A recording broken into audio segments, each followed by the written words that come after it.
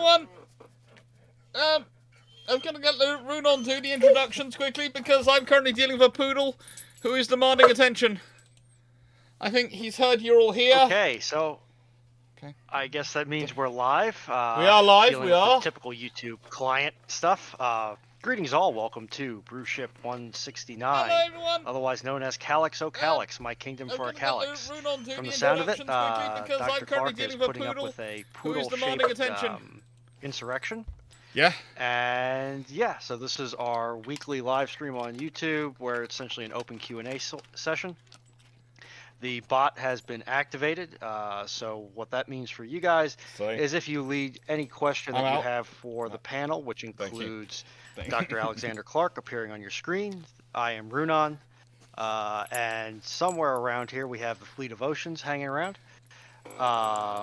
If you put either exclamation point Q&A, exclamation point query, or exclamation point question in front of your question in the chat, the bot is going to scrape it for us and dump it into a channel over in our Discord server.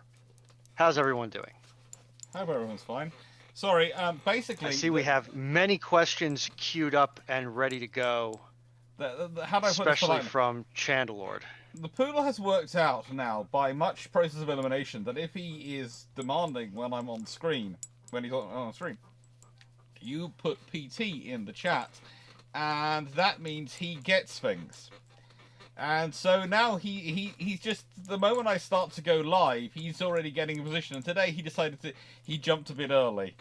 He didn't, it was a little bit early of a push. But yes, the poodle says hello to everyone. Oh, you good boy? You enjoying yourself?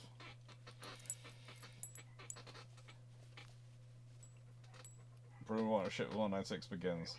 Yep. Yeah, I see that, Chandelord. I'm gonna let it through this time, but in the future, try and keep those to two-parters at the top end, just to help everybody else get a word in edgewise, and we don't have to worry about having a multi-part question interspersed with everybody else's jumping in. And trying to figure it out. Because it is trying to figure it out. Yeah. Right. So. You a good fluffy poodle? You happy? Okay. Alright. Let's see if we can get live. Leslie Mitchell, PC for the poodle. Okay. You do realise, my mum was actually telling me that we're going to have to get him the smaller treats because... Did he even wait for me to give it to him?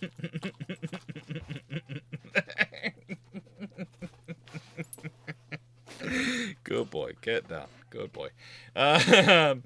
Because she's worried about his waistline. With all the treats he's getting. And I'm worried he's getting pretty insistent. Oh... I see the queue release for a couple, so just so we can start. Jan Lords, question 1. Yeah. I asked this on the 28th of 10th, FRR. But here we go again. 28th of October's FRR. Fleet Random Ramblings. Here we go again. You are sent back to 1875 Spain, with the piece of foreknowledge being that there is going to be a war between the Kingdom of Spain and the United States of America in 1898 Cuba. You managed to convince Don Carlos and Don Sagasta, the conservatives liberal, during turning over their premiership to make you Minister of the Navy with 5% of the...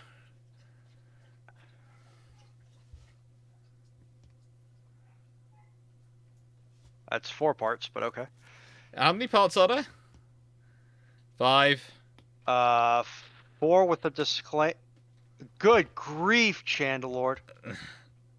I think there's a 9. I saw a 9 earlier. I'm not unconvinced that there's a 9. Yeah, that's your. There's mulligan, an Ethan Chandelord. Yang. Yeah, Ethan Yang, you stuck in a 9. Ethan Yang. That was clever as anything, but it was also, goodness gracious me, Chandelord. It's a good job we moved to that system, as we never be able to keep track of that in the Discord, in the YouTube chat. It's only 8. It's only 8. Yes, But Ethan Yang, just to be clever, has stuck in one with a 9 next to it. Very clever, Ethan. Very clever.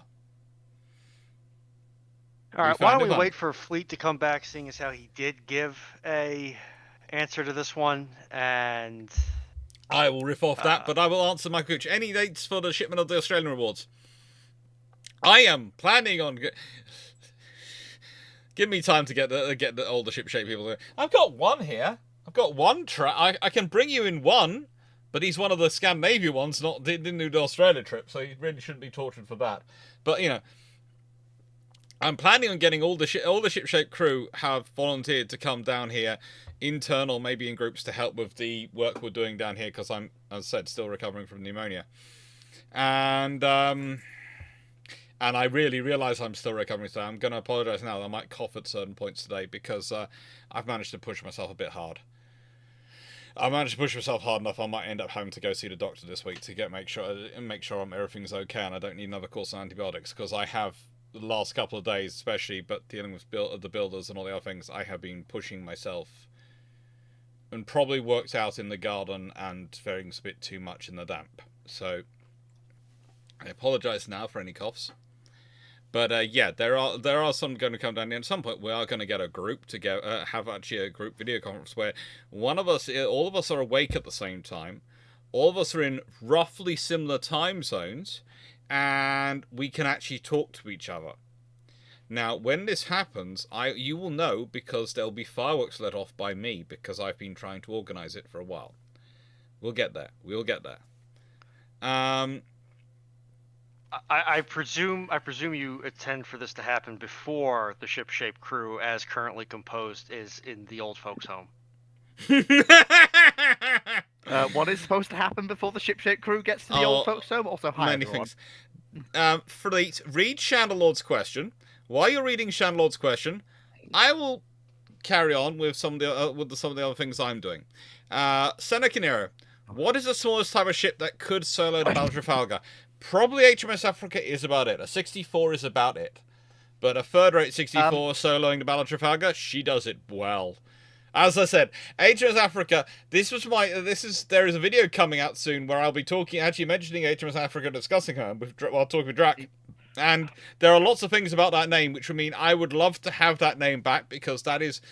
It's like when the Royal Navy decided to name the Type 31s, the Inspiration class, whatever they're calling them, those are not the names I would have chosen. They're very good names, don't get me wrong, but there are so many names which are far more storied than that, and most of those names are storied because of World War II. And it's a case of, no, the Royal Navy has a far longer, deeper history than this. But the trouble is, when you're trying to sell things in a way which makes them difficult to be cut, World War II is rather easier to sell than the glories of, let's say, HMS Africa. Myself, though, I'd say if you're going to be pre-positioning a ship off Africa as the British presence in the region, having it being called HMS Africa would not exactly hurt. Does rather fit the Seneca, sorry, Fleet, but Seneca has set up a qualifier. Essentially, win against all forces assembled at Trafalgar. Does not have to be from the same time period, and HMS Warrior. Essentially any. HMS Warrior. Easy. Yeah, Warrior could do it. Warrior would be the earliest. In a nice way, if any destroyer with central battery. Yeah, HMS Warrior. If she beat HMS Warrior, could solo both fleets at the Battle of Trafalgar, and still have time for Jackie Fisher to get plenty of dancing in for tea before tea. Because Jackie served, I think, a tour as her gunnery officer. So you know, pretty much. You want that's a thing you can imagine. Jackie Fisher on Warrior as the gunnery officer could be finishing off both fleets at Trafalgar without any trouble at all. So, having read Seneca smallest by displacement, Seneca Nero, smallest by displacement is going to be any World War II destroyer. The World War Ones would probably run out of ammunition. So, having read Lord Chandler's question, this is a question that I've answered, I think, this will be the third time I've answered it. That's good. He has said he would like me to give it to the Bruships panel. But in essence, it's basically I'm in control of Spain. Well, not control of Spain, but I am. Well, I basically am in control of Spain. I have foreknowledge, the only piece of foreknowledge is I know there's going to be a war in 1898 with the United States of America over Cuba. I've managed to convince both sides of the Premiership to stop the cycle of civil wars, and I'm Minister of the Navy with 5% of the naval budget. Assuming historical budgets do I do to deter said war? I'm not allowed to sell off any of the big three colonies to any other power. Doing so will result in my immediate dismissal. The only political action I can take is dominionizing the West Indies, or making them in separate parts of the realm, or giving them participation in the courts general, enacting an alliance with a foreign power, and as a result of said alliance, co-dominate one of the colonies with said ally, with you on paper being the senior partner in said compendium. Complete Emotions gave a pretty good answer and wish to know your opinion. Thank you. Good. So basically, you've got several problems in this scenario. First things first, I've been given 5% of the budget. I will be, while 5% of the budget may not sound like much, it is giving me more money than Spain historically had during this period, especially if the Spanish economy grows over the course of the period. The first thing we need to do is, well, the unfortunate thing is that dominionizing the West Indies isn't what I want to do. The only thing I want to dominionize would probably be the Philippines. Independent government, loyal to Spain. Admittedly, it would give them a chance to break away, but to tell you the God's honest truth, I wouldn't be too concerned about that. Share As in, I wouldn't be bothered if they dominionization did with break the away. Japanese, and they'll never break away. Honestly, Dr. Clarke, given what the Philippines is in the 19th century, the goal would be to try and get rid of the Philippines either to somebody else or as a dominion. That's always the joke about the Because- Philippines. If the Americans had asked Spain for it, Spain probably had given them the Philippines. No war necessary. Yeah. But to be fair, the Philippines wasn't what the US wanted. It was Cuba and a trading partner, because Cuba and the West Indies absolutely is. They are very nice cash cows. Well, not cash cows, but they make more money than policing them consumes. Wasn't that the one question once that Britain once a long time ago gave away a whole swath of territory in North America, for one island in the Caribbean, in treaties? I'm forgetting which one it was at the moment. But now, as I stated before, the first thing I need to do is basically, with 5% of the naval budget, I can build a respectable third-tier navy. I can, especially if I start in 1875. So, in 1875, the Spanish fleet is one of the third-rate navies of Europe.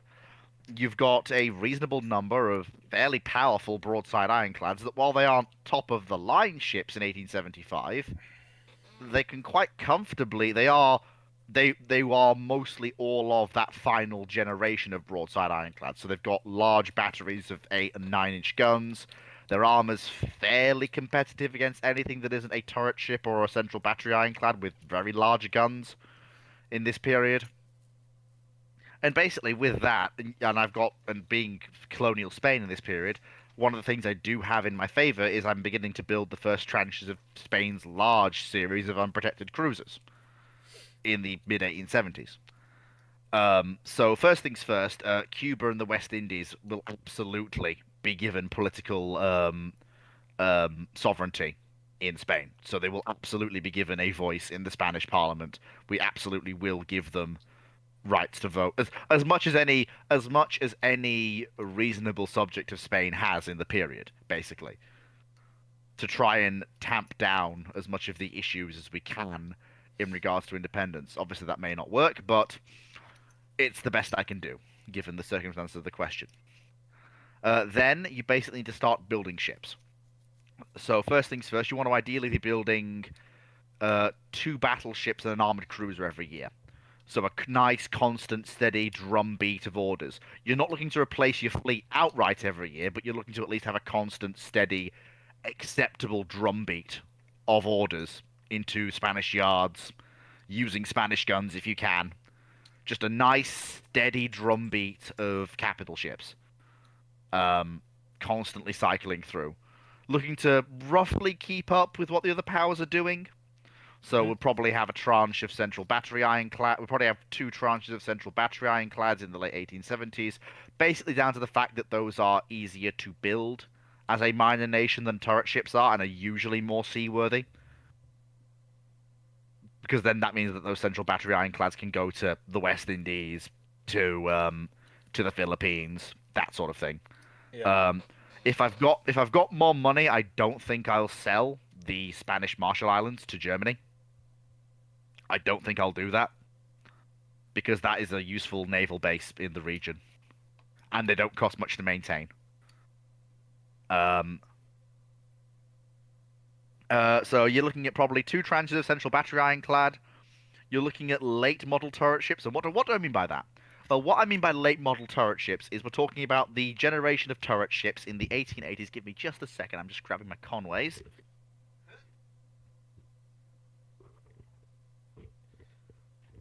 You're looking at the generation of turret ships in the 1880s that you start to see not modern breech loading guns, but you start to see the muzzle loader disappear. Maybe they have some recourse to sail, maybe they don't. Depends entirely on which navy they're in. But if we're talking about these Usually later the longer generation range armored cruisers, if they're supposed to serve around the world, would have something. Oh yeah, like I said, that's why I'm building. Well, either it'll be 2 1s. It'll be 2 battleships, 1 armored cruiser, or in the early years it'll be armored cruiser equivalent, so station ironclad basically. Mm-hmm. But obviously that'll be replaced by the armored cruiser. Ideally, I want a fleet of 20 cruising vessels, of which I would want 4 to be second-class cruisers. So that's either, it doesn't matter whether they have an armored belt or a protected deck, but second-class cruisers with a nice, either 2 single large guns and 4-inch guns, or a uniform battery of 6-inch weapons. So basically, not armored cruiser level, but they're very nice ships. And then the rest would be either third-class cruisers or unprotected cruisers, just to bulk up the numbers. However, the closer we get to 1898, the number of unprotected cruisers, so the overall number of light cruisers I'd have in my fleet would come down from about 20 to about 12 to 14, but they would all then be second-class protected cruisers. Everyone in chat. And you'd have the role that the unprotected and third-class cruisers used to do be taken on by modern sloops that you can actually build in the late 1880s, early 1890s, as engine efficiency enables you to build a small ship with a small sail rig and a pair of 4-inch guns that can actually just go all the way over to the Philippines from Spain, which you couldn't really do in the late 1870s, early 1880s, which is why you needed the third-class cruisers and the unprotected cruisers. So by 1898, I'm ideally looking at, let me see, so the central battery, so all the central battery ironclads will have come and gone by 1898. So by 1885, which should leave me with the first tranche of turret ships on its way out, as in probably on their way to the breakers in 1898. The second tranche of turret ship in mothballs. So that would be something akin to the later Russian battleships. So things like, let me see, things like Navarin. So Navarins, the Navarin type ship. So not quite a modern pre-dreadnought, but a late model ironclad turret ship. Would be, so you'd have 2 of them in reserve. In mothballs, you'd have 2 turret ships, which were still which were compound armor, but weren't quite pre-dreadnoughts. They'd have modern 12-inch guns, but they'd still have them in biscuit tin turrets and have somewhat low freeboard. So you'd have 2 of them would be in reserve. The thing is, and then you'd don't have take this wrong way. You're building 4... a strong enough fleet here that I don't see the War of 1898 happening. Oh no! I'm very well aware of that, but I'm just listing off what we've got so that it becomes clear why it's not going to happen. Yeah, I think you've listed it enough. It's I haven't got to the good bit yet. You haven't even got to the good bit, no. But it's a long list of ships. Yeah. It is a long list of ships you will have by this point. I think in aggregate, we're talking about you having some region of 20 battleships. Oh god, no, god, no, not at all. We're talking about 2 in mothballs, 2 in reserve, and 4 active. So a total of 8. if you really Yes, but wanted you've to been pull everything building into. you've been ordering 2 battleships and an armored cruiser every year. Yeah, I have, but also the first few generations of From those have gone to the breakers 80. Why? because I don't have unlimited money and I don't have unlimited crew. And if I want to, and it's all about keeping the yards healthy. If I Yes, it's all keep about keeping all the the yards ships healthy, but around, there's also a point at which you could be refitting some of the older ones as well to maximize your yards and grow your yards sustainment. Refitting ships is a really good way to grow yards which are oh, capable of fixing stuff. completely. So Like actually, bear in mind, so that's why I bear was in- thinking you were going to have 16. It would have about 16 to 20 inserts and keep some of the older ones. So you basically have them. So these are my new ones. I keep them for new time, and then they go into their half-life refit, and then they're sitting in reserve. And so I have a even with reserve 5%, squadron and a regular squadron, a battle. I have one. I have one. And honestly, yes, you're going to say 5%. You even can't afford that, but you can if you think about it sensibly.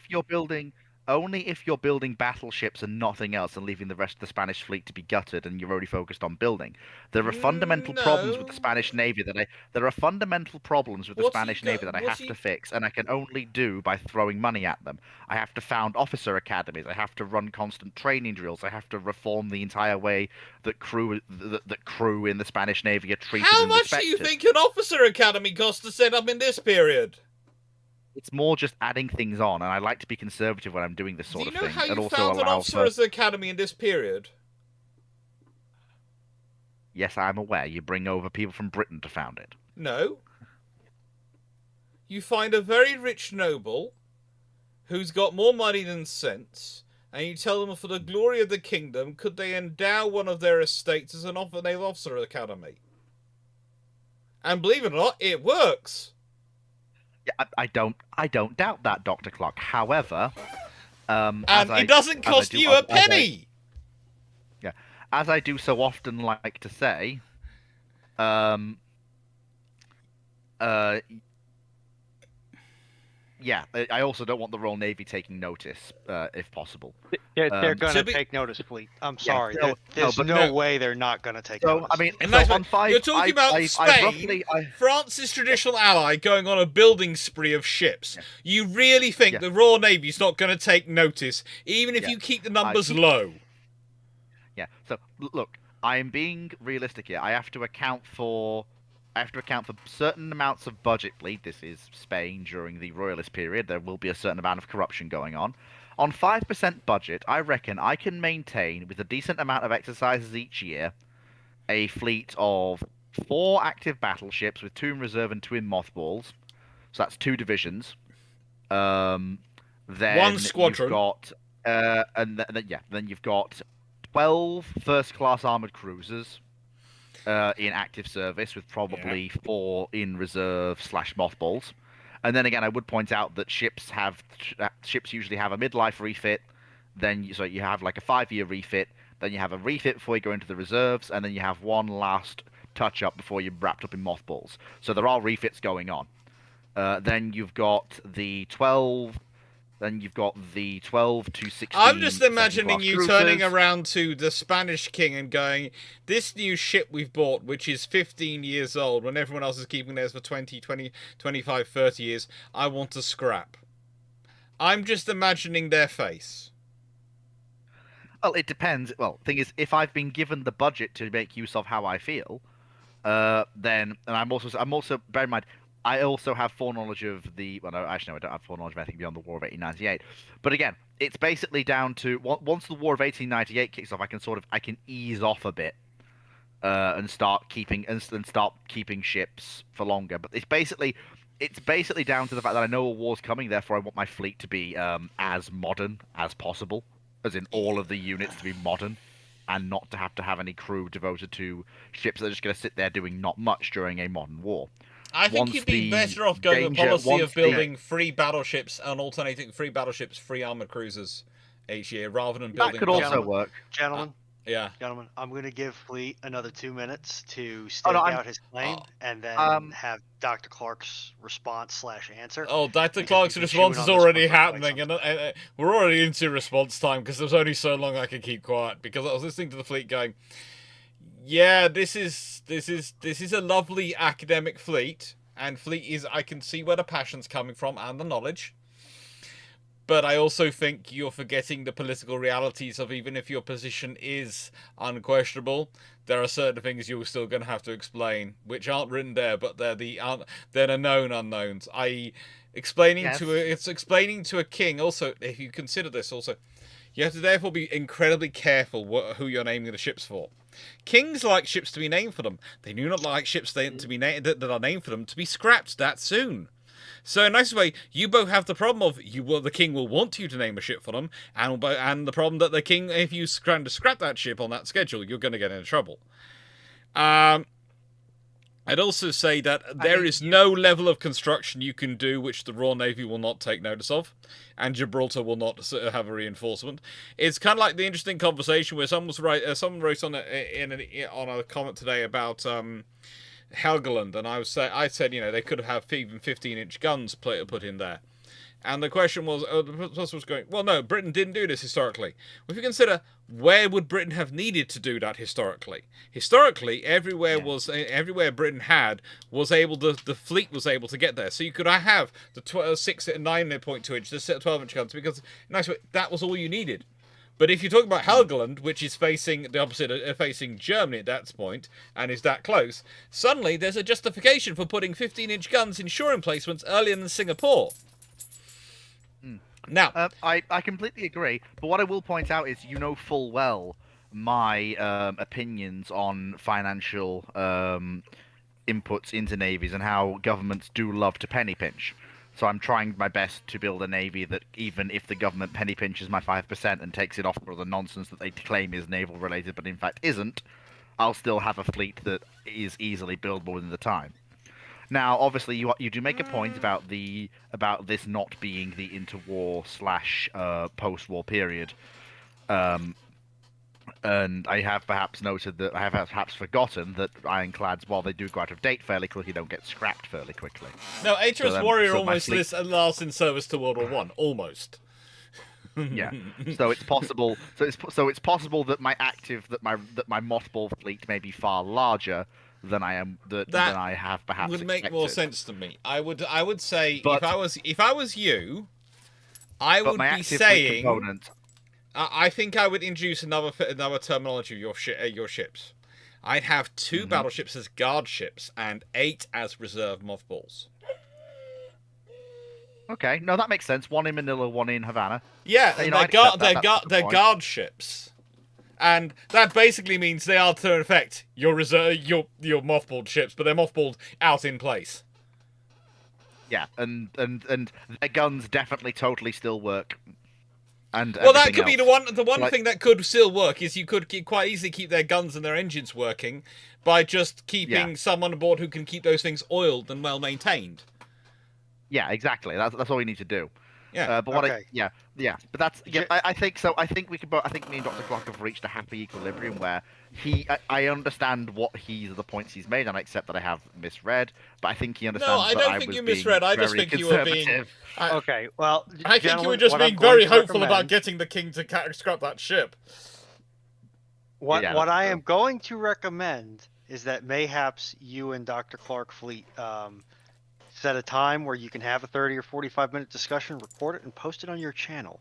Because this gets into a lot of very interesting edge cases regarding how you build a fleet in an era when you have you're never going to be the strongest power, and you have essentially an authoritarian leadership.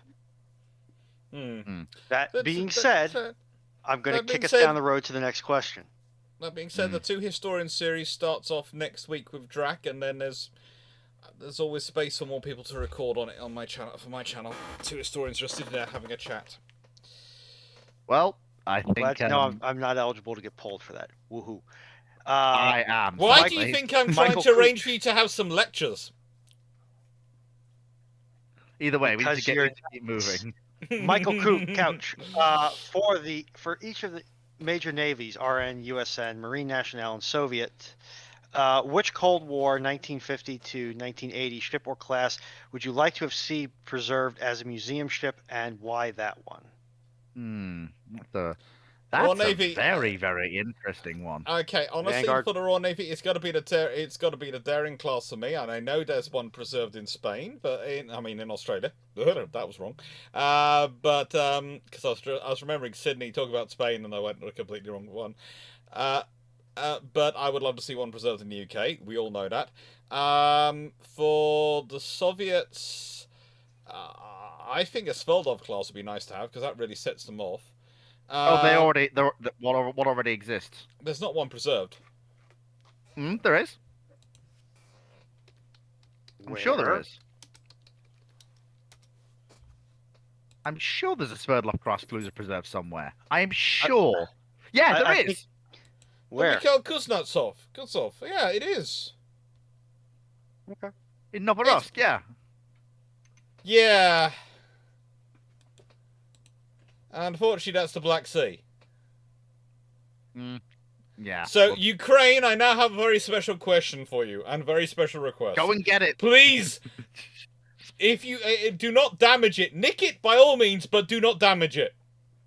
Okay? I realize you're fighting a war, and it's very important, and I am fully, actually, having looked at the balance of forces, on your side. But, please do not harm the Sveldov class. I'd like it kept. Do not harm the Sverdlov on pain of death. You do seem to be making it very hard to be a Russian Navy in that region, so yes. So in regards to the Marine Nationale, I'd want a Clemenceau class preserved. I really wish the Brazilians hadn't scrapped what's her face, or more accurately, scuttled her at sea in massive violation of international law. I'd say also for the Royal Navy, I'd like an aircraft carrier preserved, because the Britain hasn't got a single aircraft carrier preserved. No. It would have been nice to have one of the war boats preserved, yeah. Yeah, but HMS Illustrious, HMS Illustrious should have been preserved. She was still in wartime condition. It would have been. As for the United States Navy, I would have loved one of the less extreme conversions of one of the US 6 or 8-inch cruisers to be preserved, as almost here's how the transition from gun to missile went. So one of the ones that had the single 6-inch turret forward, but also the missile armament. Just because it would make a. There is one. It would make a fast. There is one. I've been on it. There is. Yeah. Where? What's it called? Salt Lake, right? Yeah. I've been on it. Went on it with Drac. I've been on it too. It's in you're not going New to York find State. the problem is fleet.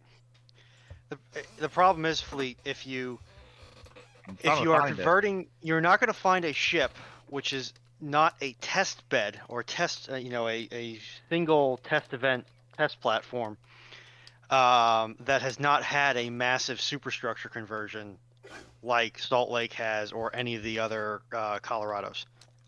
I'm trying to find USS Salt Lake, but I can't. You look up USS The Sullivans. It's in the Buffalo Naval and Maritime History Park, I think is what they call it. Hang on, let me have a look. I can't. I swear the ship is called Salt Lake. It's bad enough I forget which ships are preserved in Russia. The USS Little Rock.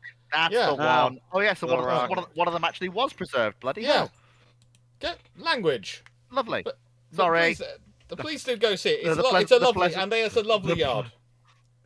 The pleasant surprise overwhelmed my censorship. Yeah, the docents are nice too. Yeah. Nice. Wow. So Dr. Clarke found out Sverdlov is preserved, and I found out one of the Little Rocks is preserved. Hey! I completely forgotten that one of the Sverdlovs have been preserved, but that's mostly because I was blacking out because I'll probably never be able to visit there. Unfortunately, I have pointed out on several occasions on bilge pumps exactly how bad the Russian Navy has been allowed to get, and this does not what kind of state it's been left to, and this does not exactly apparently make me popular over there. I don't know why. Yeah, I wonder why. Well, it probably makes you popular with a very select set of officers who have been actively arguing for more funding and better training for a very long period of time. Those just don't happen to be the ones in power.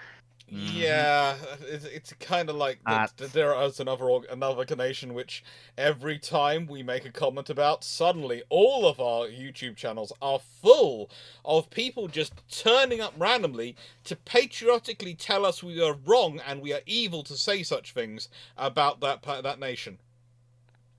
Luckily, I don't have to deal with that because even though I have rather large tangents on that certain conflict, no bots seem to show up for me. And honestly, even if they did, I don't think they realize that by Oh leaving no! comments, that's engagement, which will that's engagement. So it means that my channel grows. So please, Oh no! Russian bots, come to my No! channel. That's not the Russian bots. The Russian bots show up or whatever you're doing. It's fun. The one trouble I have with the Russian bots is sometimes poor Karl von Gasberg gets confused by YouTube as being one. I don't know why, but it's always flagging him as a Russian bot. No idea, Carl. Sorry about that. Not me doing it. It's YouTube. You get flagged as a bot more often than almost anyone else in this anyone else who turns up on my channel. Yeah, my submissions, and I'm gonna have to pass on the French and the Soviets, are gonna be Vanguard from the Royal Navy, and either an Alaska or a not Farragut, Forrestal from the U.S. A Forrestal would be cute. Although, interesting enough, That's if you had very that's a whole lot of cuteness. it is that's a whole lot of cuteness. But let's be honest, it's a very cute ship.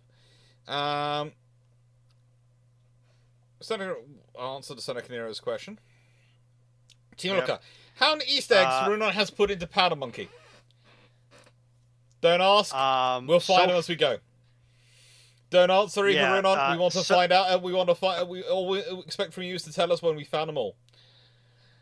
Okay, I will put it this way: there are no currently active Easter eggs in the current build of Powder Monkey.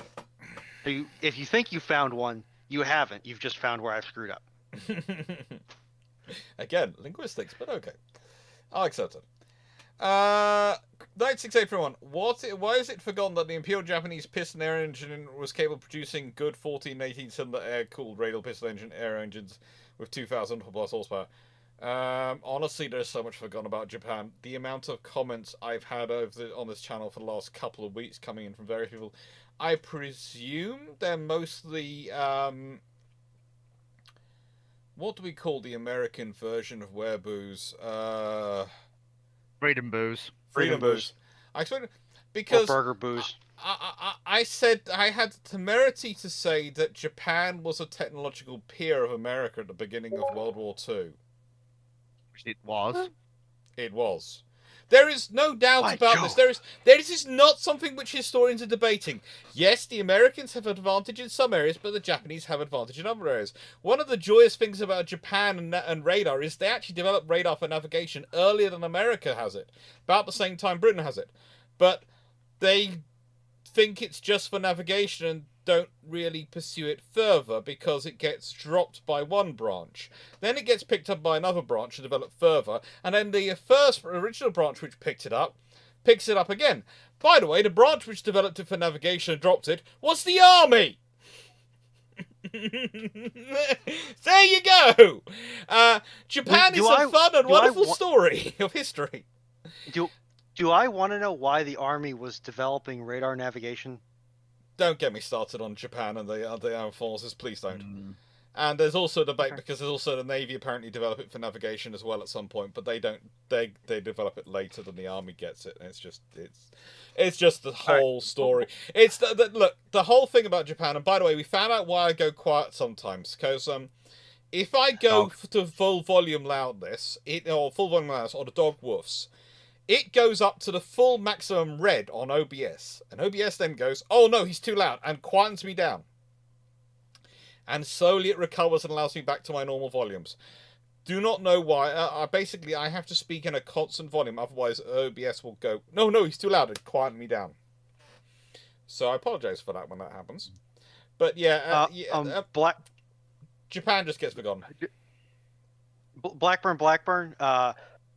The zeros do just fall apart. when they get slapped with a 5-inch radar-guided shell.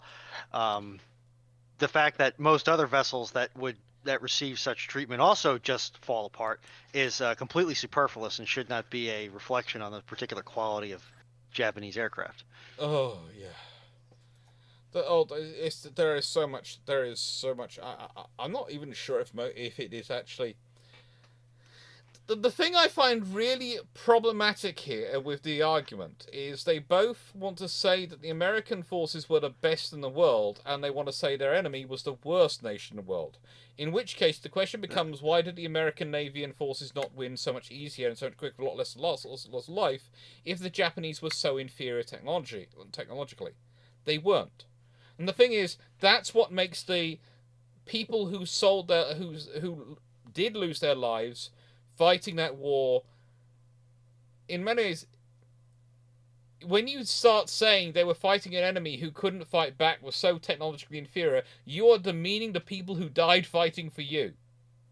And and they don't seem to understand that when they're saying this. And I'm sitting there going, it's kind of like when British people turn around and go, "Oh yeah, well the Germans, they were far technologically superior to the British armed forces," and you sit there and go, No. "No, Not Oh, quite there. no." Oh, I've just spent. I mean, I spent a good portion not of the my case. day answering a comment about the Bismarck and how I literally just shut down a wearable who was saying nonsense about the Bismarck. It was the Which same old reminds- stuff, you know. Hood is a battle cruiser and she was inefficient, and thinly armored. Bismarck was a massive superior ship. Blah blah blah, all that good stuff. Well, the thing Yeah, is, which Hood reminds was me, I need to Hood watch was a Drax's battle video on the cruiser. subject. Hood was a battle cruiser. No, This as is the in, thing. no, you he's know. talking about Hood being equivalent to things like indefatigable, which. No. But Hood started life Melanie, as being her period equivalents to Indefatigable and Invincible, but by the time she graduates and actually comes into service, she's the equivalent of Tiger. But the thing is that's the interesting thing. It's when you realise Queen Mary, Lion, Tiger, and Princess Royal and Hood are the only battle cruiser one words ever built by the Royal Navy. All the rest were battle cruiser two words, and that includes Renown and Repulse. Please note. Melanie, I feel very comfortable saying that at that point, when you're in a single seat, single engine monoplane fighter that's built for endurance and lightweight operations, that is a distinction without a difference.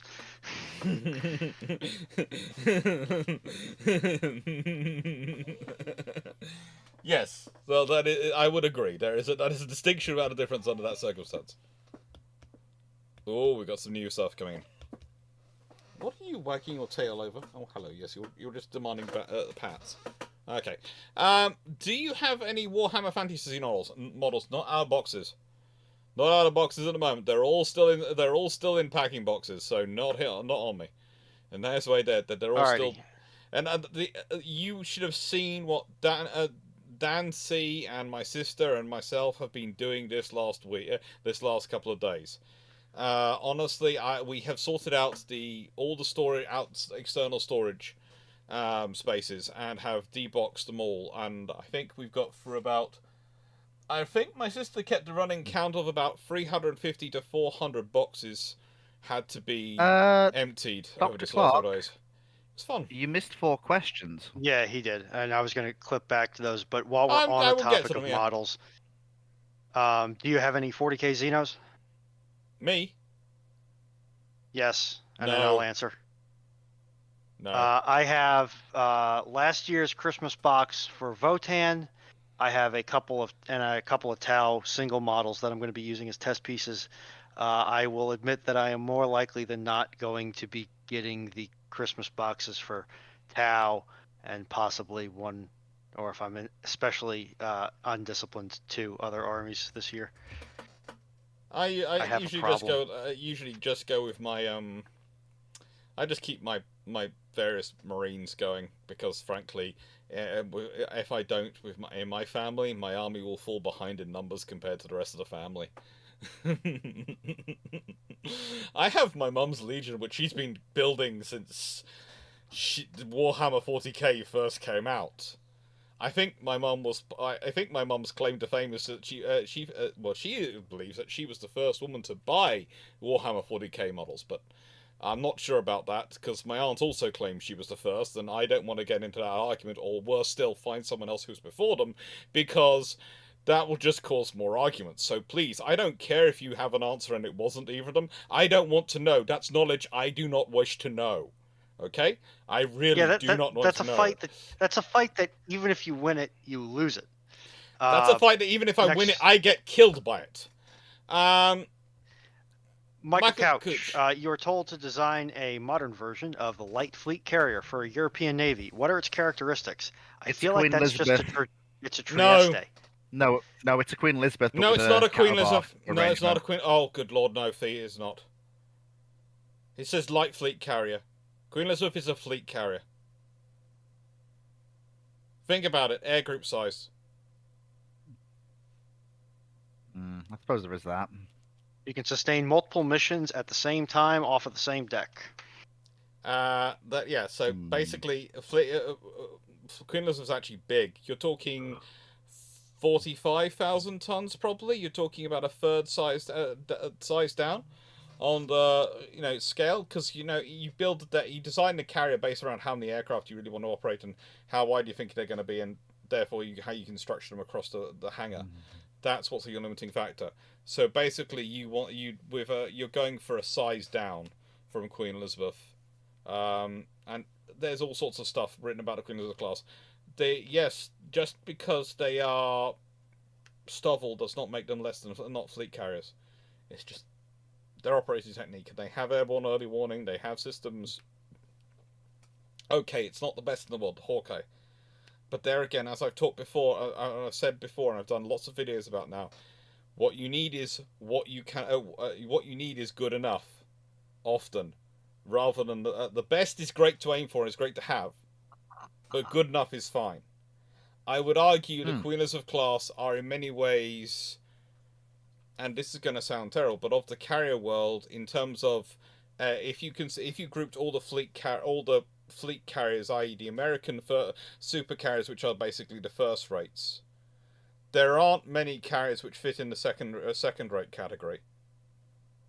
There's a fair number down in the fourth and the fifth rate category, but I'd say the Queen Elizabeths are one of the ones in the third rates category, in that things are good enough for the Royal Navy. I would say the Charles de Gaulle is a good example of a vessel which is probably, because basically the Queen Elizabeth, to my mind, would be a 74, and the Charles de Gaulle would be a 64 in a third rate category, because of her air group size. Yes, she's got nuclear power, but there's only one of her, and she's got less aircraft. She can't carry as many aircraft. But I would say what you're talking about, a light fleet carrier, if you consider that in World War II in terms, we're talking about something which is more of a fourth rate. We're talking about something which can fill in for a ship of line if it has to, like they did at Camperdown, but realistically can also fill in for a frigate. Makes sense. So you're talking about the level down.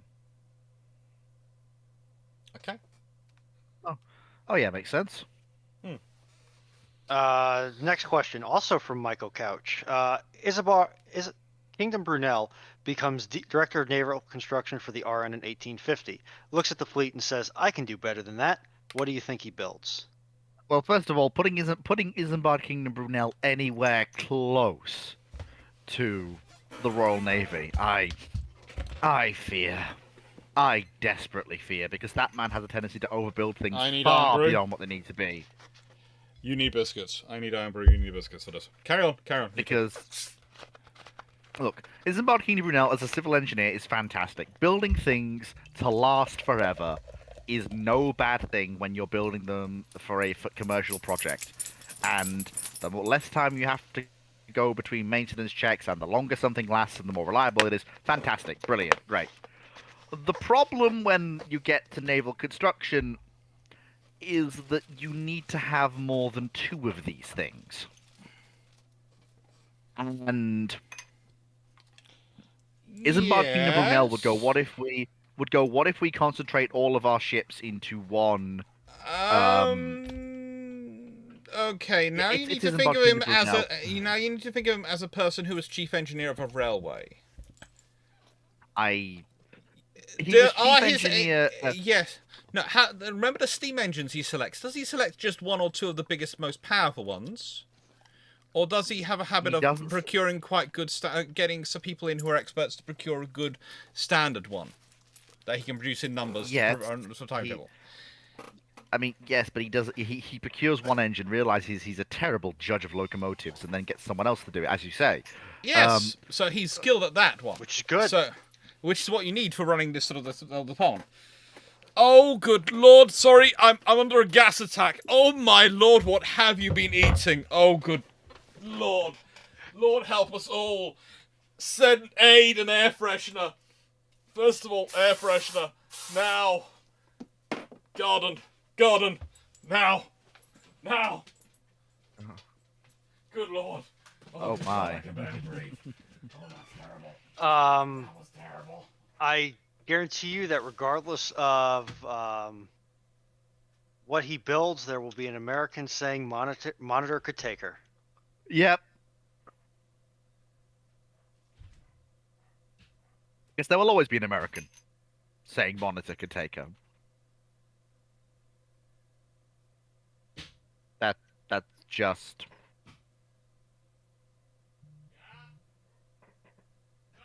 While we wait for Dr. Clarke to undergo his CBRN remediation, Ethan Yang, I'm gonna then. kick over to Ethan Yang's question, his troll question. Would a large helicopter carrying guided missile cruiser, e.g. a Kira Vittorio Veneto hybrid, wow, I can speak, be viable as a capital ship in the 21st century? Yes. Yes. Absolutely. It's In called fact, the Arleigh Burke. I think they're more referring to a. That's it. If anyone gives you a some- carrot ever something- again, you turn it down. No more carrots for you under any circumstances. No more carrots. Yeah, I believe they're more referring to something akin to a modern interpretation of what we would recognize as the Kievs. And in that case, yes, even more so, because what you've got there, in fact, a pair or trio of such ships for a nation that has no interest to operate fixed-wing aviation, a trio of such ships form ideal capital units for, well, basically, your fleet. Each one can have a strike package center, can have come on, brain, engage. A strike group centered around it. They can operate in concert if needs be. There are numerous different ways in which such a trio of vessels could be used and useful to a. Oh god, ruin on please take over. My brain's just not working today. What? Vittorio Veneto? Essentially, it's an excellent cruiser to form it's an excellent ship to form the core of a surface action group. And the reason I compare it to the Burke is because essentially all you're doing is you're building a scaled up Burke. You're building a 15 or 20,000 ton Arleigh Burke variant. It is excellent for any nation which does not want to have the ability to who does not want or determines that they don't need the ability to put boots on the ground anywhere in the world, but does want the ability to go around be able to go anywhere in the world and bop somebody on the head when they're being stupid, per that nation's leadership. It is one of those things that people will say that, aircraft carrier or a drone swarm or an SSN or an SSGN could swat it off of the surface, and get home in time for mid-morning lunch, mid-morning snack. But realistically, if you have something like that has maybe 100 to 200 VLS cells, as well as plug thrower, close-in weapon systems, and a 5 or a 6-inch deck gun, that's going to be a perfectly workable centerpiece for a task force. And I mean, if you really add want on enough to be helicopter spicy, facilities, add on enough other things, you can do fun work. I mean, and if you really want to spice, if you really want to go for full broke, you don't, as various operators have proved, you don't need ski jumps. Just get yourself some VTOL aircraft if you really want to be spicy. But that's more of an extra rather than a feature. To be fair, fitting a ski jump is not that difficult. No, it isn't, but it's balancing. It's a lot easier to fit a ski jump than it is to fit in a power supply for emails. oh yeah, completely. But again, as various operators of the F-35 have proved, you don't need ski jumps for rolling takeoffs with VTOL aircraft. No, you don't, but it does make them more efficient and able to take off of a heavier load. Although I would say that, and it does look kind of sexy on the front of your ship. Given the current power requirements that we're seeing just for like an Aegis style system or an Aegis analog system, or a what we're likely to be seeing for directed energy weapons, either for longer range stuff or close-in weapons, close-in defensive systems.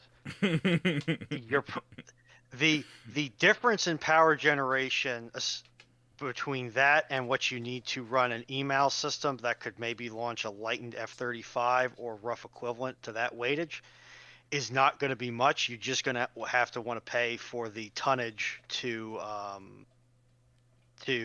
put in the email system, and what I imagine at this point are probably bus bars or really big racks of 1000 MCM, which for those at home is about a cable that's about an inch around. It's about 1 to 2 inches around. It's 1,000 million circular mils. Yeah. I'm lucky. Luckily enough, I have never encountered that cable in my career, and I don't want to. You're a very lucky man not to. Now, what I would say is that the chat is currently making me laugh by working out exactly how much what the stink caused by the carrot could have been. I'm presuming it was the carrot because otherwise today he's only had chicken and his normal meal. So the only thing he's had, which is vegetation, which can cause a dog to produce such noxious gases, would be vegetation. Would be the carrot. Unless someone's been secretly sneaking in Brussels sprouts into this house and feeding them to him. Which wouldn't be happen because, let's be honest, Brussels sprouts, if I even sense them coming near me, my hair starts to stand on end, so that they could not be in here. But honestly, if you've got a large helicopter carrying guided missile cruiser, or Kiev-style, modern-style Kiev, that's a very powerful unit. Helicopters, Vita, it gives you a lot of options for a nation which is I would say a regional to global power, i.e. the medium power brackets. These days, we do tend to divide up medium power into regional and global, because there are some powers who are definitely medium powers, but they are very much limited to the region they're in. They do not profess to have abilities which allow them to go do theatre entry or beyond their own region. And there are some powers who very much do have global capabilities and global aspirations, and as such have their weaponry as it fits. And it's sometimes an interesting analysis between the two, because people often look at the medium power who's the regional power and goes, they're the stronger power, look at how many forces they have, but they can't take them anywhere else. And then the global power will have slightly less than the forces, but they'll have more infrastructure, more auxiliaries, more logistics, supply stuff to actually be able to get those ships, the equipment, and project it where they need to go. So it's a really interesting debate sometimes between those two as to who's the most powerful. My argument is, if you're in the area next door to the regional power is more powerful. If you're a few countries away, then the global power is going to have an impact long before the regional power ever gets to you, because they've got to fight all that way to get there.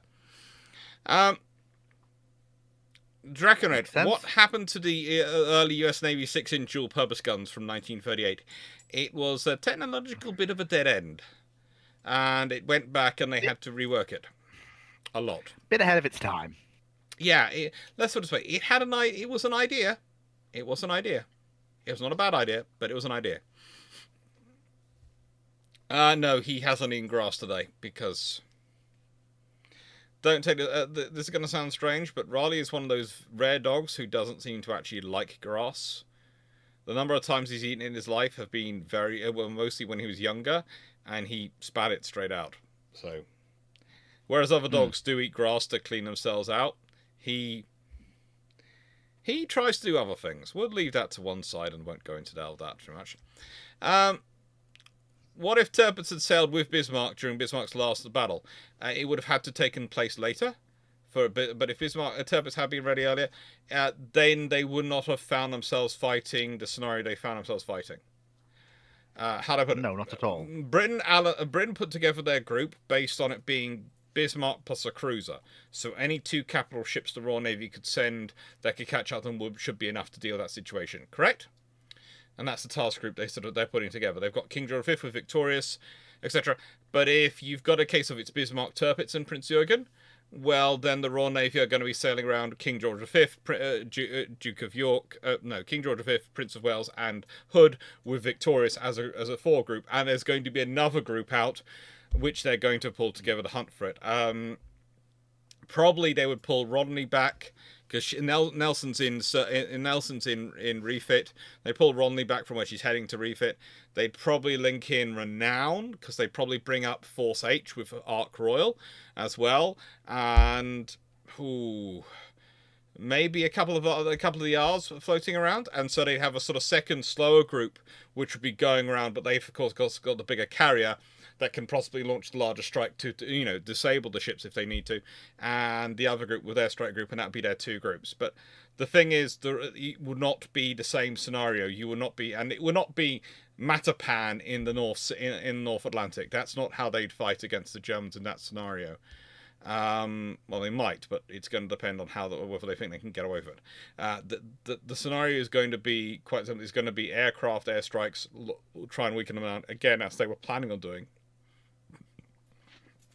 But the thing is, the moment the Germans come in for more force, the British are going to adjust their force up as well. And so that's going to change the battle. And so how does that work out?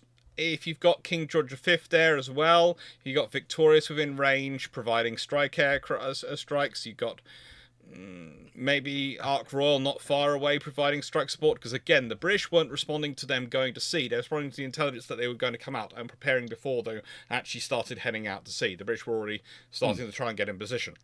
So the thing is, the British have another head start that Ark Royal, etc., could have been brought up. In which case, you probably, basically, the thing is, it actually becomes more problematic for Bismarck, and the odds of them achieving the glorious thing of sinking Hood for them goes actually down in that scenario. It's important to bear in mind that that while certain officers, while it can be said for certain officers in the Kriegsmarine upper echelons, they weren't stupid. They understood very well that sculpting what task forces they sent out and what ships they sent out and when should be done in such a way that you try and limit the Royal Navy response as much as possible, and you try and keep other units tied up doing other things. So, for example, while yes, you could concentrate your fleet and then sort it out in one formation in the maximum possible force, but in that case, all you're doing is putting all the eggs in one basket and in one place, at which point the Royal Navy just concentrates. Far better to, let's say, if you, for example, have 2 Hippers and Scharnhorst and Gneisenau in Brest, and you have, this is just hypothetical, Tirpitz and Bismarck in Norway, and you have Admiral Scheer in Germany, if they all break out together but go in completely different directions, let's say the Scharnhorst breaks southwest, both of the Hippers break off in different directions from Brest, so one goes west, one goes northwest. Bismarck and Tirpitz break out from Norway, and then ideally they split up so that one goes through the Denmark Strait, one tries to head north via Greenland. Basically, the ideal scenario for the Germany, yes, is to break out with as much force as possible, but never concentrate. Always try to be in as many places at once so the Royal Navy is pulled as many directions as possible, so they can't concentrate against you. However, you have to remember, the Royal Navy, Royal Air Force, and a large chunk of British intelligence is doing its level best to ensure your logistics and systems never align to make that viable. They really are. Exactly. Yeah. I mean, because that is the nightmare scenario for the Royal. Just look at the selection of railway yards which get bombed by the Royal Air Force. And just look at why are you bombing that railway yard then? There happens to be a tanker train full of fuel oil there. Arriving at that time, or other ship's parts arriving and are going to be there to be sorted out. And they will do a lot of effort to make sure they hit those right places. I think Melanie's typing directly into Bruships questions. Anyway. Melanie. Seneca Nero. would the Royal Navy use the US ships of the line as a reserve fleet, like they did to the French fleet in case of war in the 1820s or 1830s? Whenever the US ships of the line were ready. Not particularly. No. If they captured them, they might have used them, but honestly, they didn't capture them.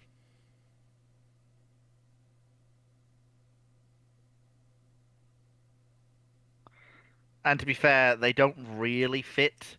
Like I know, like the reason that the French and Spanish ships are so easy to induct is that they're designed for very similar things. So, for example, the Spanish and the French both have overseas possessions. Their ships of the line need to be able to operate in any part of the world. Like they're designed for that sort of thing. U.S. ships of the line are designed for fast build, short service, be as heavy as we can, be as heavily armed as we can, put as much metal down range as we can. They're not really designed to keep the seas in any... Well, they are designed to keep the seas in any weather, but they're not designed to go sailing halfway around the world to go and show up off Japan. Yeah? Do you want to come say hello to everyone? Because I haven't got a spare headphones to put you on here properly so you can't talk with Runan. But someone is coming to say hello to you all. Hello. So I'm just going to quickly wonderful. Hi. Hi. Come and give me hugs. Come give me hugs. Ah, very good. And Come and give me hugs. What, Yeah. Why do I want to? He says no. Give me dinner. Why do we want to make the connection between me and Hello. Boo Boo Dan?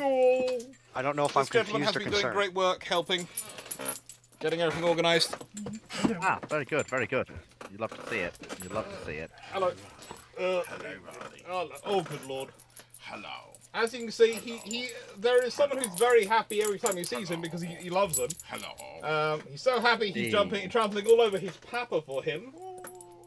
I'm quite sure. Oh, good lord. Oh my god! Right. The dog! Outside story's also done. Thank you. You're welcome. Oh. Safe journey, and I will message me as well when you leave and when you get home tomorrow. I'm going to head off sort of 9 tomorrow morning. Okay.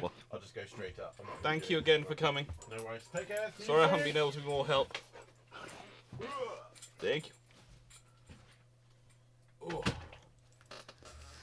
Right, let's put this back, and I think it's this one. Yeah, this one.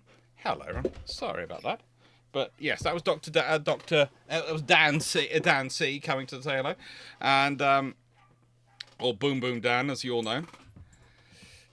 He has been over here. As I said, you might end up seeing ship shapers turn up because they've all decided as a group that someone needs to come and help me physically with the work I'm doing down here. And it's him who's...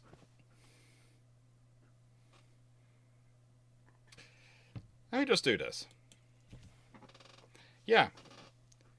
This is what's going on off screen, behind the thing.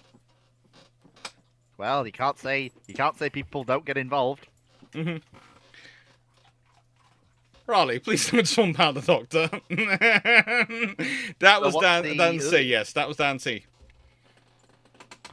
Right, so next question is, would British Surface Force in real-life commanders at Mels El Kabir take down the IJN Southern Force at Surrego Strait in place of Old North Force? Ooh, that is I'm leaving that one entirely to you, because that is a little bit outside of my wheelhouse, just a tiny bit. It's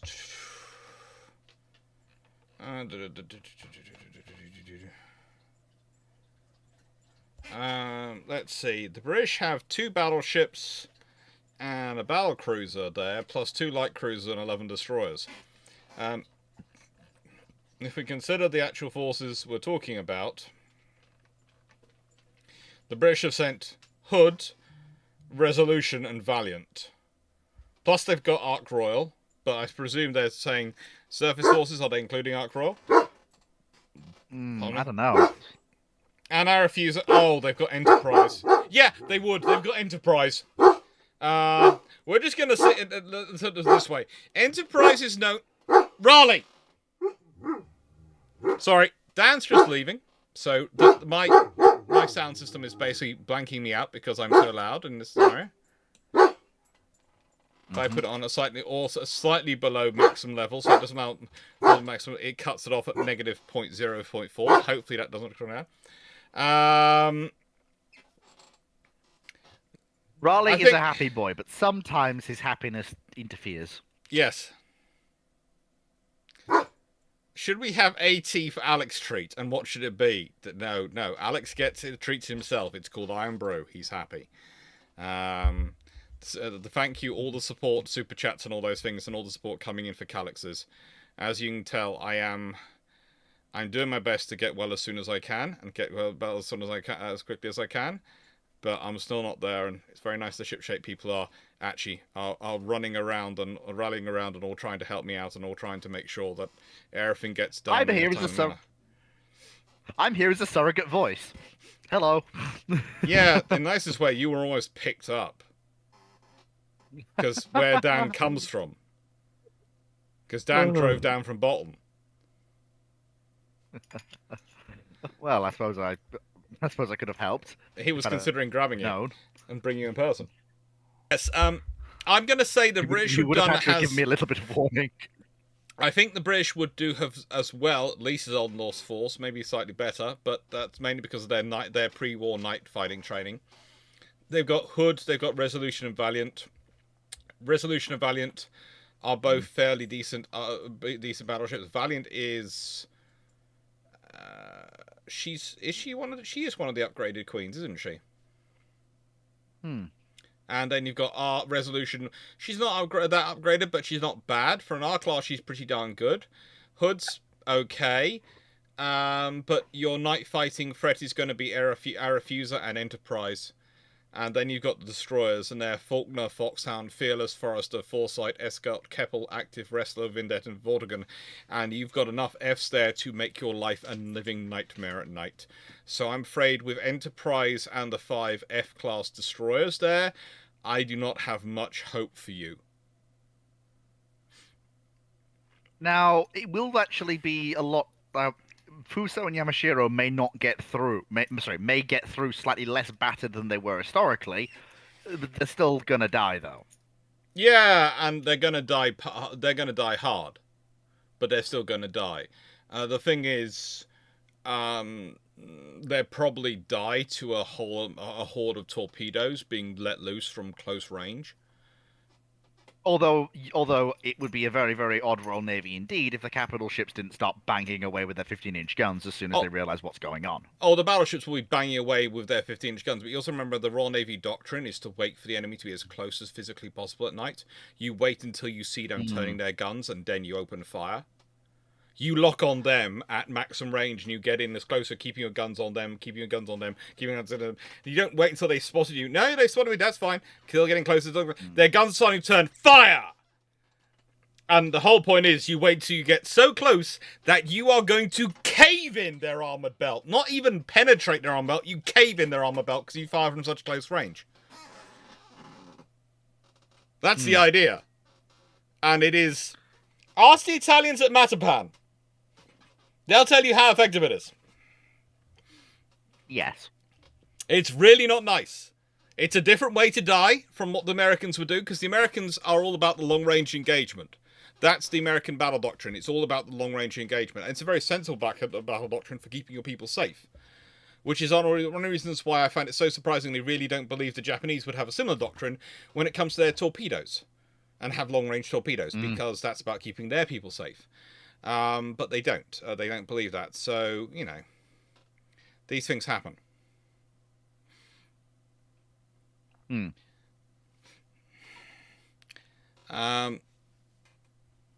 It's an interesting question, that one, really. So I think we're now on to Runel's question. I know this is likely captain specific, but were there any general shell configurations a ship and line would enter battle with? Usually, trying to eke out as much wind as possible. If they are usually trying to cram on the wind, especially in the British when they are trying to break the enemy line, they will be cramming on every single sail they can get. Outriggers, top riggers, royals, the gallants, the lot. Everything every scrap of sail they can put up will be up, and that's the consistent thing. Anything you want to say to that? No, you pretty much, like I said, Age of Sail, not really my area of expertise. Oh, by the way, we I'm are sorry to starting on the say. books recommended for you to read this week, and one of them is Lawrence Freeman's History of Strategy. This is in relation to what happened on Wednesday, isn't it? Yes, but it is a good read for you. I'll get it out so I can show it to you. I'm not as strategically inept as you all think I am. I wasn't saying you were strategically inept. I'm not going to say something because it's going to be very, very cruel and very inaccurate because I don't know how good your strategic mind is. There you go. It's an excellent book for you to read. It's what I give my summer school at Cambridge and my first years to read to learn the history of strategy and help them better refine their thoughts on the subject. Well, I've never been one to turn down new knowledge. Well, it's a good basis because it tells you what other people have paid a lot of blood for to learn. And frankly, I always prefer to, how to put it, not spend blood stupidly. And if I don't have to spend blood to learn the same lesson twice, that's good. And if someone's already spent the blood to learn that lesson, so I don't have to spend any blood to learn it, then that's even better because it's not blood on my conscience. Mm-hmm. Makes sense to me.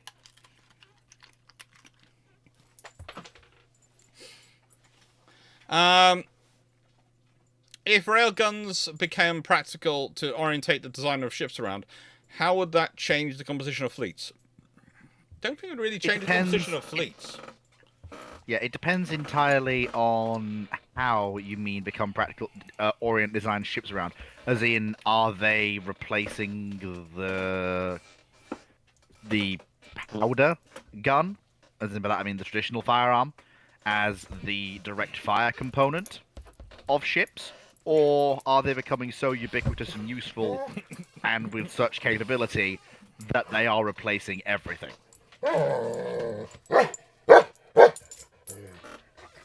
If it's the former and they're just replacing guns, then nothing really changes. If it's the latter, it depends entirely on what causes the paradigm shift, when it happens, and how. So if it's a gradual process where railguns gradually overtake everything, then what you've basically got is a gradual paradigm shift. And what form that takes is, well, it's not impossible to say, but you'd have to go away and do a great deal of research and digging to figure out what the navies of the future would look like given the situation. But if it's a rather rapid change, so let's say someone launches basically a quasi-dreadnought effect, where someone launches a ship armed entirely with railguns, and that basically resets the paradigm on what a full-scale surface combatant looks like and what it can do, you've basically got a dreadnought pre-dreadnought situation where the old guided missile destroyers, frigates, etc., are holding the line, second line units but are still combat capable, as various major navies rush to bring in these new combatants. But overall, the structure of fleets doesn't change in how they're operated, but there is this brief period where there's a mass amount of naval construction before a new paradigm sets in, if that makes sense. But it depends on which of the two outcomes you have. I would say let's work this through as the most logical thing. If railguns come in, they're probably going to come in about the same time as lasers do, which means they're probably going to provide a direct fire element of a ship, while lasers take over the close-in weapon system and maybe even the point defense systems of it. The reason I don't say further than point defense is because the curvature of the Earth starts to get in the way. We haven't got lasers really. We're getting lasers to work, and they're starting to be deployed, but we haven't yet got them working to the point at which we are trusting them with everything yet. And we certainly haven't got them to the scenario where they can curve around the Earth. So there is a limit to what we can do with them from a ship perspective and ship defense perspective. I know there are people who talk about lasers being able to defend whole coastlines, but that's usually from ballistic missiles, which are coming way over the horizon up there. And so you can start intercepting them a long way away. Sea skimming missiles and those things, you need some weapon which will sort of go up and go bump down on them. And straight line lasers are notoriously not good for going around corners. So I think the likely scenario is you don't get any change because you're still going to need a carrier to provide whatever organic aviation element you need for your air group, for your fleet task force to probably build around. You're probably still going to have ASW helicopters. But the thing is, what you might see is you might see more guns start to come back on ships. And you might see, especially if the railgun, let's say it's got a range of 500, 600 miles. So you could basically go, right then, within 500, 600 miles of this ship, I can most effectively target them with these railguns because of the cost of munitions, and I can zero in on positions and I can blast them away. In which case, you will do that, and suddenly your missile defense, your missiles become, if you've got tactical land attack missiles, they're about your long range strikes. So immediately, what becomes the scenario is none of your land attack missiles are short range. All your missiles, you're going to sort of go, well, hang on, no, there's no point in me having a missile which is competing in terms of the range, especially the company's offering it. There's no point a company going, I'm going to offer you a missile with a range of 500 nautical miles. Yeah, but our guns can hit 600 nautical miles away. Why would we be doing that? What's the point? We're going to buy the missile that can do 1,000 nautical miles, 1,200 nautical miles, 1,800 nautical miles. And yes, if we want something to do a really fancy attack on something, we can use that missile which can fire 1,800 miles to hit a target which is only 400 miles away, if we need to. But having a missile which at its base point cannot hit as far as artillery can is kind of pointless. So I think that's the most likely scenario, and I see it more slotting in. The thing is, revolutionary points in naval history are rarer than we tend to think about them, because we tend to focus on them because they're very cool bits of history. Most of naval history, most of warfare is evolution, and usually the systems operating on something for a long time. There have only been 3 major revolutionary points in naval history, as far as I'm aware. The arrival of long-range artillery, the arrival of iron and steam, and the arrival of the all-big gun battleship. Missiles were an evolutionary rather than revolutionary step. Yeah, because the missiles are basically long-range artillery. Yeah. It's the scary thing is when you realise that air power is also basically long-range artillery. Because what are bombs but shells, which are dropped by another artillery piece, aka your aircraft. Yeah.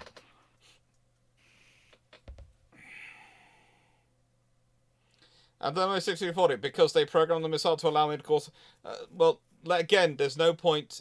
This is the point. If I am going to be buying a missile, it's going to have... As I said, and I did answer that in my point, you know, if I'm not buying a missile which is going to be shorter range than my artillery, yes, it can be retargeted midway, but there is no point in me buying that from a cost-effective point of view. They are much rather use my VLSL to stock a 2,000 nautical mile range missile, or a 1,800 nautical mile range missile, or 1,200 nautical mile range missile, which I can use if I have to do that retargetable strike at a shorter range.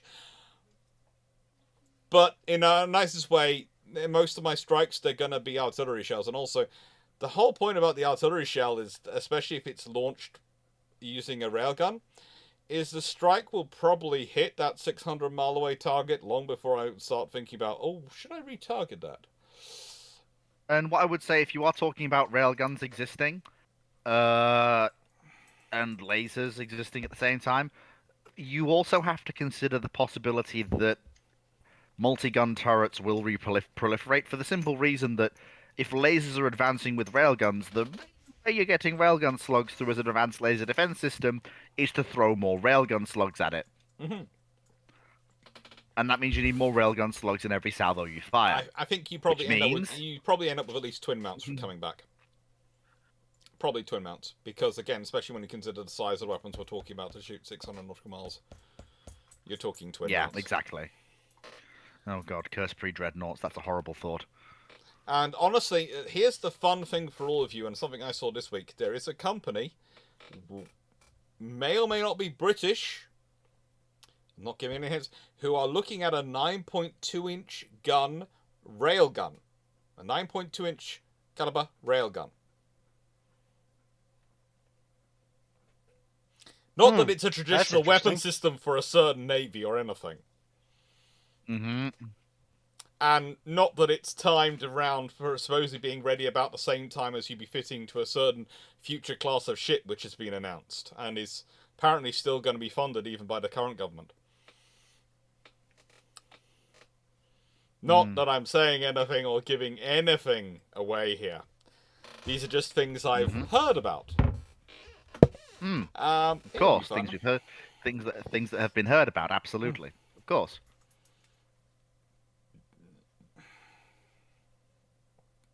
Right. So, question 211. So, if that were all on, would the British, when they get started their construction, go down the route of first carrier being purpose-built like Hosha or be a conversion? It would be called HMS Hermes. There you go. That's it. Nice way. There is going to be no conversion. If there's no World War One, they're not going to convert ships. Because, well, first of all, there is no Eagle to convert because the Chileans will have paid for and want both of their battleships. And there's no Courageous, Glorious, and Furious built. And why are you going to do that? Why are you going to convert a ship when you can purpose build something? The odds are Hermes gets built earlier under that scenario. Hello. You're very worked up today, aren't you? You're very worked up. Very worked up. I'm sort of being held at poor point here. Poor point. Yes, Has he got a poor point pen? That was bad, Fleet. That was bad. I think my dog is actually embarrassed for you at this point. Oh, that was good. I got some groans out of that one. Raptor, so the Vickers salesman has grandkids. No, we'll know that when someone starts suggesting a 14-inch railgun. Oh dear. So I kid you not. If someone starts suggesting a 14-inch railgun, we know the Vickers the Vickers salesman has grandkids, and we all have to start watching. The horrible thing is that, well, Vickers was folded into various things, and the DNA of Vickers still exists in BAE systems. So I have a horrible thought. Strongly. In fact, for a long time, their gunnery section UK was Vickers.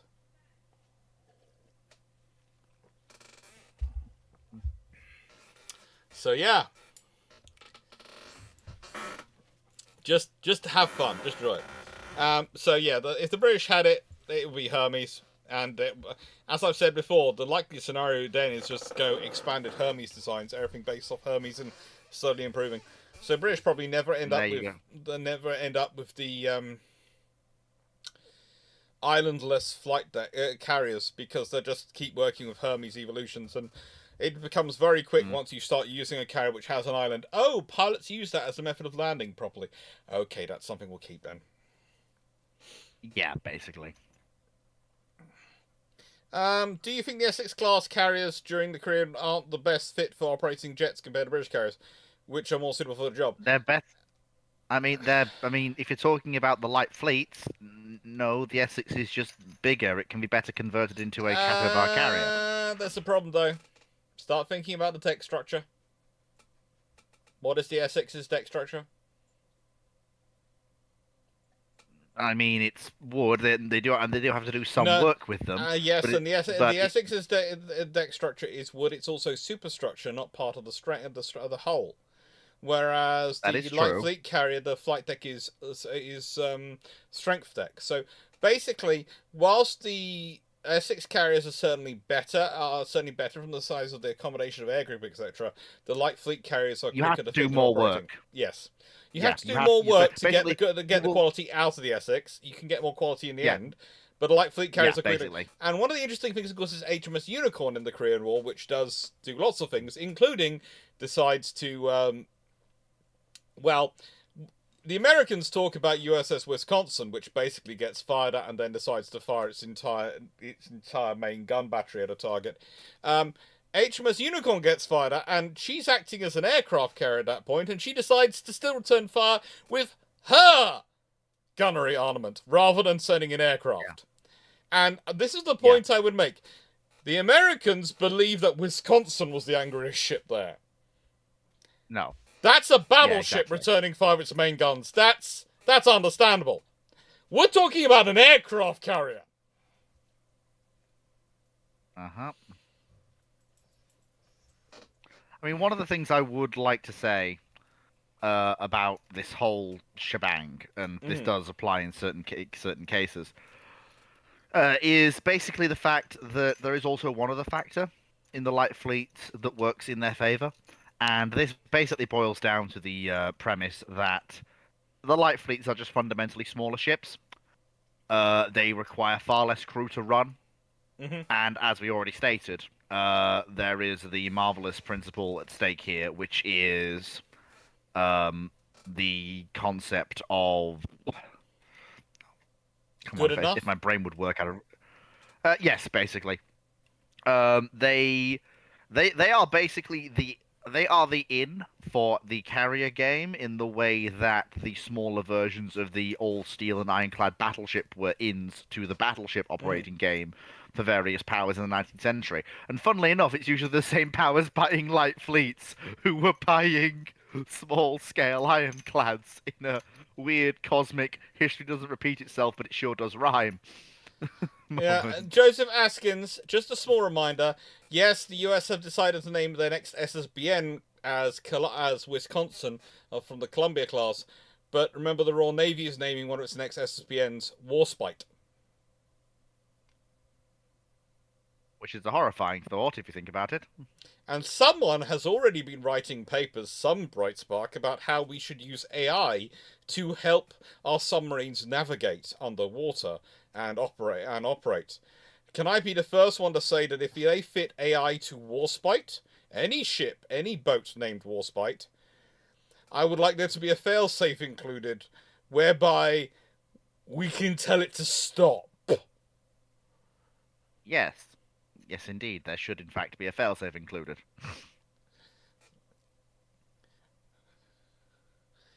Because yeah. if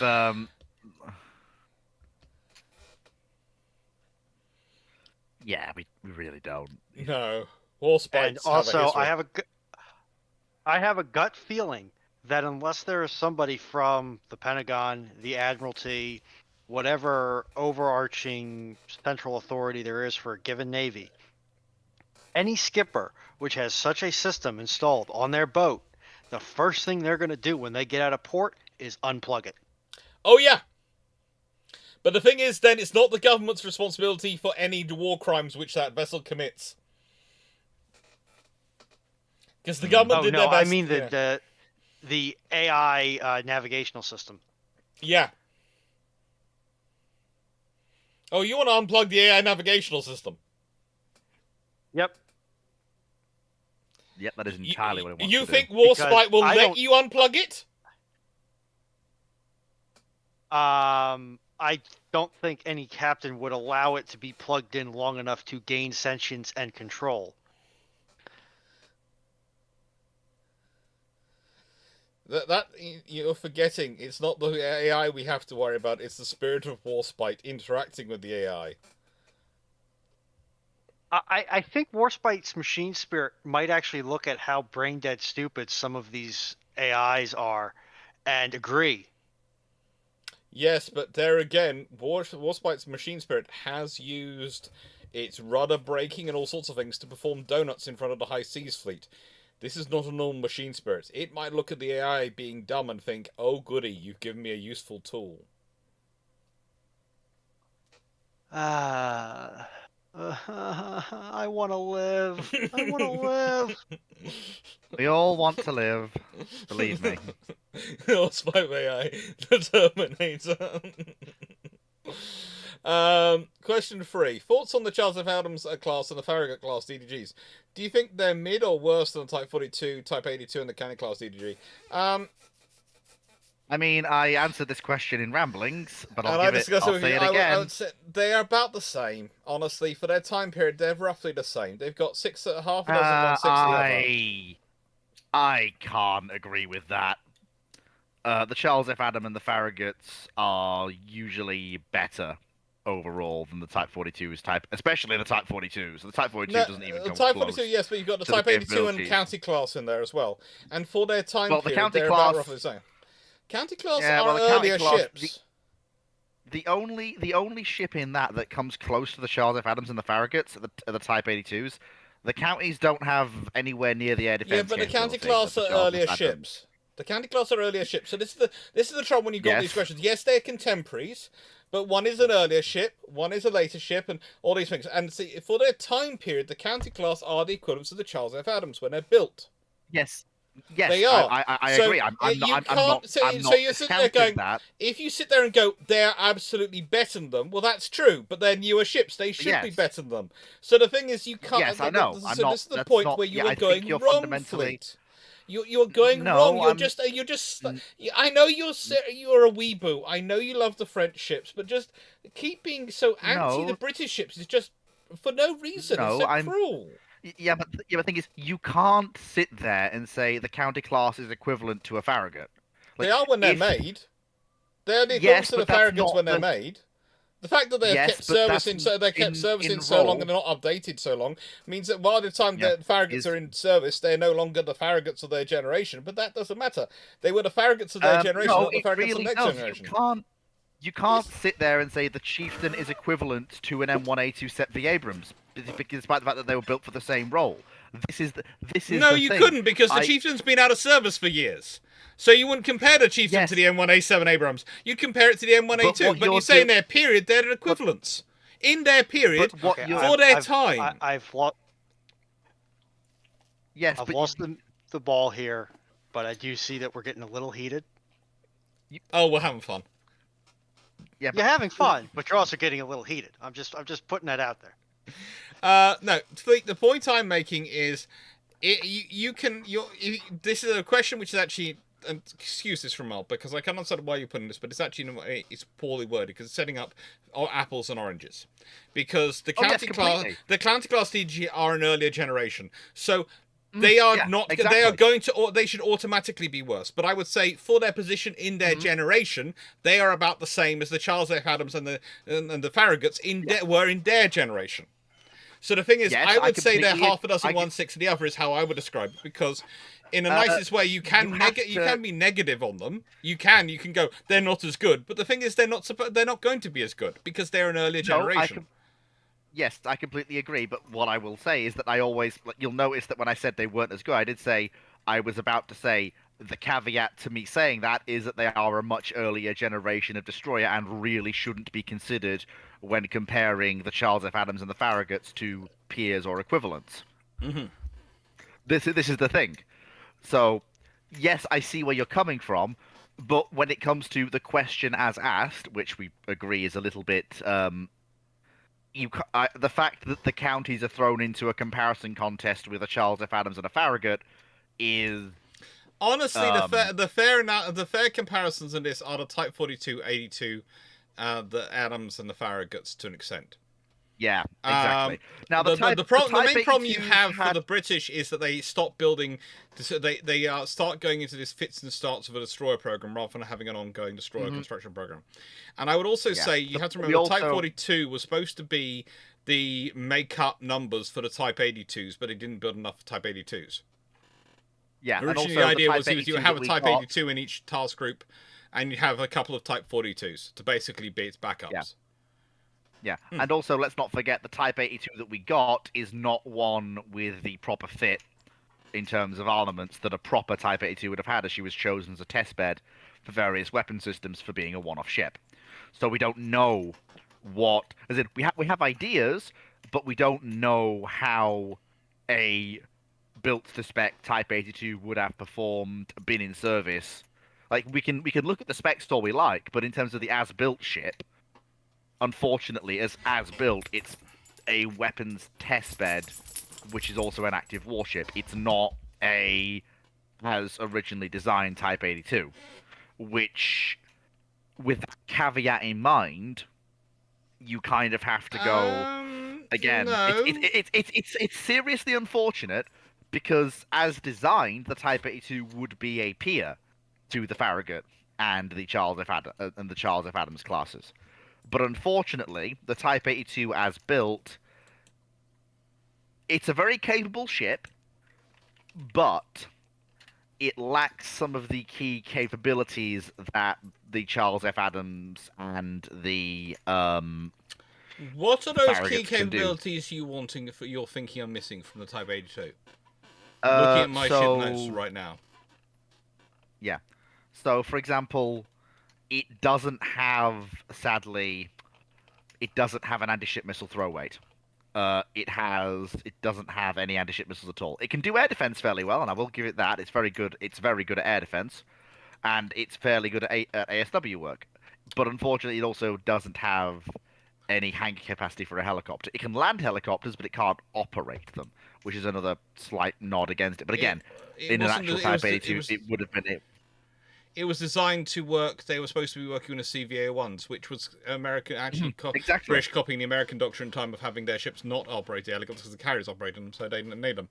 Oh yeah, completely. But as I'm going on the ship we got rather than the ship we were supposed to get. You have to remember, the Royal This is Navy the was thing I'm planning talking to about. build 4 CVA-1s, 8 Type 82s, and 12 Type 42s to just provide the air defense element of any of the future carrier task groups. So think of that, it was going to be 2 Type 82s and 3 Type 42s in any... Yeah, that's a very completely. different Yeah, scenario. I completely understand, and you'll notice I'm adding a lot of qualifiers to what I'm saying here. I'd also I'm not say just- your comment about the anti-ship throw weight seems intriguing to me because they carried Icarus and Sea Darts. I wasn't Both aware of they which- carried Icarus. Were they? Icarus anti-submarine systems, which were also capable of doing anti-ship. How much range on that? It's not a long range, but it's a decent system. Oh yeah, it's a decent. This is the problem. But you can't really compare Ikara to Harpoon. No, but the reason she wasn't fitted with Harpoon was because, again, she was going to be Yeah, part of a strike group. So yes, again, the British were following doctrine. Yeah, I am aware, and I suppose it also comes down to the concept of what you're building. So, for example, the Type 82s. I mean, and bear in mind, this isn't even a Type 82 as originally designed. I think the Type 82s as originally designed did have capability to launch anti-ship missiles. I believe they had a secondary role as they could operate independently when they weren't working with a CVA-01. Not It was a secondary realistically. role, but they could do it. They often discussed the idea of fitting with Exocet, but in the end they decided to fit that to the Type 22s instead. Fair enough.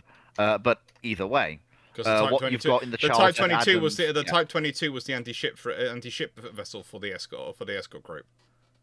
Yeah. So with the Charles F. Adams and the Farragut's, what you've basically got is you've got full-scale general-purpose destroyers.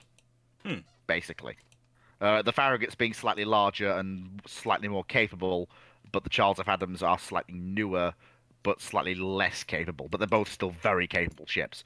What in the Type 82, what you've got is a very heavy escort vessel for a carrier, and it's very good at that role.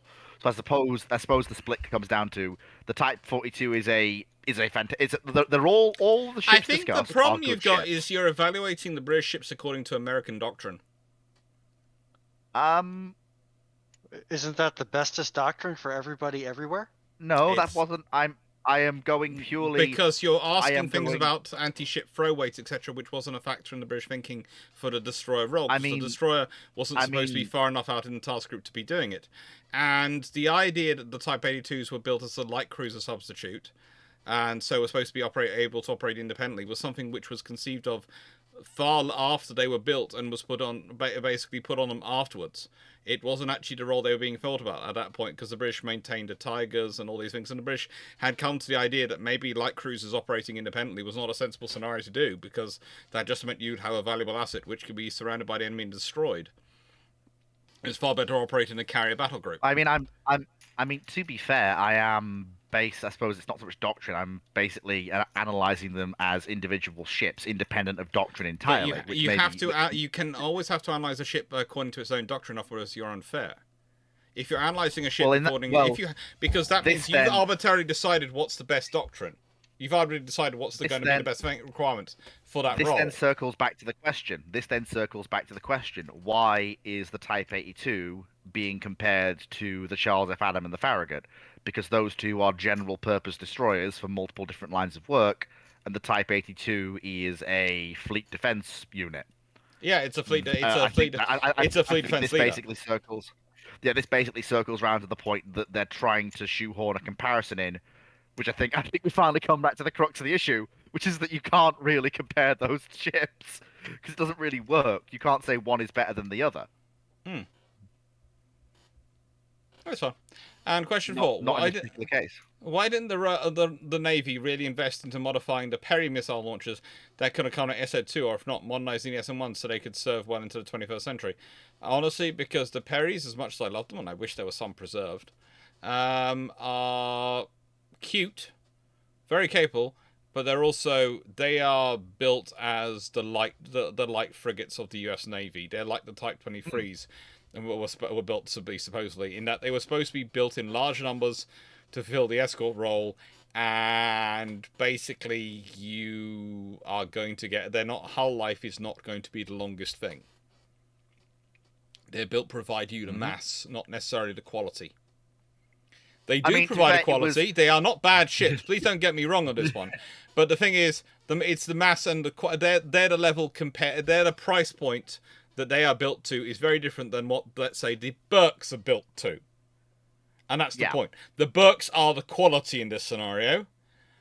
The Parrys are built to provide the quantity. That doesn't make them bad. Again, there's this idea that if something's built to provide you with quantity, it can't be quality. It can be. Again, refer you to my video about the third rates. They certainly had a quality. Were they the same as the first rate? No. Does that matter? Not a jot. Not a jot. Because they're not built to provide the quality. They're built to provide the quantity. Or rather, they're built to provide a good enough quality in enough quantity. And that's the point. The third rate and the mass you put in your forces always has to be built around the phrase, good enough. Good enough. Not, it's perfect. Not, it's brilliant, but it's good enough. Yeah. I have to say, Dr. Clarke, I thoroughly enjoyed matching wits with you there. I was really, really enjoyable. We need to do that more often. I'm trying to train you up to do that, my friend. That's basically... I don't think I did too badly. You did well. But that's basically part of the course of at a Naval History Conference, academic conference. That's how we go at each other. Very politely, it's never heated. Runon, please note, we're giggling half the time. This is the point. We are giggling half the time. We are not Tudor historians. We do not throw punches. We are not Tudor historians. We do not throw punches. We do not need to throw punches. Besides, rule number 1, don't throw punches when Drax's around. I mean, good lord, the man will knock you for 6. Yeah. Oh no, you're fine. I'm trying to figure out how to get Discord's markdown feature to work. And I'm listening to this in the background because it's something that I can't weigh in on because I don't know enough about any of these classes, and I'm just hearing, oh, they're getting louder. They're getting louder. What's going on? I don't know, but they're sounding like they're shouting at each other. To be fair, that has to be, and I'm just going to say this, and that's probably the first time me and Dr. Clarke have had a disagreement where I felt I knew enough to actually dig my heels in and stand my ground. Very good. And I'm proud of you. It's what we want you to do. We want you to be able to do that because there's no point in me having a sparring partner who can't fight back. And that's the whole point. It's quite boring that way. I also remember the discussions I've had with Andrew Lambert like that. And the fun thing is what you sort of go, hang on, you're my supervisor. I shouldn't be arguing this. And his point is, but I'm not training people to be subordinate servants. I'm training people so that I have someone to have a nice conversation with. Hey.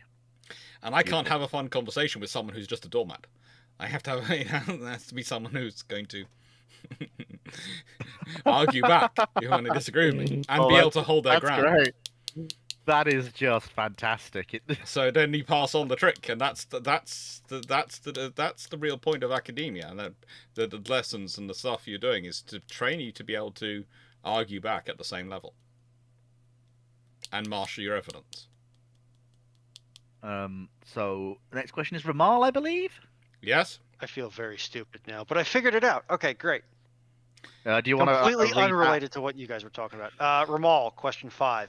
Why didn't they refit the Flight 1 Ticonderogas that had the 2 Mark 26 twin launchers to Mark 41 VLS like on the Flight 2 Ticonderogas? Probably because the hull was not adapted for VLS. Bingo. That as well, but also cost and time.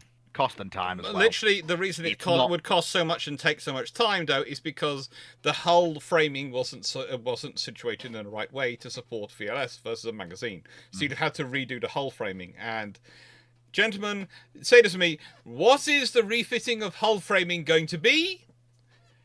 Basically, 1, 2, like building 3. a new bloody war. Expensive! A new warship. I was going to say basically like building a new warship, but yes, it's I had to stop expensive. myself because of the other words. I mean, that is also expensive, so you know. It's just cheaper. It's actually cheaper to build a new warship than try and do reframe an existing hull. Yeah, that's probably about right. How would the question, Lord Channel? Question 1: how would USN be allowed to react given this Spanish naval policy? I'm assuming that is in relation to what I said. Yeah, I would say, I'm going to speak for the USN here, I would say crying because they'd have to try and get the money out of Congress. Then again, if there's a much more muscular Spanish Navy sitting off the south coast of the U.S., that might not be as hard. Well, here's the thing: it probably might wouldn't not be. The presence in Cuba, apart from the addition of a station battleship in location, would likely not be all that different than what you would see historically, because Spain actually has a vested interest in not keeping anything in its colonies it doesn't need, apart from things it needs to actually do the presence mission and maintain order. There's no point keeping a squadron of battleships in Cuba and Manila unless tensions are already rising, because putting them there will lead to a rise in tensions, because people will wonder why they're there. The battleships go to the colonies if tensions are already on the up and up. However, Fleet, this is another reason why you have a guard ship on station. Because and occasionally you periodically replace the guard ship. Not on a regular pattern, but you just replace it. Say we need to bring it home for a refit. So what happens and this is then why if you use a Fleet, mothball ship? Can I finish? Just let me finish the Sorry. point. Don't worry. Sorry. I know you're keen. I'm too eager. The reason you do that is because then when tensions are rising, you innocently announce, "Oh, we'll be sending out the new ship to replace this in its guard ship role. They're going to do some exercises to make sure they're both up to standard before the old ship comes back." And so you then have a perfect reason for having 2 ships on station, and you've doubled your force out there of battleships without doing anything anyone can object to, because you're just replacing the guard ship on station, and you're just doing some exercises before they come home. And if you make that as regular as possible, routine as possible, that you do that every time you do it, but you don't replace on a regular schedule because it depends on the availability of ships, etc., and also and crews, then no one can complain when in a period of tension you do that, and you've got a ship out there. And maybe when the guard ship goes out there, it takes out for the exercises a light cruiser or a couple of destroyers, which are going to take part in the exercises, and maybe come back with the older ship. And of course, the guard ship isn't alone, because given the value of Havana, given the value of Cuba and the Philippines, the presence ship in the region will likely be one of Spain's potent armored cruisers, because that is your presence ship. Your presence ship should be one of your most potent armored cruisers. You might even send out another armored cruiser as well with the group, because that's going to replace that one as the presence ship in the station. So you're doing a joint turnover at the same time, and suddenly you find yourself with 2 battleships, 2 armored cruisers, a couple of light cruisers, and about 6 destroyers sitting in Havana. Yeah, and at which point, if you find yourself in a situation where the opposing power, for whatever reason, has not gotten the hint yet, one of those ships can suddenly come down with some kind of minor, easily solvable issue, but one which still requires the delay of the other ship returning back to Spain. Oh, yes. There's also the thing... Rudder issues. Rudder troubles are always such a plague thing. The amount of ships which develop rudder troubles at various times, they're terrible, terrible things. Rudder troubles. I need to also continue Spanish policy of having our most modern capital ships pay port visits to the United States, because that works so well in deterring them. Because, I mean, remember, the US wanted to intervene in the mid-1870s in a war, in a rebellion in Cuba. And they were stopped when the US Navy politely pointed out that a Spanish broadside ironclad currently undergoing repairs at a US port could quite handily, by itself, roll up the entire active strength of the US Navy. Yes. Except this time it won't be single capital ships, it'll be a pair of battleships on its way to Havana. We'll call into Washington, we'll call into Philadelphia on a courtesy visit. Oh, a quartet of armoured cruisers on a diplomatic tour calling into Boston Harbour. That sort of Yes. thing. Yes. Basically, you want to get them to turning up as near to Washington, D.C. as possible. Yes, and what I will also say is your most modern ships go and visit their ports as a courtesy, but you make sure it's your oldest battleships as guard ships, because then that makes them feel as not threatened as possible, while still maintaining a credible deterrent as a guard ship. And 'Cause it's also, another if thing. you want, It's you like- also make sure that they have reciprocal visits to your own country. You make sure they're well invited in that, so that they come and see your harbours and see how clean and organised your infrastructure is, how ready your sailors are, how prepared your facilities are, and how new ships that you've been building are. Yeah, it's like, oh yeah, so you've seen some of our slightly older battleships that paid you a port visit a while ago. Have you seen the new class of 4 we just commissioned? Yeah, and that's where you take some of the flag officers and you take them on a tour of your most prestigious shipyard in that particular port. Of course. Absolutely. And you absolutely. make sure that maybe if you're being particularly conniving, that you go and you make sure you make them look a little bit heavier maybe than they actually are, if you can. Yeah, like what I will say is that we can't really change the revival of the US fleet in the 1880s and 1890s. But what I can do is provide enough credible deterrence that it'll be unlikely that the US will seek a confrontation over Cuba and Havana. Ideally, one of the best deterrents is actually not having any trouble in Cuba at all by basically bringing the colony either as a dominion or you either integrate it fully as part of Spain and give the people representation. And I'm just going to answer a quick question before I put any points in. Joseph Askins, you've said you know that there are still Perrys in service, correct? Yes, I do know, but there's no plans by any nation to preserve any of them. Currently. None at all. I know that, and they're not preserved to the US either, so they're not kept in the original US form. And I think that's... I actually consider that rather shameful on the US side, US part, because... But also, I would say now, if you want to preserve an Arleigh Burke, if you think there should be a Burke preserved to remember its role in the end of the Cold War and its service with the US Navy throughout this very important period of the last, goodness knows, 40-odd, 50 years, you better start campaigning now. Because they won't get preserved either. Now, it's a thing which I know I get into trouble sometimes because I'm always suggesting these ships need to reserve, but they do. And there was someone who wrote to me recently about saxifrage and were annoyed with me in my last video where I was allowed to pick any free ships from history that should be preserved, and I hadn't picked this ship which was sitting there.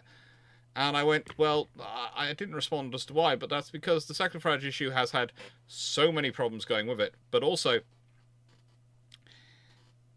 the point I was making, and whilst I love it and wish it would be preserved, I do want to see as many preserved as possible. There is also HQS Wellington and a few other vessels sitting around which represent the sloops. So, as much as I would like the World War One flower class vessel to be preserved, I would really love it to be preserved. I think it would be good to preserve it. There are examples, and the main ships I was concentrating on for being preserved in that series were vessels for which no examples exist. So that's why I was focusing where I was.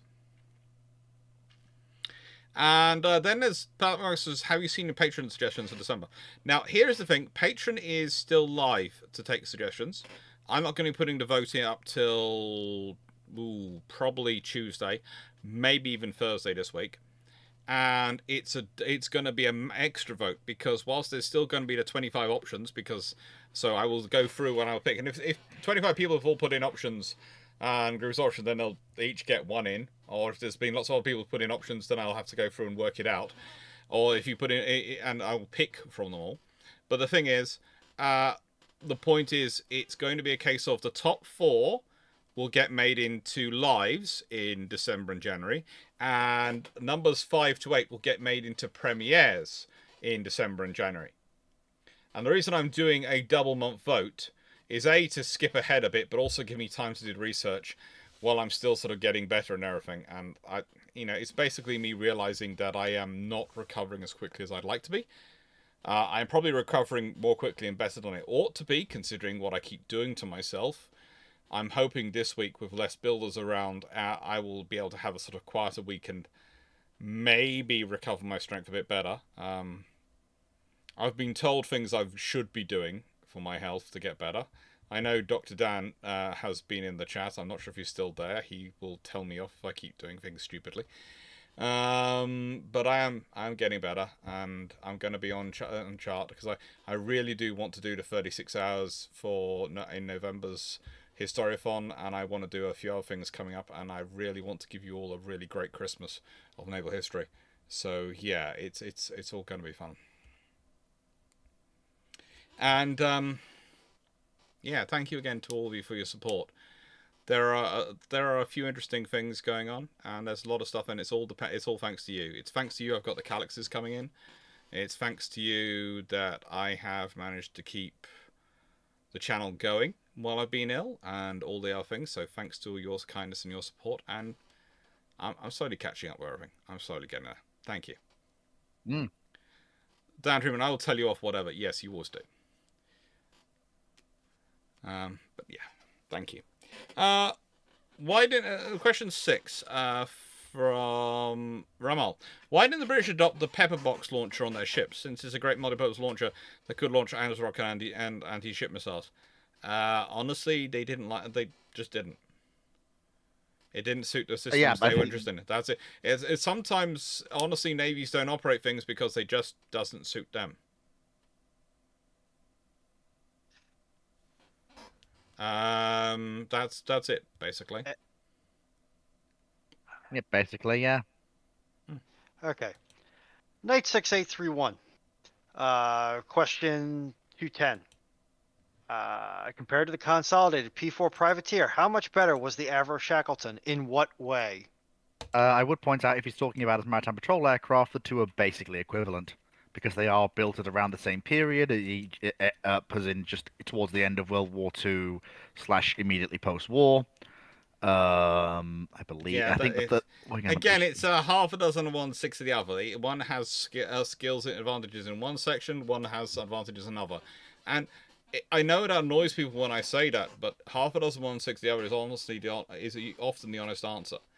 And again, I will point out this is a very similar situation where to the previous question, because the PB4Y2 had a very, very short career. It was only in service for around they only lasted from about 1943 to about 1951 in active service, as maritime patrol aircraft. The Shackleton, first of all, entered service in 1951 and didn't bow out as an anti-submarine and just maritime patrol aircraft generally until, I believe, in Royal Air Force service, the 1990s. Although that may have been in 1969, the Shackletons were replaced as maritime patrol aircraft by the Nimrod, but they served on as AW coverage till 1991. Yeah. Again, it's a very similar situation to the previous question you asked, Knight. I think it was him who asked the previous question. No, I don't. That was a Ramal question. No. The previous question Knight asked about the Charles F. Adams, or was? Oh no, that wasn't wrong. That was Ramal. Yeah, that was anyway, Ramal. It's almost an identical concept to Ramal's question, where you're comparing aircraft of, yes, they are equivalent role, but one is a far more modern and long-lived platform. And I would say next question, RG, is one which me and Runan have been looking forward to, especially because it's from RG, and it's once again, since Fu missed it last time, Space Battleship Host versus Space Clad Captain. Winner gets 2 years of choice beverage. Well, I hate to be that guy, and I know Captain. Like, if we're talking about spaceships, the problem that we've got here is that usually when we're talking in these scenarios, all the ship's armament are converted into laser weaponry and rapid tracking and things like that. The problem that we've got is, yes, Captain has an equivalent number of main guns to Hosh, and they're on the center line. They have much better arcs of fire. The problem isn't actually as in with Captain winning, isn't her main armament or her armor, which at this point we're talking space clad, so we may as well assume roughly equivalent protection, as in terms of armor. Again, so aka they can both be pierced by each other's guns. The problem that we've got is the fact that Hosh actually has a decent secondary and tertiary battery, which can also be blazing away. Whereas Captain, as far as I'm aware, has her 4 main guns, and that's about it. So Hosh has far more angles of attack. It can engage, as in it basically can just put more fire down range. And I don't think that a 5.9-inch laser is going to have any less trouble dealing with Captain than a 13.4-inch or a 10.8-inch laser, as in Hosh's barbettes and turrets. That's basically the problem. Hosh has far more chances to land hits that will deal damage to Captain than Captain does to land hits to deal damage to Hosh. Well, Captain has 2 7-inch guns and 4 12-inch guns. Yes, so she does have a secondary battery, but it's not as many guns. Like both are perfectly capable of killing the other. And honestly, it's a case where I would go 60-40 Hosh to Captain. But the reason that Hosh has the lean is that she just has more DACA to throw down range, and that means it's more likely that something is going to give in her favor, like a critical hit or a damaging hit I'm not or disagreeing with you something. today, because let's be honest, today on Ultimate Admiral Dreadnoughts, when I was doing a Twitch stream earlier, my battleships, the secondaries are all 5-inch guns, because literally they give me the maximum amount of DACA going down range to deal with enemy ships. I just load them with high explosive and let them start fires with everyone on board everyone else. But it is entirely possible. But the reason why I say Hosh doesn't win every time is because it's entirely possible that Captain lines up all 4 barrels and just plants 4 beams of plasma right through Hosh's entire citadel. However, both But Shandlord this and is- Shandel and Dan Freeman do have interesting points which I feel you should read out for your fleet. I'll play devil's advocate and say that Hosh's Chandel will help her appalling Captain's crew so much as to force them to look away. Fleet origin not solved. The question is if it isn't a fair comparison. Hosh is launched 1886, Captain in 1869. Well, yes, Dan, under normal circumstances you would be entirely correct, but this is in regards to them both being turned into space battleship Yamato alikes.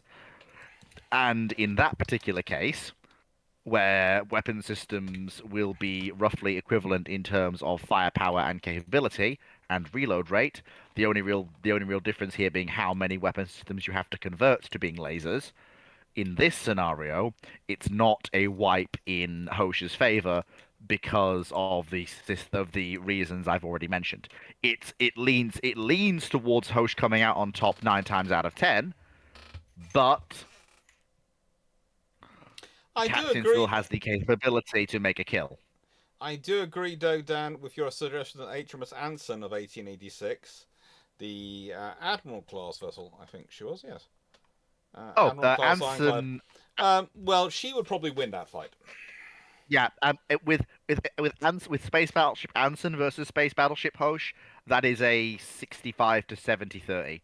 So Hosh can win, but it's 65-70 in favor of Anson winning. Yeah, because again, she's got a lot more DACA. She has a lot more DACA.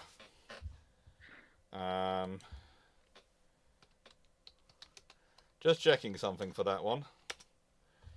Got my notes. The fact that I have notes on Hosh literally because of someone here. I can't think who. The fact is, they've Yeah, got both of them have basically- 5 torpedo tubes, although I'm not sure what they can transfer to this. The Hoshes are 15-inch ones. The Ansons are 14-inch torpedo tubes. The French vessel, the Hoche, has 18 5.4-inch guns, and the Anson has 12 quick-firing 6-pounder 57mm guns and 6 single 6-inch guns and 4 13.5-inch guns versus the 2 13-inch and 2 10.8-inch guns of the Hoche and 18.5. Yeah, I think whilst technically there is an edge going on there for the Hoche in terms of its number of 6-inch equivalents, the 6-pounders and the 3-pounders, the 12 6-pounders and the 10 3-pounders do add up to a lot of DACA going downrange. And add in Although, the fact with that the you've got 3 4 13.5-inch guns, that's going to be, and they are quite scary. That's going to make firing quite easy, a little bit easier to coordinate. Yeah, I will also point out that the 3 and 6-pounders are probably serving more in a anti-air role. And the reason I say this is important is because, yes, they both have torpedo tubes which can Anti-air convert into role? missile. No, hear me. No, let me finish. In 1886, in an anti-air role. Dr. Clarke, will you please let me finish? You're talking about in their spaceship conversion. Yes. Okay. And so in they're this going to be particular able case, to take out the torpedoes racing towards me. And in this particular case, that matters because that basically helps reduce for the British ship the vulnerability to torpedoes, whereas Hoche will have a far more difficult time dealing with the torpedoes coming the other way, as she has less of those mounts. She still has them, but she has less. That is true. It's a very specific question, Dragon, so we're having to give it very specific answers. But it's an interesting hypothetical. The problem is that it's very difficult to get subjective without really having a question that's about a paragraph long. Now, Dragon, I know people are going to be upset about thinking about the Hoche, so what I'm going to do to quickly give you a palate cleanser is this is HMS Anson we are talking about. I'm honestly more upset like... about Fleet saying a space battleship Hoche is roughly equivalent to space battleship Yamato. That's just offensive to all the Japanese naval architects that designed the Yamato class, as well as Dragon. Your statement that Fleet is going a tad nuts implies that he wasn't already a tad nuts. I mean, space battleship Hoche is not even close to space battleship Yamato. It's not even a contest.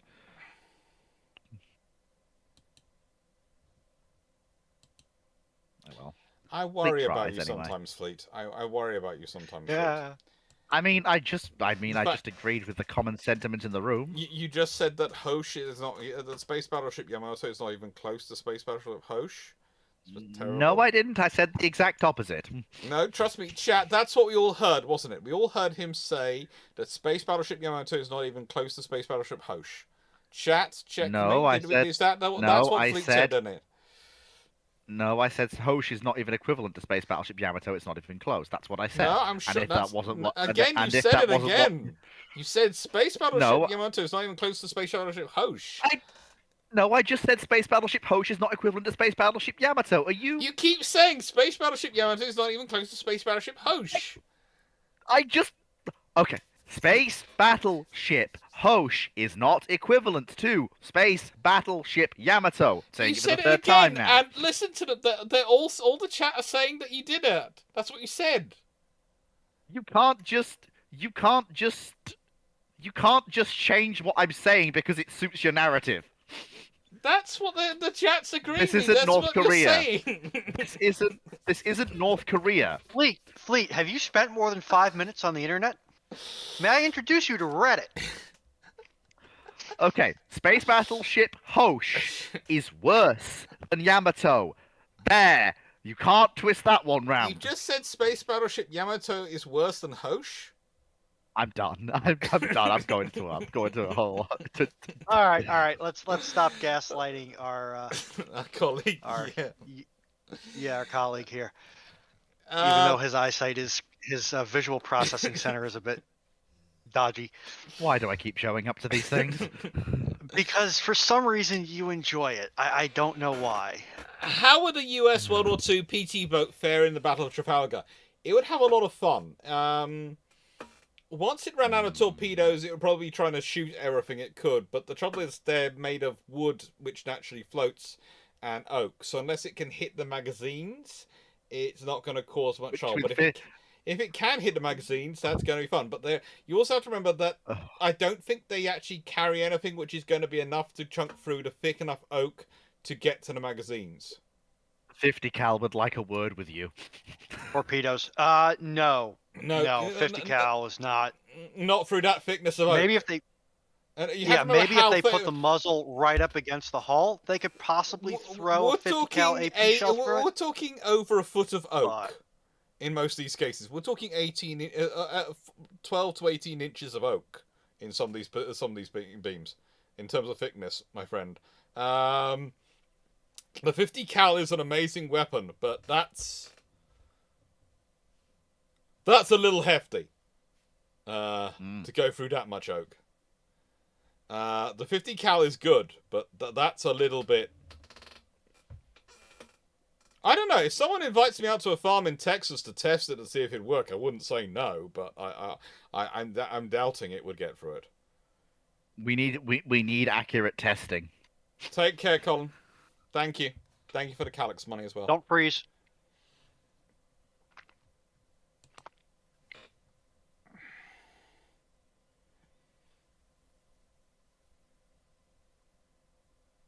Basically, you could shred the sails. That's the thing you could do.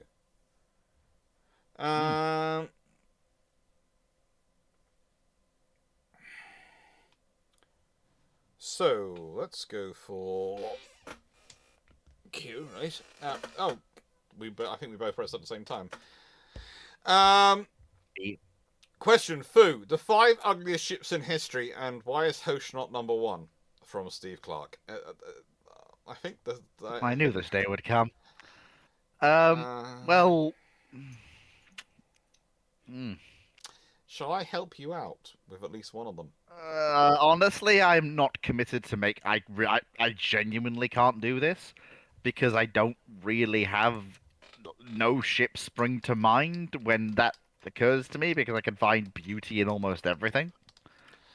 Look, I'm a man who likes French free dreadnoughts. That is a beautifully idealistic statement there, Fleet. Look, when it comes to warships and ships generally, there's very little, and I mean very little, that actually I find ugly. So I probably wouldn't even be able to put one on that list. Well, I'm going to help you out because I'm going to give you something to think about. Because according to an American website called We Are the Mighty, their 5 ugliest ships ever floated are...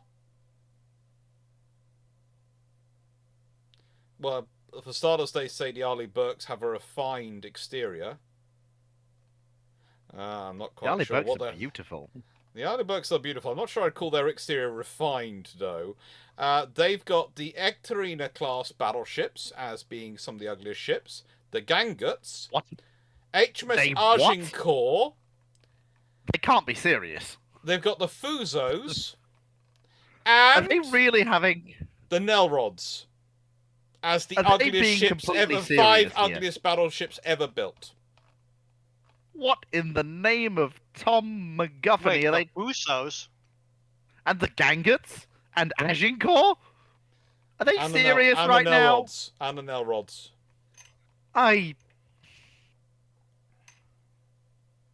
If these people are a judge of good naval design aesthetics, then I'm very glad I like French ships, because dear Lord above. And that was written by Harold C. Hutchinson of the We Are the Mighty.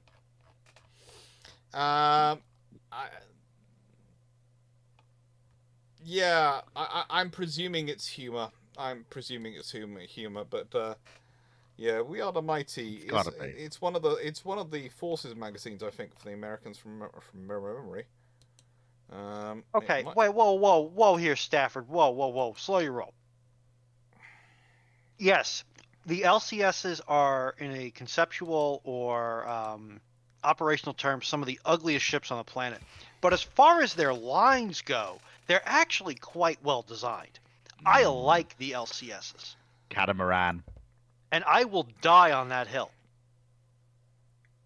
I do I say did- the LCS look good. It's just the nicest way. The thing that they prioritised over them was looking good and being able to do 40 odd knots. The Don't reality get me started doesn't on the help. 40 odd knot requirement. Yeah. Master Balance question: no missiles and network-centric warfare render capital no missiles and network-centric warfare render capital ships obsolete? Do missiles and network-centric warfare render capital ships obsolete?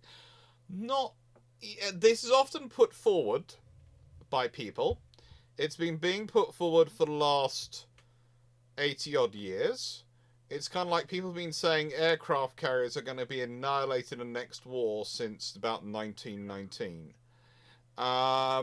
Yes. It's always going to be the next war they'll be annihilated. They're only useful for this war. They're going to be annihilated in the next war. It's always been the case.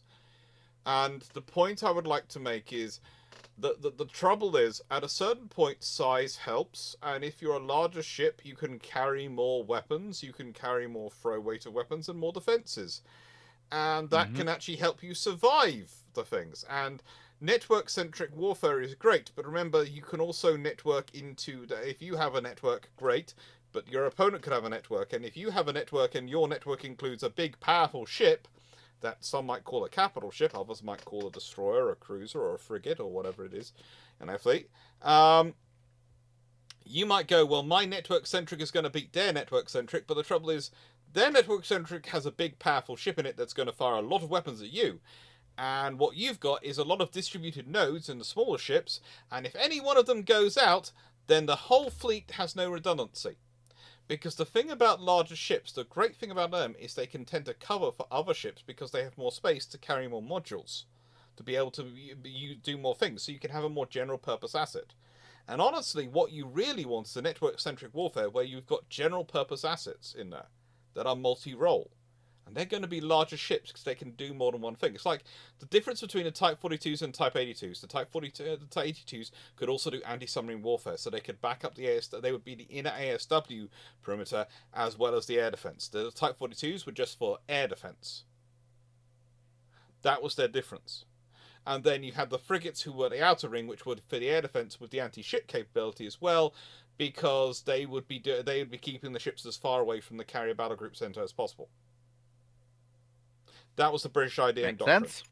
It makes a lot of sense, but it also explains why you wouldn't be fitting those anti-ship missiles onto your Type 82 at that point, because in nicest way that's going to take up tonnage which you'd rather use for air defense missiles and you'd rather use for other options. And the reason the Type 42s have one less launcher than Type 82 but have a flight deck and a hangar is, again, that's their contribution to the anti-submarine warfare, the internal anti-submarine warfare capability. They're helicopters. Specifically, they would carry light helicopters, not the heavier helicopters which would have been necessarily fitted onto the Type 82s, which were also going to be carried by the carriers at that point. But then you have the frigates, which are designed to take the heavy helicopters, which are the better for anti-submarine warfare because they've got longer endurance and they can do more. But the light helicopters can react faster. So it's a half of this one, six of the other sort of scenario. But as often is, and it's making about the best balance of capabilities across the whole force is what you're trying to build. So again, when we talk about network-centric warfare, people often go, this means we can build distributed assets across smaller ships that have many hulls, and that's going to give us maximum survivability. Yes, it does. Unless, of course, that means you can only have each of those hulls can only do one role within that, and you need multiple hulls to do for that role. Then you have a problem because you lose those hulls, you have trouble. Or if someone lets in, this is the other thing that happens. What happens is someone turns around and goes, we won't have to do anti-ship operations, so all the hulls which could do anti-ship capability, we're not going to get rid of. Oh, dang, you're in trouble then, because then when your network goes to war, you don't have that capability. Whereas if you have multi-purpose ships, they might get rid of 1 or 2 ships. But the thing is, if they all have a range of capabilities, then you don't, in aggregate, you do not lose the capability to do that thing. Although you don't have enough, not able to generate the same level of force or number of ships. Exactly. May I read out the next question, please? Because I have a really good idea. Yeah, because I have a really good idea of what nation it would be. Q&A. If, say, another country, maybe such as Spain, Brazil, etc., were in a better position post-World War One, could they get into the Washington Naval Treaty? Would France, Italy allow them in the same tonnage? You're basically looking at one candidate for this, and it's basically Spain. Spain was, in the post-World War One period, embarking Brazil on as well. The problem is Brazil's not embarking on any form of build cycle post-World War One. But if they were, they could actually get into this. Yes, but if we want to bring it as if we want to reduce the amount of butterflies and have a rough idea of what sort of fleet a navy would have, I'd like to go with Spain. Brazil could, but in terms of actually getting as close to grounded as we can, Spain's a much better pick. We can discuss Brazil. Yes, but I like the idea of having. I like the idea of forcing them to write the treaty also in Portuguese as well as English. Because I think that could introduce a very interesting level of phraseology, because Portuguese translation to English is a truly interesting thing. I mean, to be fair, Spanish translates quite well to English. There's quite a lot of fluency of it. Portuguese to English, especially in international relations, causes great fun, and that's one of the reasons why there needed to be we needed to get the Portuguese copy of the treaty for World War II. Oh yeah, absolutely. Also, don't the Portuguese phraseology of a treaty will have a lot more ambiguity in it than the English phraseology of it.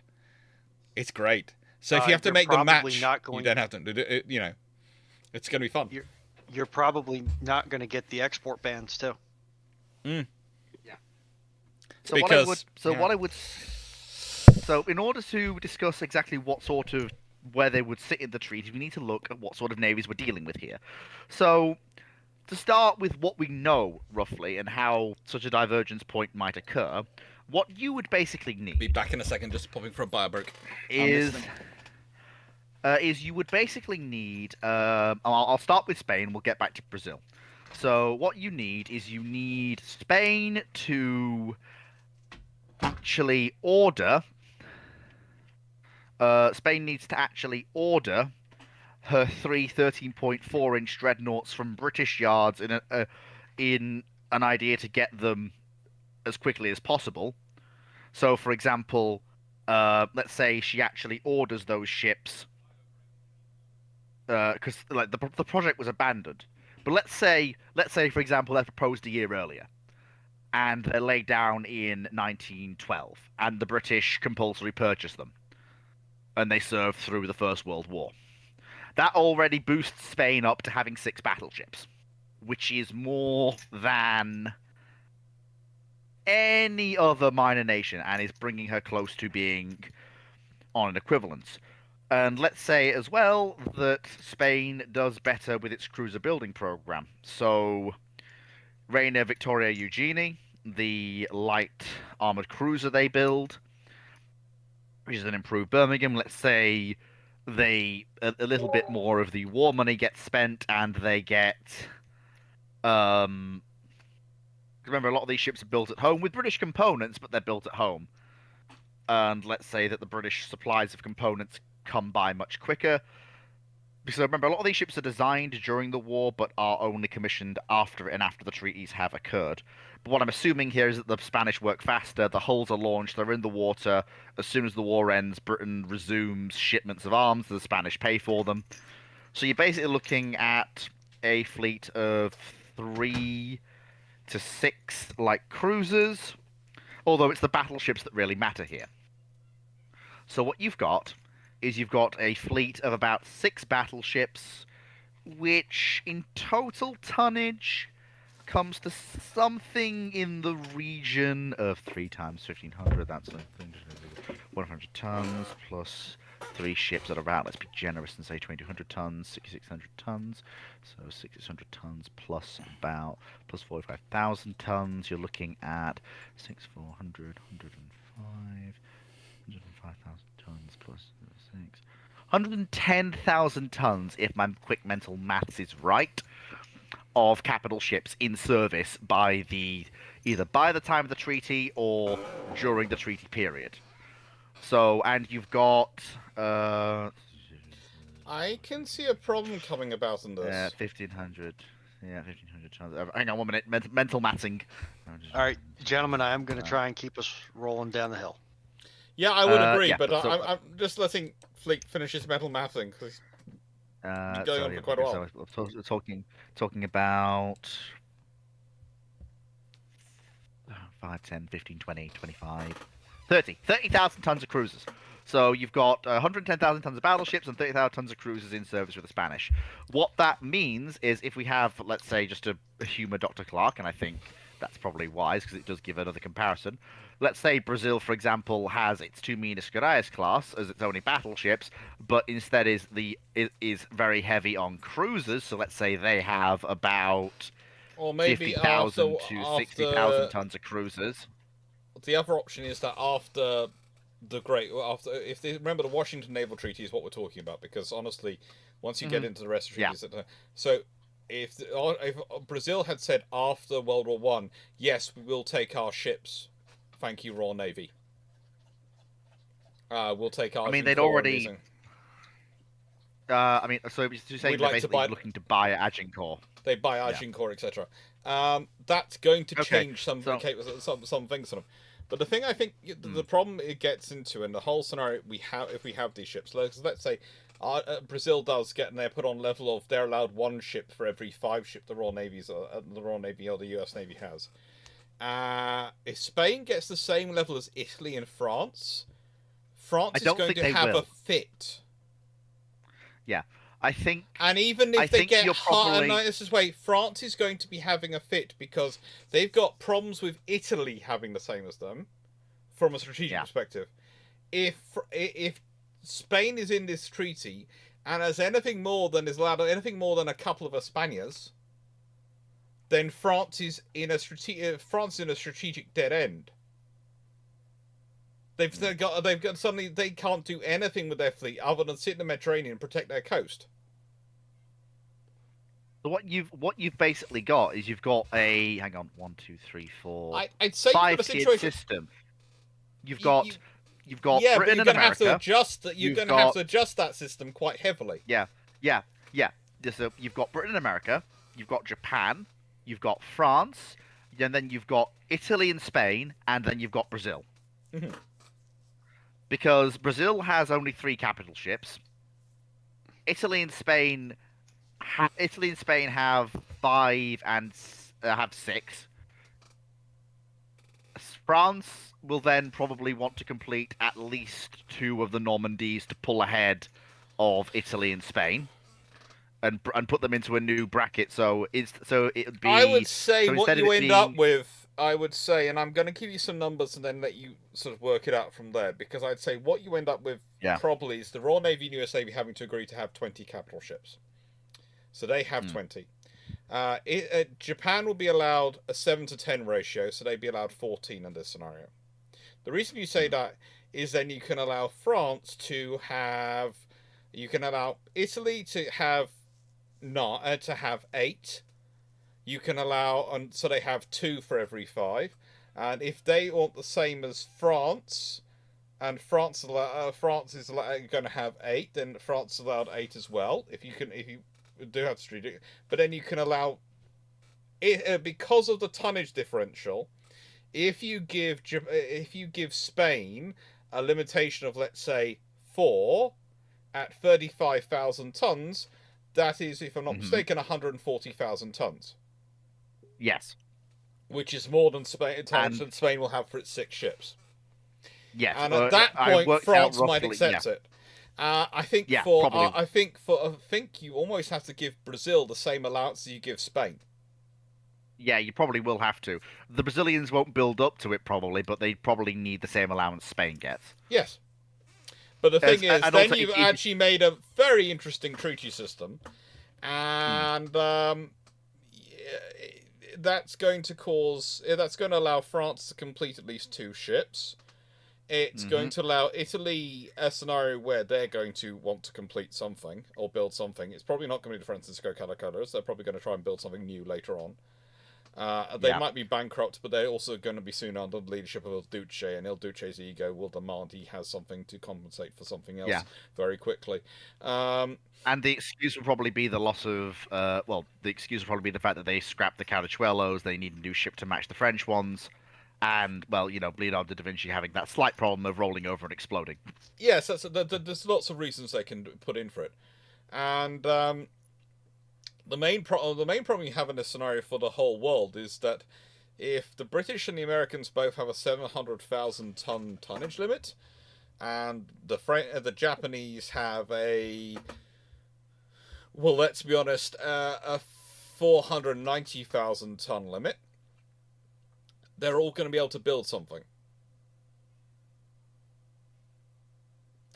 You could end up with a class of 5 Nelrod, whatever their equivalents are, in which case it might be more sense the British might actually go with the F3s, because if you're built, or something like the F3s, or might actually go with something which maybe has slightly less armor and does have the 3 turbines, so the 3 shafts arrangement, so they are fast battleships and 28 knots, because there's a difference. You evaluate things differently when you're building 5 or something versus when you're building 2 or something.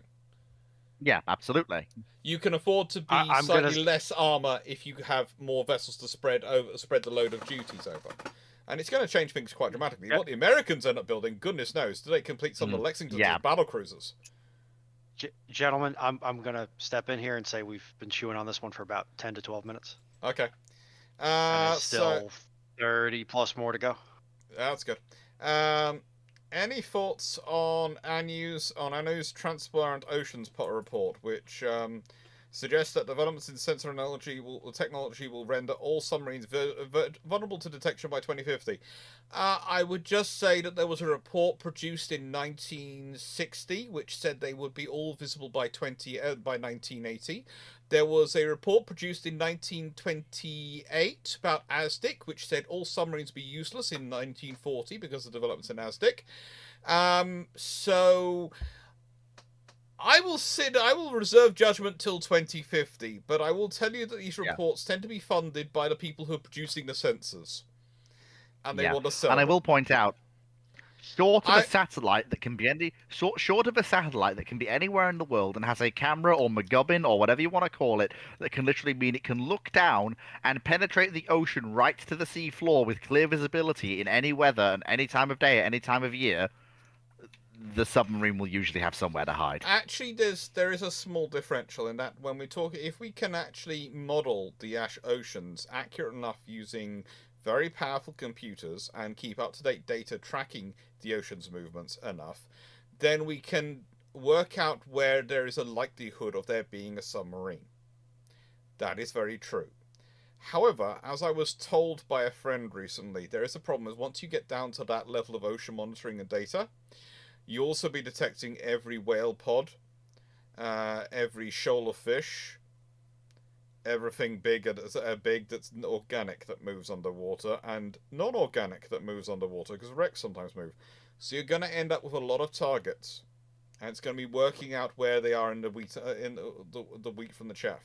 It might change some of the submarine design, because there's already discussion that you might want to make them flatter so they possibly cause less of a ripple and all sorts of discussions. But the thing is, it's part of the technological race that is submarine warfare.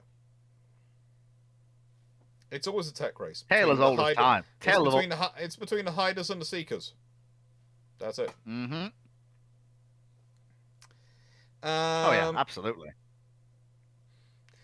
Team Lookup. How badly would the Battle of Trafalgar go if Fu would lead the French and Spanish fleets and Dr. Clarke the British? I can't do a worse... Well, no, actually, that's a lie. I can do a worse job than Villeneuve, was it?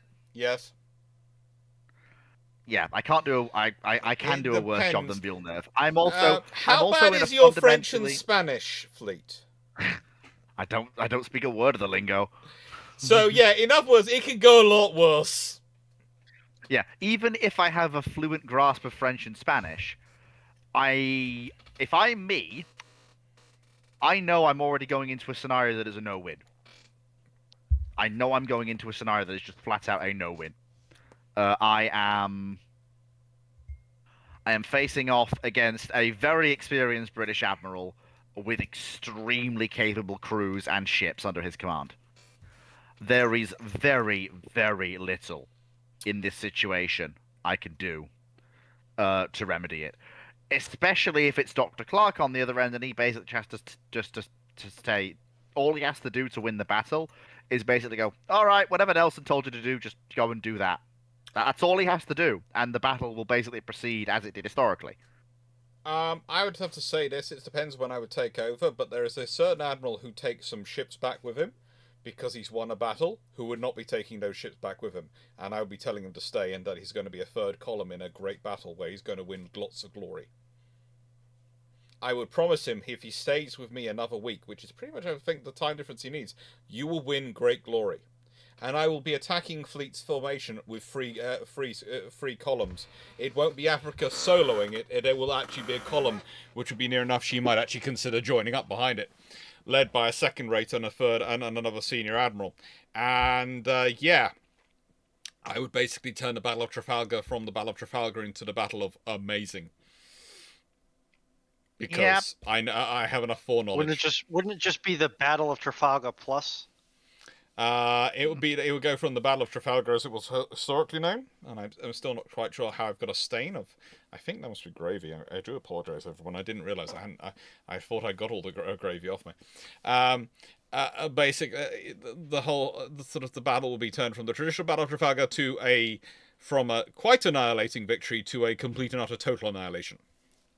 Because the third column, there's very little I can do. The third column would trap off even fleets any chance of escape for fleet. Exactly. In this situation, there is diddly and squat that the French fleet can do. Even if Admiral Magon had been leading the fleet, Suffren is the best one to pick from. Sorry. The Magon Admiral is quite literally too angry to die. Yes, but there is a reason why Suffren is called the Admiral by the Royal Navy. Every other French naval admiral you need to name in the Royal Navy, but if you say the Admiral commands them, they know it's Suffren because he's held in such high regard by the Royal Navy. Yeah. Even if Suffren is leading the combined Franco-Spanish fleet, the difference in crew quality and, as in, not officers, the difference in crew quality is such that... Oh, I would say officers, in an aggregate... in a nice way, junior officers, and if you're looking at experience of junior officers especially, the Royal Navy has a tremendous advantage. You've got a point there. But there's very little even the best admiral could have done with the fleet that sailed at Trafalgar under the Franco-Spanish flag. Very little. Yeah. All they could do was sell their lives as best as possible. They tried. On that cheery note, Colin Cameron, how does Dr. Dan like the question I put in Patreon? No idea. Ask Dr. Dan. That's the only answer I can give to that one. What about you, Rune on Fleet? Do we? I don't know. I don't know what question is being referenced. I know what question Colin Cameron's put in it because I do track the Patreon ones, but I haven't discussed Patreon questions with Dr. Dan recently. So ask if Dr. Dan is in the chat. He'll look him up. Lama Maximus. If the Spanish-American War doesn't happen and then Japan attacks in 1905 the Philippines instead of Russia, what could happen? If Japan attacks the Philippines instead of ending up in a war with Russia, and remember, the war with Russia is not unprovoked on the Russian side with the Japanese. You have to remember there's Kuri Islands, all sorts of issues going on, and all sorts of issues conflicting with each other in Korea and China. That is not a war which comes out of nowhere. There is a reason why Japan is already in an alliance with the British by that point, which means that the French do not get to join in the war. And it's not because things have all been hunky-dory with their neighbours. So if the Spanish-American War doesn't happen, Japan probably ends up attacking both, and they might go for the Philippines one, but they probably actually buy the Philippines, because let's be honest, Spain would probably sell them the Philippines in 1905. Honestly, it might be one of those. It might be like that deal where Spain expects to come in and be forced to give them, and the Japanese go, "We would like to buy the Philippines," and the Spanish representative goes from, "Oh God, we're going to," to, "Oh, cha-ching! I did not realize this was going to be so good. Please, it's going to be incredibly expensive." What do you think, Fu? Fu? Fu? He had to step away. I don't know if he's come back yet. Okay. He hasn't left, but he's just stepped away. Has he gone for his own bio break? Possibly. Mm-hmm.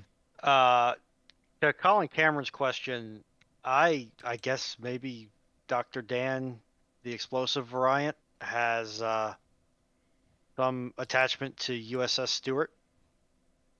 Because I only see one person that's got one person in the Patreon that's got a similar enough name to presume a connection. Mm-hmm. I think you're right.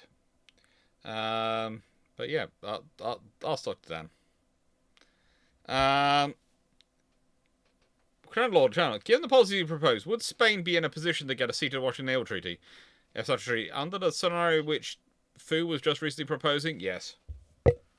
If they've kept up the production levels and kept up the status throughout World War One and through that period, yes, they'd be part of it. And you'd have to think too, one question I would have that ties into this, how much more of a participant is Spain in World War One? They're probably going to be actively courted by both sides, but if they're sensible, they're going to join the Allies. Because that's a lot of firepower to have floating around, and a lot of industry to have just kind of unaligned. Yeah. Even in a benevolent neutrality. I do think the bigger problem for them comes if they are one of the fascist powers in leading up to World War II, because suddenly that's got to be a factor in the British and the American and the French, everyone's analysis of what's going on in the world. If they have that naval power and part of that treaty along with Italy, then suddenly your naval problems become far greater for Britain, and there's an honest argument going on that I don't see how at any point Churchill has any idea about pausing ship construction. And also, under that scenario, of course, the British are starting with a far bigger number of 20 ships again. But the thing is, the French have 8 under that scenario, the Italians have 8.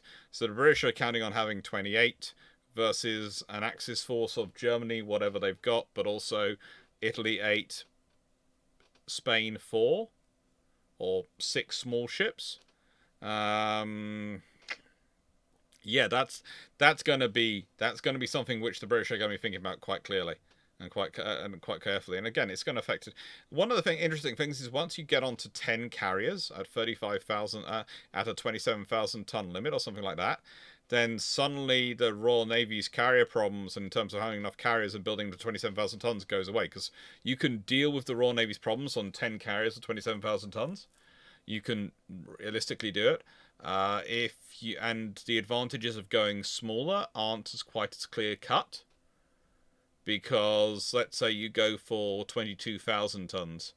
Yeah, you can get 12 in that scenario, but 12 22,000 ton carriers is quite a big drop compared to 12 25 to 10 27,000 ton carriers. 23,000 tons again carriers you can't really get away with, because that's going to be too much.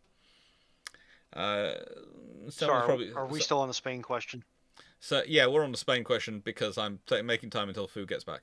But yeah, for if Spain's part of the Washington Naval Treaty, definitely. And those things pursued, yeah. Spain is probably part of the Washington Naval Treaty. It's going to complicate things quite dramatically. Actually, although also honestly, you could, considering what Franco was advised by Canaris and what went on, you could also see the scenario where the fascist Spain's naval power actually ends up fighting on the side of the Allies. Mm. Which would be really interesting if fascist Spain stays on the side of the Allies and France still falls. Mm. Anyway, question 209 from 1981. Would the quadruple 6-inch town clock idea have worked on hull not built to treaty limits? It would have worked on the Yes. hull. Yeah, it would have worked on the hull they were building them for if it hadn't been for the fact that they decided the quadruple gun wasn't worth the extra effort. Mm-hmm. Basically about the size of it. You okay, Fu? Fine, absolutely. You're a little quieter. I decided to be less boisterous than usual.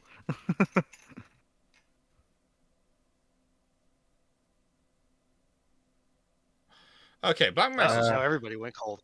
What if the North Sea oil was on land in Scotland, Norway, and Denmark? How would this affect World War I and World War II?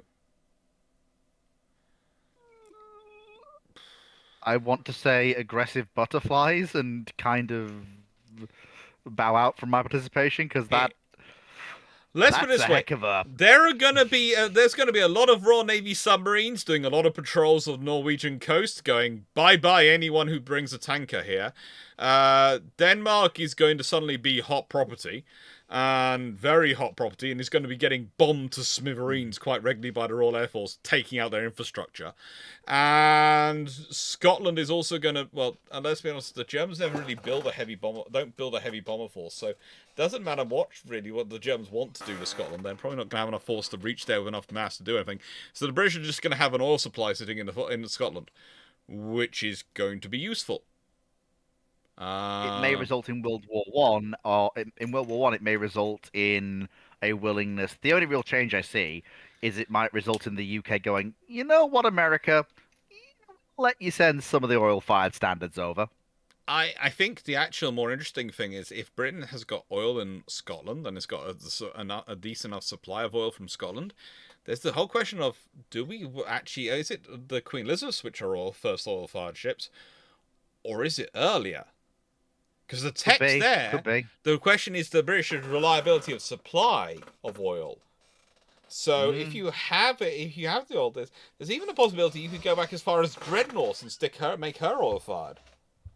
And if Dreadnought's oil fired, it's very realistic that they go for a 24 knot version of Dreadnought, and a 24 knot version of Dreadnought gives a lot of butterflies.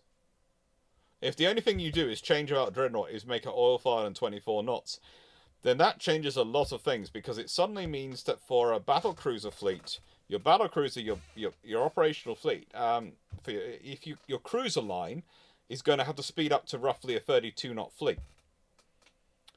Because usually your cruisers have to be about able to go a third faster than your battle line in order to be able to scout far enough ahead.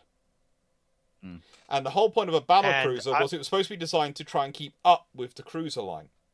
And when the Invincibles are designed, that's roughly 25 knots, because that's based on the old 18 knot speed.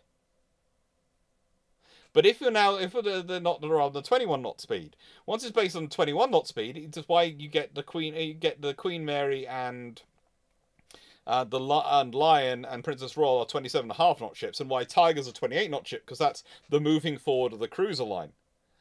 But if your speed is 24 knots, your cruiser line has to be 32 knots, which means your battle cruisers are going to be having to aim for 32 knots quite quickly on. And that's going to make things interesting, because that's going to make things a nightmare for the Germans. And I would weigh in saying that the Allies / Royal Navy are going to be far less willing to just let Germany take and cede the ground to the Germany in World War II, Denmark, and Norway. Oh yes, in a nice way. At that point, Denmark might fall, because there's not much you can do about something which has a land border with Germany and doesn't have enough active defences. Although there's going to be a lot of British emphasis on Denmark having such defences. But Norway, oh yeah, the British are not going to withdraw from that when they did historically. They're going to be reinforcing. You are being rescued. Please do not resist. Yes. Exactly. But there again, with that much oil ashore in Norway, then they might actually have slightly stronger defenses in the first place. Also, you might end up with things Wouldn't like that be Denmark? Denmark as well would also probably have slightly stronger defenses, but Norway might even have I slightly more. I thought the issue with Norway was that they just weren't spun up.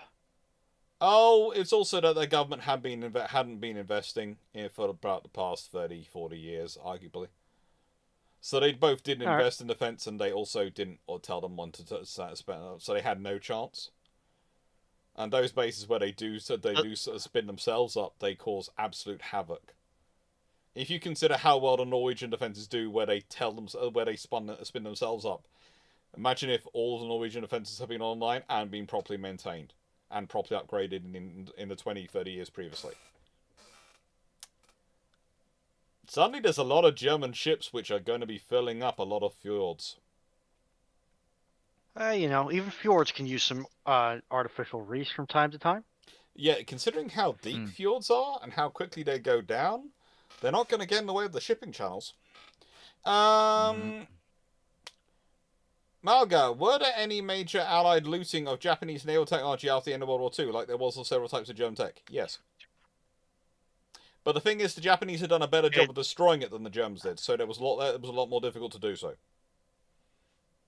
And due to certain mainly U.S. lenses on history post-war, it is not as well publicized as Operation Paperclip and what was the other one that dealt with personnel? There's Paperclip. What was the other one? I got a book on it somewhere here. But yes, there's also the fact that the British were more keen on it in many ways than the Americans were for some reason.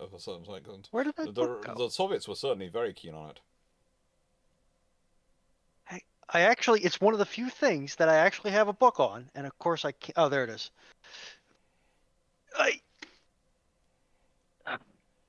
Black Maximus, that would be a 6-knot speed advantage over the pre-dreadnoughts for Dreadnought. Yes, it would be. It would be an annihilating speed advantage for Dreadnought over the pre-dreadnoughts. In nicest way, it would accelerate the program of rapid Dreadnought construction massively. Because Lusty was for Operation Lusty was for German technology, and Paperclip was German technical expert personnel people. Yeah. Once I have a book on something, it's a miracle. Hey. So, Knight 6831, question 208. Does 1981 sound like a realistic date for the Avro Shackleton AEW to retire if the British get an E3 Sentry-like plane in the 70s? Yes. Sure. I mean, I will point out the Avro. Yes, there is that. Yeah, if they're getting it if they've got an E3 Sentry-like plane in the 70s, then that's going to replace the Shackleton in the by the 80s. Yeah. That's about right. That's about what anyone would do. A nice way you'd be expecting about a 5-year overlap cycle. Stafford, Magic Carpet was the operation to return U.S. service members home to CONUS after the end of World War II. I think it was in the Pacific. I don't think it was in the Atlantic, but or the European theater. There were a few different programs, but also I will say those programs were often also interesting in some of the other things they acquired quietly underneath them.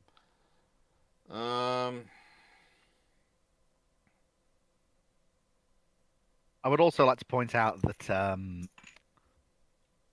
never mind, my mind's completely gone. Carry on, folks. That happens. Black Maxus, once the Romans captured the Hoche, what could they do with her, and what could they learn? Well, the engines are completely foreign to them. They can't do anything with that. The metallurgy is... Are you suggesting that Roman centurions would not work out? Feed something into this bit, turn it on, make it burn. Oh, we get this and this, and we can move things? No, but I'm pointing out that they would have to see someone doing it before they're cut down to understand that that's important. If they seize the ship and everyone aboard dies before they see any of the processes, in action, they would assume that the boilers were just there I was to thinking keep the crew they'd warm. figure out when they sort of fires and they trying to dispose of the bodies by burning them, because they like to dispose of bodies by burning them. At some point, the Romans after battles in some of their scenarios. So once they put the part of the bodies into the burners, they might go, "Hang on, this is creating something. We're moving." And then they come up with a whole new system of Hosh is powered by dead human bodies. It's possible, but it I depends don't think we'd entirely burn. on. I don't think the humans burn really hot enough to really help the Hosh with such a thing. But you know, No, it's one of those things where it depends entirely on what they see and what they don't see, and if there's anybody in the Roman legionaries with a mind for engineering, because yes, engineering is something the Romans understand, and a mind for how things will work. Like, it could advance Roman science by a fair way, but it wouldn't be replication. The metallurgy cannot be replicated. The engines cannot be replicated. No, but listen, when I say replication, I mean like-for-like replication. They could point the way and give some nuanced ideas and spark some amazing theories among Roman mathematicians and engineers, but you're not going to see a replica of Hosh or anything like her for a decent while. Maybe a century, maybe more. and I would say for engineers, you're talking about someone like Vitruvius, etc., who is still the foundation of most modern engineering. Vitruvius's teachings and documents, his architecture books, his 10 books of architecture, are still the foundations of modern engineering to this day. They're the first and earliest principles we can find to teach from. Alrighty. Knight 6831, question 207. Would the Avro Shackleton AEW.2, if introduced in 1952, as hindsight says it clearly should have been, be state of the art in 1950s and 1960s and outdated by the 70s and the 80s?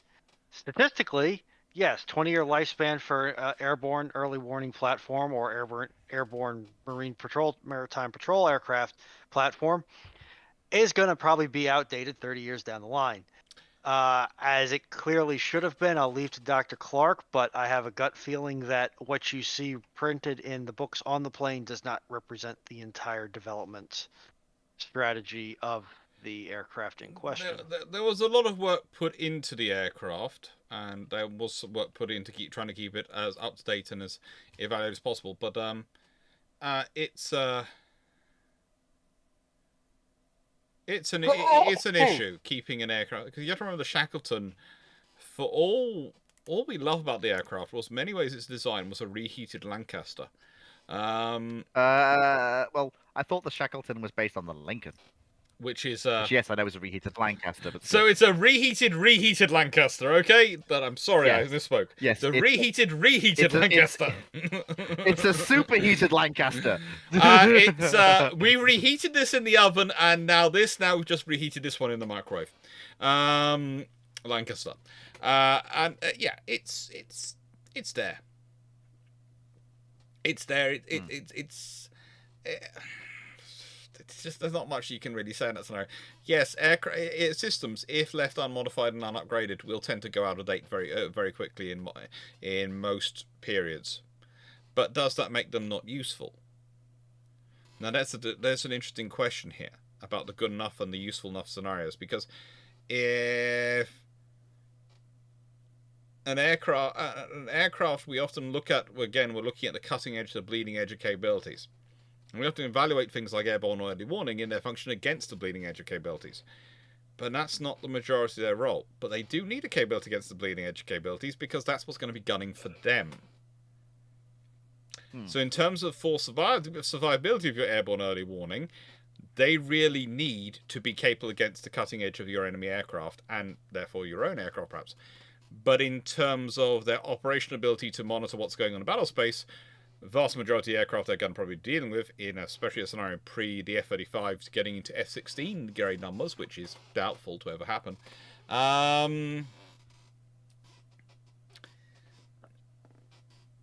they're not really going to do it. Because let's be honest, most of the aircraft they're going to be facing are going to be warmed over older designs, which have been upgraded, because the airframes have life in them long after long after their initial technology has a life in operational terms.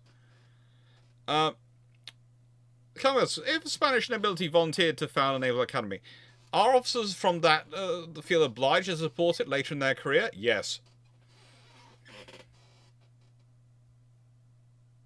Don't take us wrong way, Can't but really argue with Dr. Clarke on this one. no, if you want to look at example, which one would you like to pick as the example of an academy which gets a lot of support from its former members in the UK? Dartmouth, Sandhurst, Cranfield. Whilst The all list goes on. they're all technically founded with government money, but then look in America, the academies they have. West Point dynasties. Yeah, they're a thing. And the thing is, VMI. Oh dear lord. VMI. whilst the government might donate and the government might technically have an operating budget they put into these things, they might technically have their budget that they can actually have. They often do have their former members and other patrons who are quite happy to sponsor things, support things.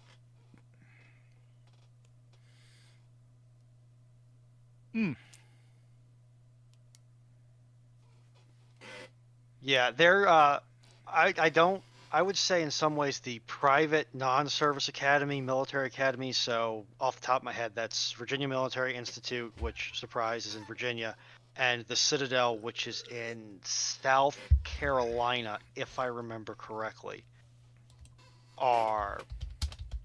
Actually even more so, Virginia Tech's Corps Cadets are big dynasty schools. They're big legacy schools.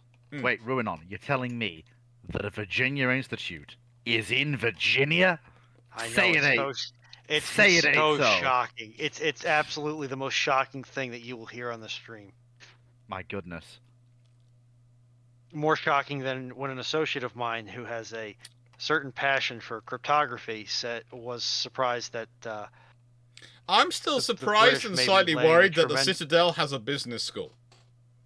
I'd like to point that out. that- I'm slightly worried that the Citadel, which is, as you mentioned, is one of these famous military colleges in Charleston, South Carolina, it has a business school.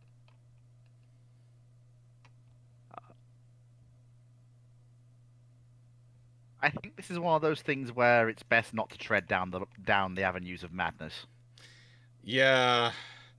Although in its Well, long, I mean, illustrious career, to be it has had a U.S. Marine as its commandant.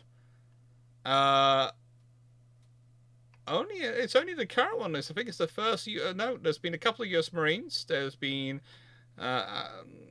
U.S. Air Force, all sorts of things. But oh, good lord! They also have the unorganized militia of South Carolina as part of their duty. Usually, the commander. To be fair, business is all about connections, and the military is good at a great many things, one of which is establishing a tremendous number of connections if you play your cards right. So, yes. Knight 6831, question 206. What is the point of a British Atlanta-style anti-aircraft cruiser on a Belfast hull when that is basically the logic for the Dido class, isn't it? This seems like a very... Persistent question? I was going to say a question that is already basically answering its own point, and is basically just coming... I've lost Fleet. Yeah, I lost him too. It's his side of the fence. Essentially, you're going to have, if I'm remembering my tonnages correctly, the Belfast hull is much larger. It's going to be more stable than a Dido will inherently. It's going to for the be same more armament. stable. It's going to be longer lasting in service. It's going to be more durable. It's going to able to carry more ammunition. You could probably put more guns on it. All those things. Again, but it's one of those things where a British Atlanta is basically a British Atlanta style ship on a Belfast hull is just a ship that fundamentally has no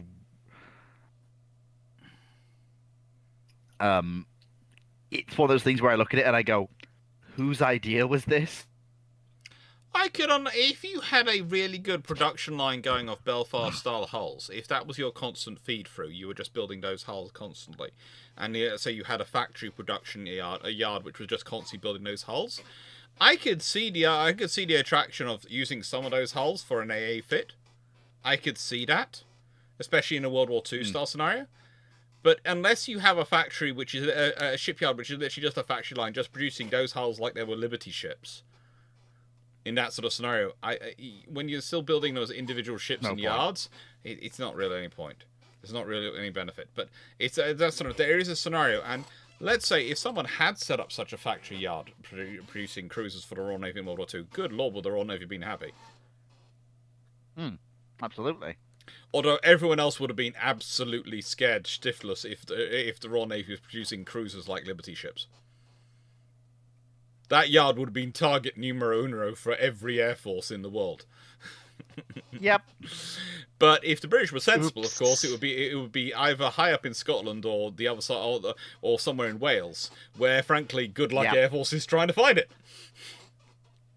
Now, if the Royal Navy did develop up that infrastructure, either private or publicly held, would that enable it to replace, what was it, HMS Invincible, HMS Illustrious in the Argentine War in the span of 3 days? No. But it could, if you had such a scenario, let's say that you would have the ships going along, and you would, let's say, could have 12 ships in production at once in that yard. You could have it at a rate where you were commissioning a ship almost every other month from that yard. So you could be launching 6 cruises a year, based on a launch to commissioning cycle of roughly 2 years.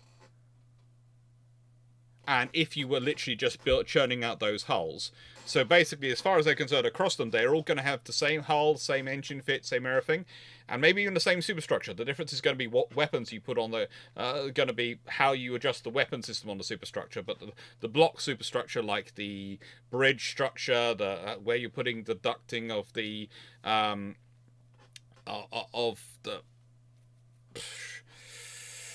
ducting of the shafts, the ducting the stacks, the funnel stacks, and all those things. When you're putting all that is the same, so literally the only thing that's going to change is the weapons fit. Yeah, then you probably would go, okay, right then. So right, we've got this problem coming up. So I want to have of those. We're going to have 1 in every 3 is going to come out as an AA cruiser, something like that. And yeah, you do that. But also, you think about that, if you're building at that rate, you're churning out cruisers at that rate, that you are commissioning 6 a year, you would have, if you start that, let's say 1930, if they start in 1937 going on that, you've had probably 6 come into service sometime during 1930, and they're going to start coming into service in 1938. You're going to have full 7 in by 1939. And 1939. By 1940, you're going to have 13 come in. So by 1941, it's going to be 9. It's going to be 19.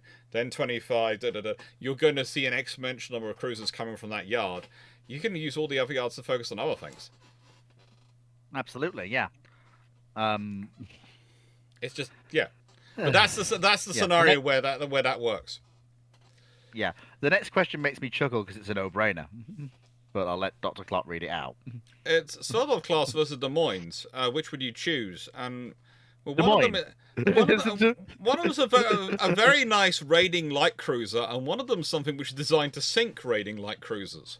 So if you're going to pick the raiding light cruiser versus its dedicated predator, it's kind of like in the first Predator movie if you pick something other than Arnold Schwarzenegger. Yeah.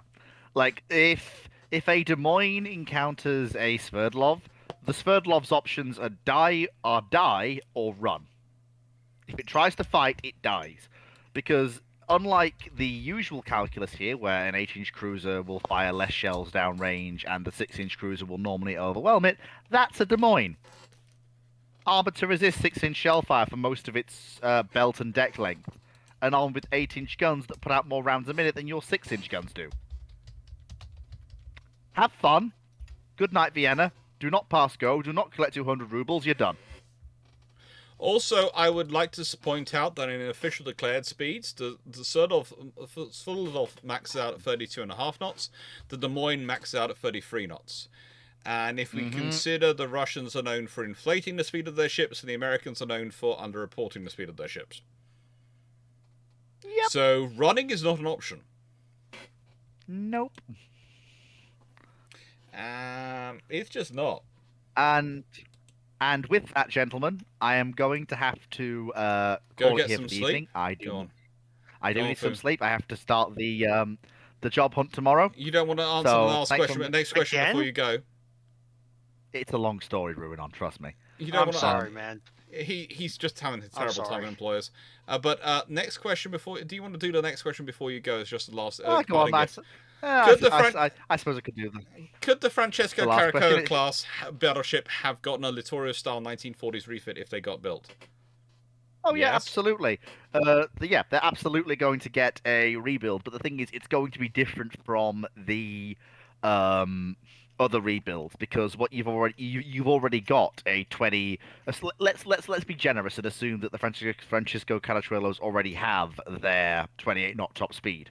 What you can do with the Francisco Carachuelos if you're rebuilding it is if you're bringing your 21 knot dreadnoughts up to 26 knots, and Carachuelo does 28 knots, what you can do is you can replace her machinery to keep her speed at 28 knots, then you do the hydrodynamic calculations to bulge her with nice lovely torpedo bulges that lose you 2 knots of speed, which therefore means you've gained a full battle line of 5 dreadnoughts, all of which do 26 knots, one of which laughs at torpedoes.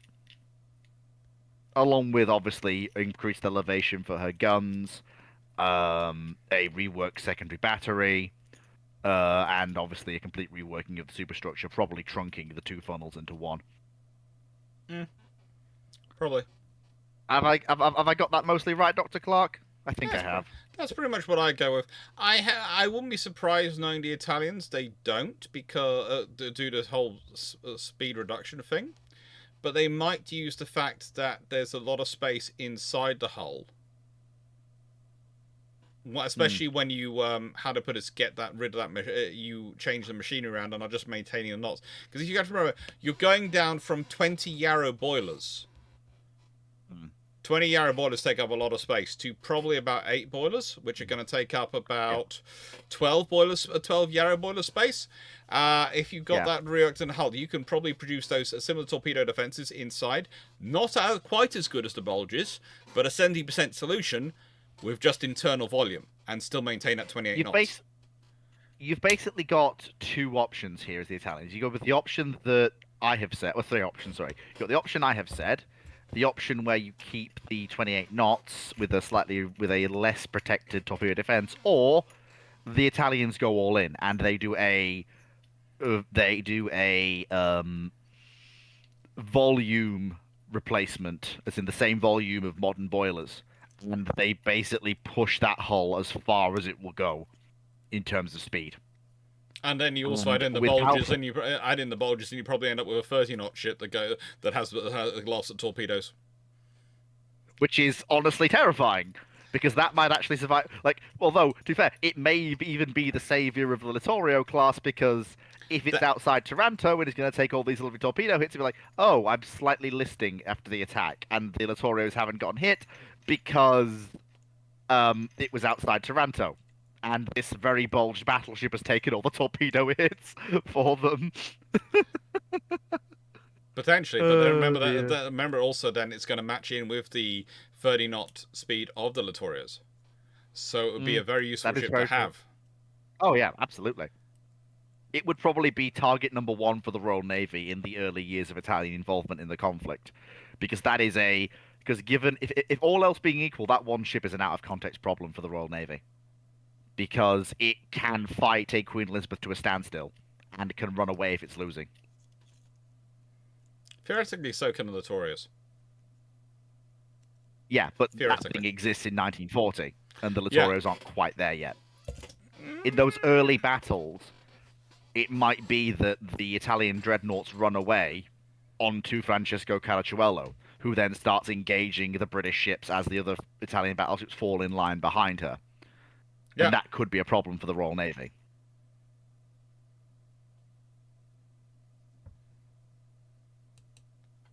Potentially. And with that, Take care and have fun. And yeah, speak to thank you you tomorrow. everyone for coming. Yeah, thank Good you luck, everyone Lee. for... Hopefully Goodbye. I'll have good news for you soon. Yeah, see you Firm news for you soon. You never know. Maybe you'd have more than leading news for you soon. Right, Blackburn Maximus. That is most honorable combat, by the way. He published the correction afterwards. HMS by Joe versus Most Honourable Combat.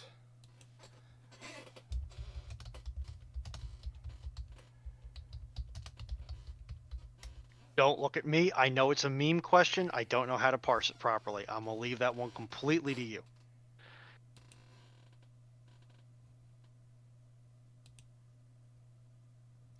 Isn't that the that's Draken from Drax video, isn't it? Of HMS by Joe versus the Honourable Combat, which is the ship which has multiple swords on it, including ones on its guns, etc. Honestly, I'd have to do more work to be able to give you a decent answer. I would have to do a lot more work into them. I'm sorry, I know that's dodging the question, but ask me again next week. I'll try and watch Drax video and come up with an idea. Knight 6831, question 204. So, when likely would the second Almirante Littorio class been completed if World War I hadn't interfered? Well, probably about the same schedule as the previous one.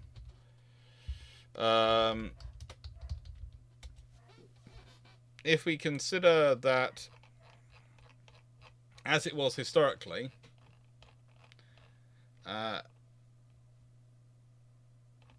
Almirante Latour herself, or as she becomes HMS Canada, was laid down in November 1911, launched November 1913, and commissioned October 1915. There's a slight delay of war starting in there, but I'm presuming she's probably going to be laid down November 1911, launched 1913. There's nothing interfering in that. And then I would say probably commissioned... the British are working out for war, so that's delayed. So actually, that takes till October 1915, which is almost 24 months later. I would say it's more likely going to take 18 months if it's more historical. So, you're probably looking at December, January, February, March, April, May. Yeah, probably May 1915 it's going to be in service. I'm going to say, because that fits with roughly about the time to work up and commissioning things. At the space they're going. They can commission more quickly if they want to. They can run the tests more quickly if they want to. But they tend to not so because they want to test the ship out thoroughly and check it's all working. So they could do it theoretically. They could theoretically launch, fit out, and commission in 12 months. But it's probably going to be 18 months.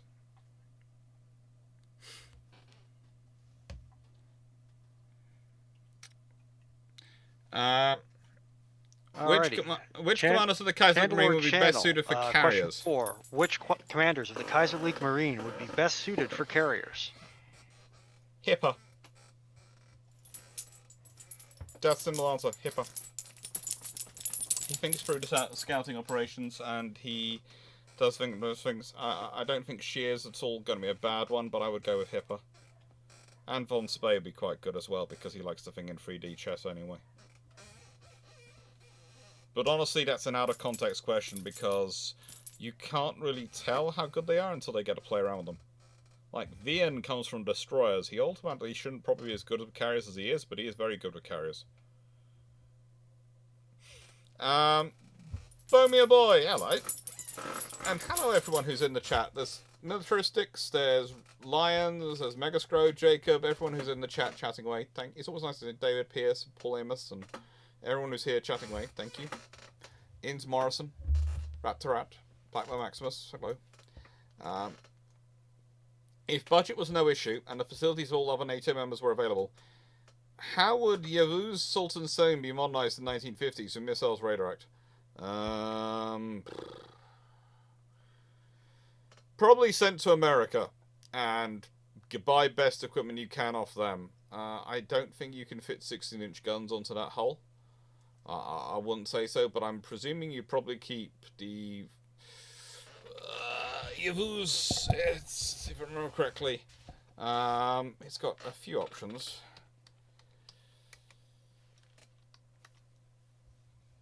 Goban.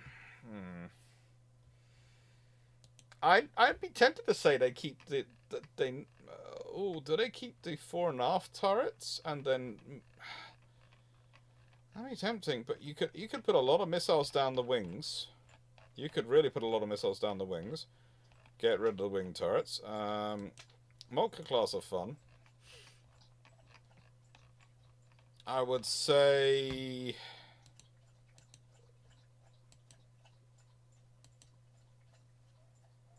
You probably leave the... I would say 4 turrets is left as the gun it is. The aft turret is left as the gun it is.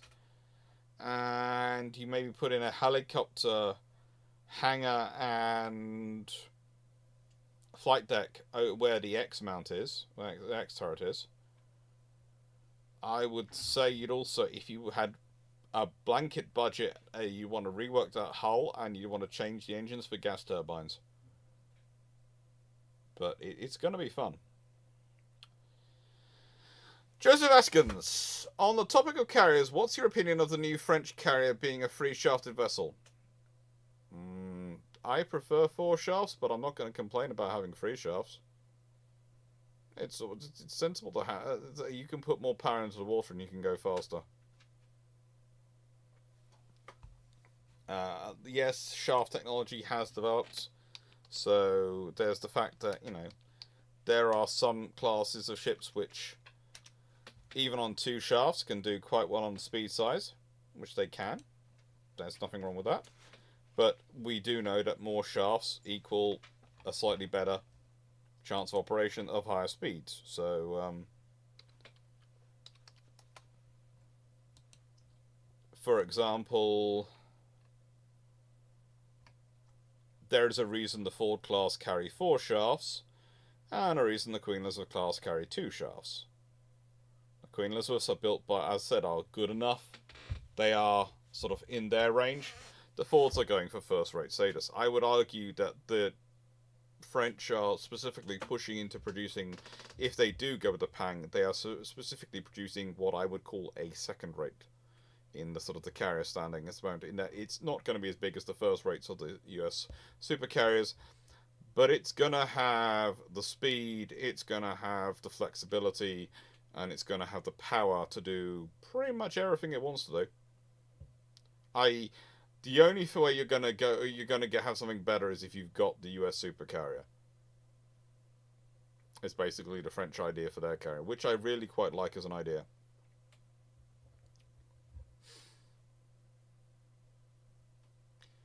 Carmen Gazberg, would a Kiev 2 profit from a Mark 29 like reloadable box launchers in addition to VLS, or just park some Landscepter and NSMs on the deck?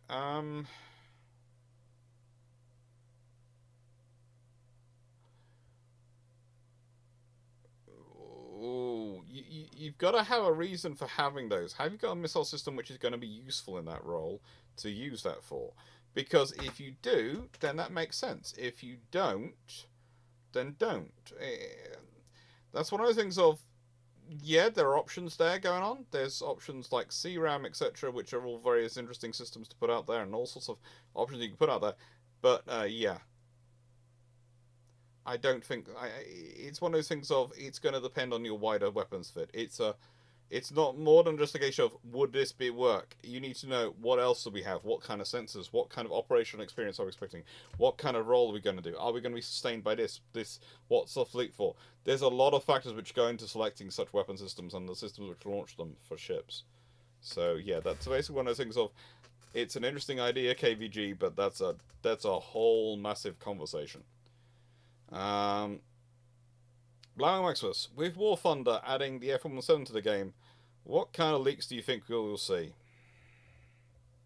Not touching that with a 10-foot pole. As it's no longer an active aircraft, I'm hoping no one who plays War Thunder has access to the materials, so hopefully nothing. How's that for an answer? Sure, that works. Yeah. I can live with that. I'm not going to have anybody knocking on my door. No one's going to argue that answer. Megascrow, from Build Trumps memes, IKBS HMS Warrior, how likely is it, and if built, what would the use and response be? From what I remember from having seen it, if that's what IKB builds, then the likely response to that is everyone else panics, because the odds are the first thing IKB I could see would actually do if he was put in charge of the British Royal Navy's as a constructor, I think actually be more likely to be made surveyor of the Navy to an extent, rather than necessarily constructor and surveyor of the Navy's yards, and he would have built the infrastructure to make that possible. So he'd have built the yards to make that possible. In which case, the Royal Navy would probably have yards which are large enough that HMS Hood would be starting size of dreadnought battleships in World War One, let alone what they'd be building by World War Two. Because that man would not understand the concept of, yes, but we only have ships this size, so we only need to build a yard this size. No, we want ships this size, so we need a yard this size, would be his possible policy. Lions. The British battlecruiser fleet is replaced at Battle of Jutland with a pair of Alaska and a pair of Des Moines and 4 Gearing-class destroyers. How do they fare? They all have radar-guided gunnery. Goodbye, High Seas Fleet.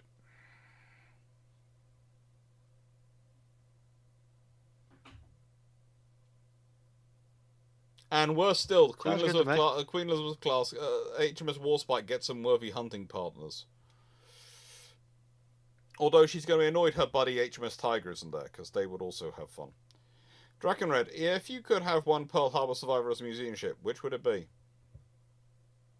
West Virginia is my vote. I won't disagree with that. I'd go with West Virginia. If for no other reason than she shows the modernization path that the U.S. had for ships of that area. For ships of... Ethan Young, haven't I Alright. answered the Transport Oceans report question? Any thoughts on Annie's Transport Ocean report? Not really. It's just another one of those reports which comes out every now and again telling the world what's going to happen and in the future. Far enough in the future, no one can complain when they're not right. That all those people who wrote the report will be far enough along their careers, no one will disturb them. That's why you should never trust a report which says something like, something's going to be happening by 2050. If they say it's something that's going to be happening next year, or within the next 5 years, when they might still be in the role and held to account for it, then it's something worth trusting. When they're talking about 2050, they're talking somewhere far over 25 years in the future. They could be retired by that point, sipping margaritas in a sun somewhere. And when you go, hang on, the world didn't turn out as you said in your report, they just go, yes, 1 margarita, 2 margarita.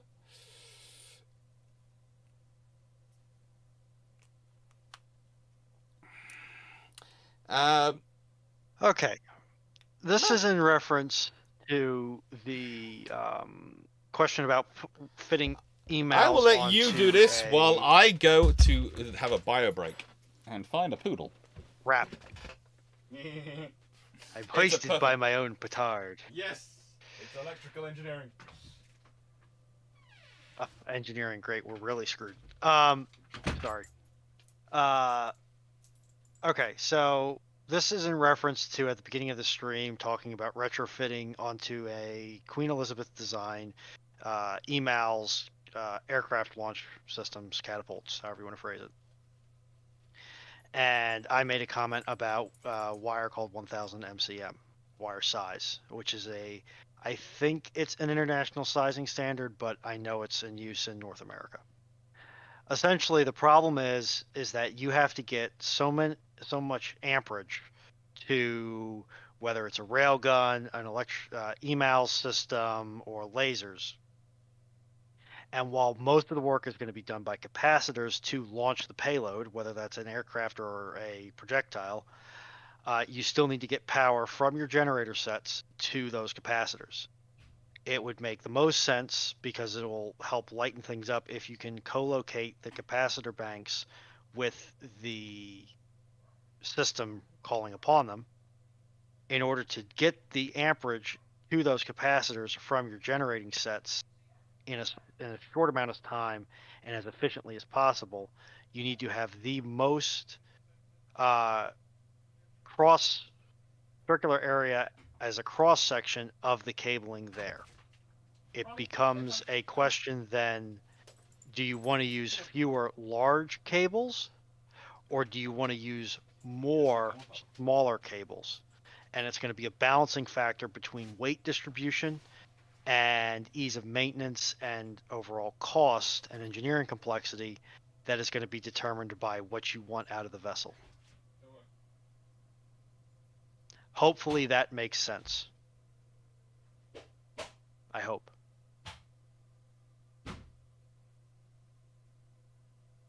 And I'm watching chat to see anybody go, huh? Or, no, I understood that.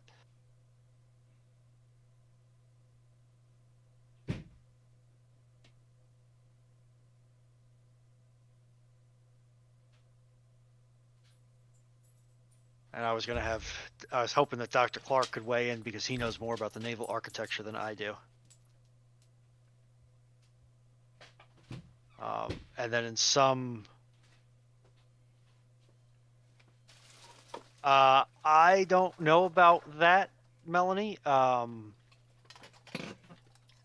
would imagine it's capacitors, because you've got to go, if you use flywheels, you've got to go from electrical energy to mechanical energy, and then when you have the load kick in, you need to go from mechanical energy back to electrical energy, and that's going to introduce time delays and efficiency losses. Now what they may do is they may have large flywheels to help assist the spike and peak and valley, smooth that out a little bit on their generating sets. But I would imagine that the Fords use capacitors. Raptor Rat, yeah, it's pretty much, I need to get this much wattage from the engineering compartments of the ship to the business end of the ship, and I need to be able to do it in a way that those conductors, or in your parallel hose, don't melt themselves. And I would imagine that most naval architects nowadays want to use wire. They can use bus bars. The problem is with bus bars is they all have to be custom made for the application.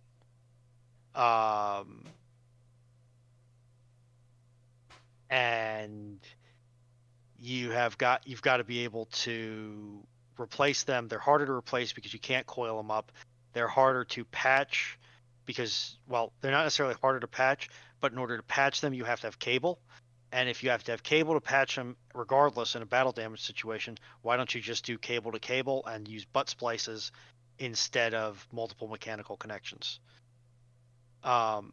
Yes, Melanie, but you're still converting from electrical to mechanical and then back to electrical, instead of just keeping it as electrical.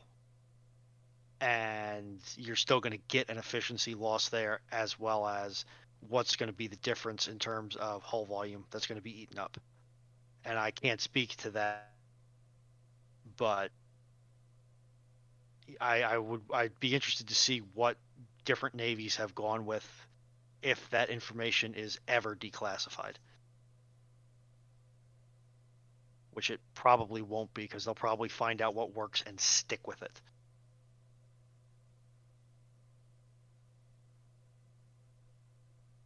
Also, I would hate to be near that flywheel when it got hit with something.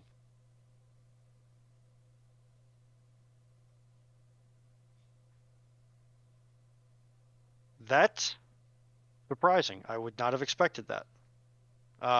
Melanie 16040 has said that the Google return is that the ship's power supply charges flywheels, which store the energy for rapid release into the emails.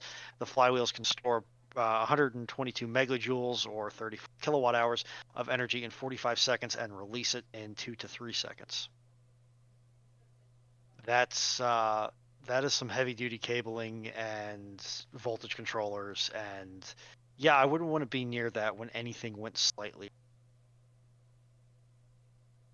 because that would be problematic. Dr. Clarke, have you gotten back yet?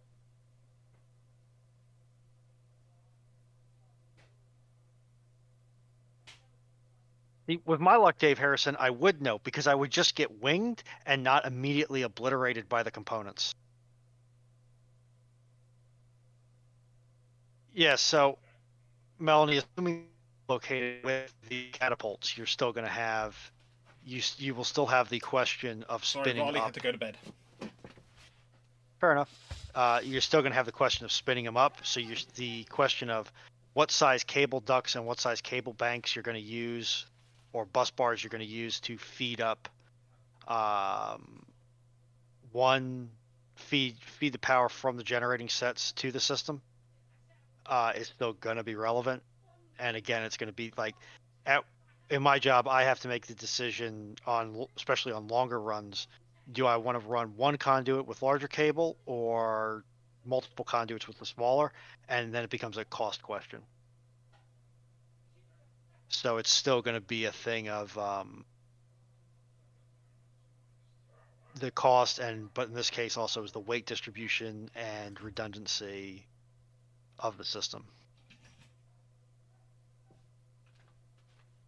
Yeah, it'd probably be the concussive force that of the whole system shattering would do the most.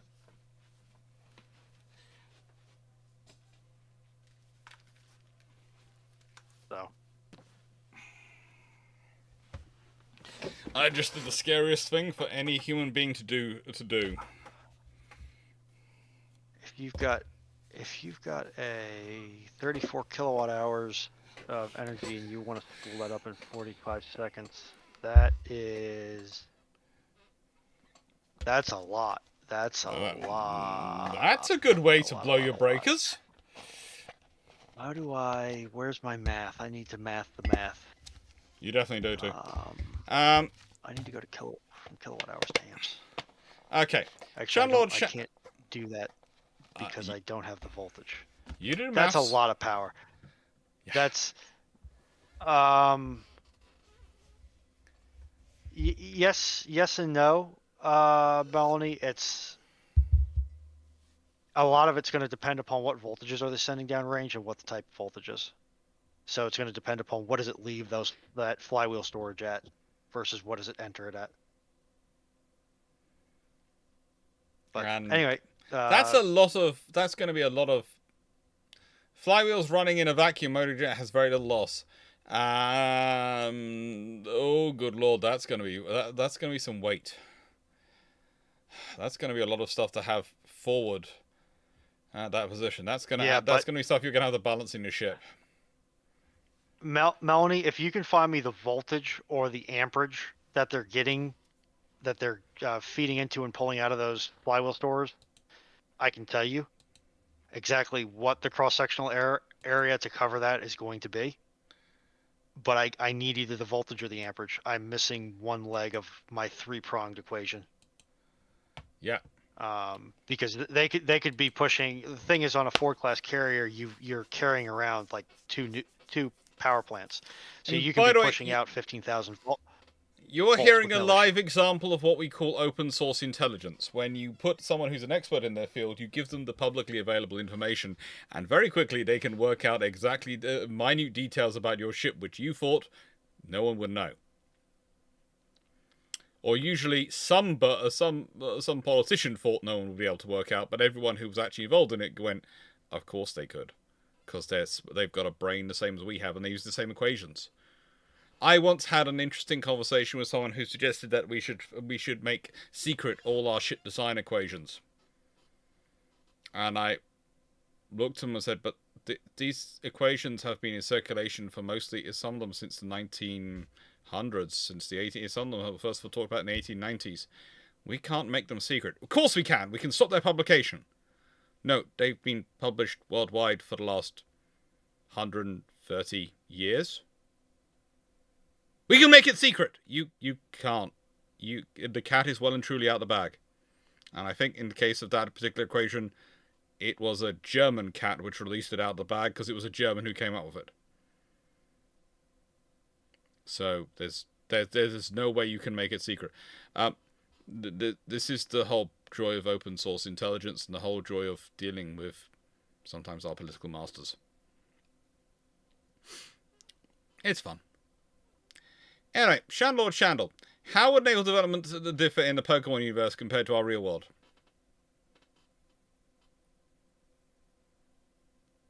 Can I use a Pokeball to catch a ship? Because if I can, that's going to change a lot of things. But so on a serious level, you probably see some introduction of Pokemon assets into your fleet structure and into your useful assets, and various forms of Poké trainers being recruited. You would have to understand how best your regular weapons, your ship, and all of the systems worked with your Pokemon. If you had regular weapons, would all your weapons be Pokemon based? Potentially. It's an interesting thing. Also, you have to consider that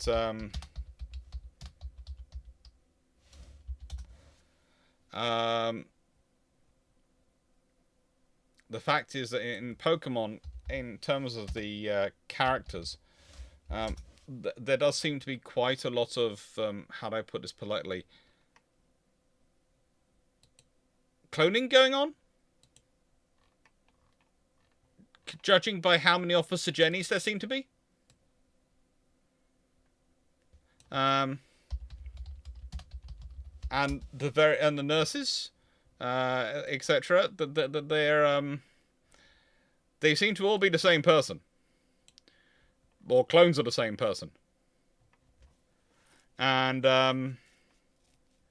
yeah, Nurse Joys as well.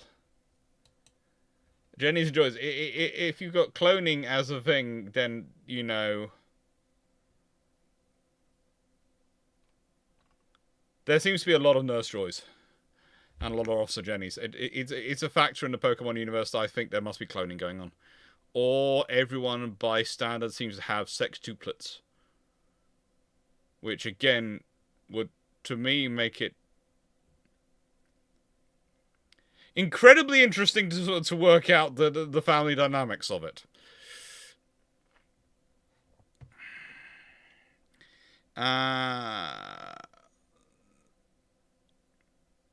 Mimosus. Would the torpedoes or submarines be considered a revolution or evolution?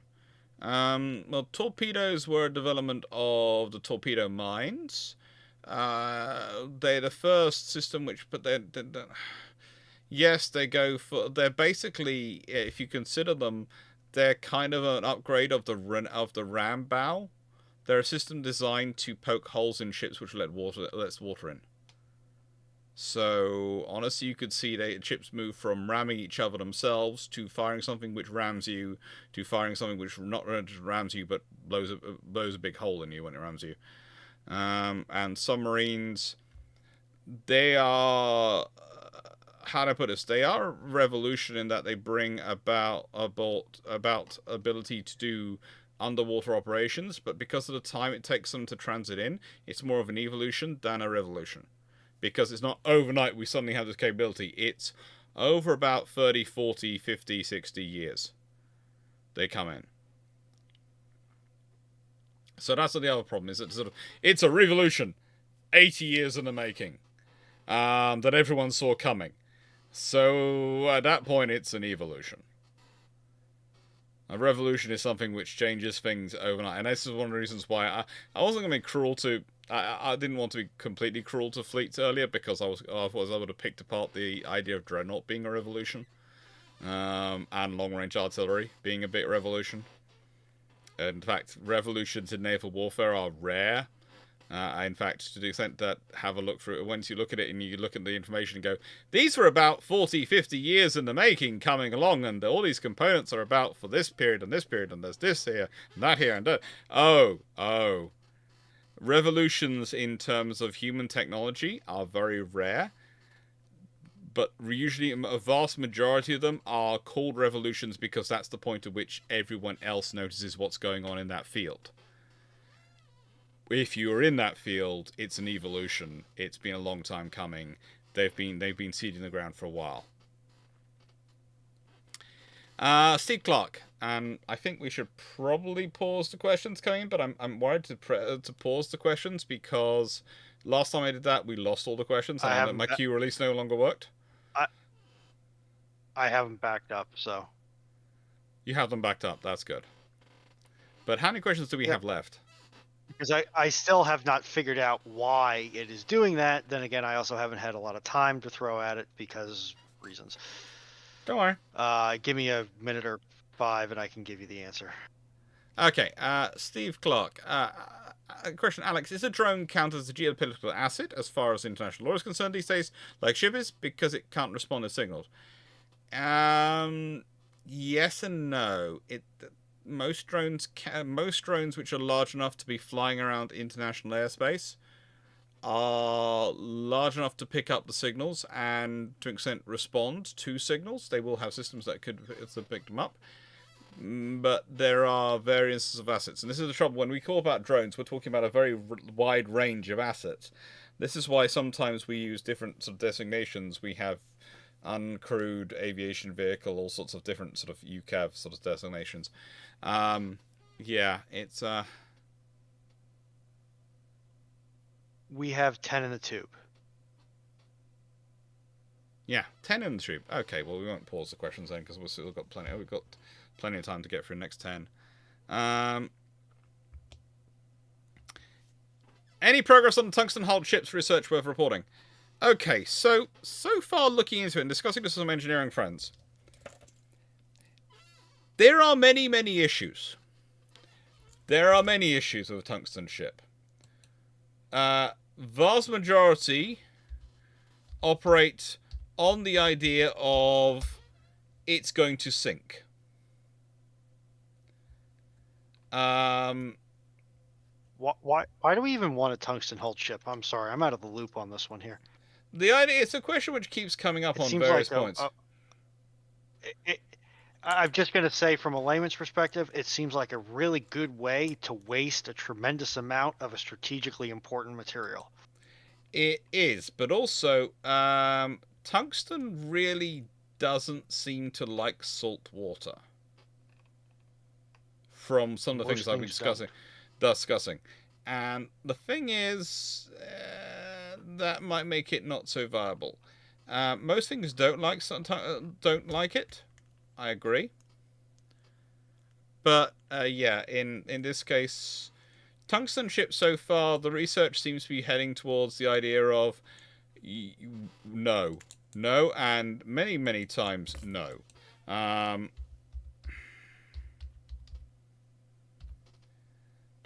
Mostly because of the complexity of actually making it work, in terms of the quite a lot of the work to do with the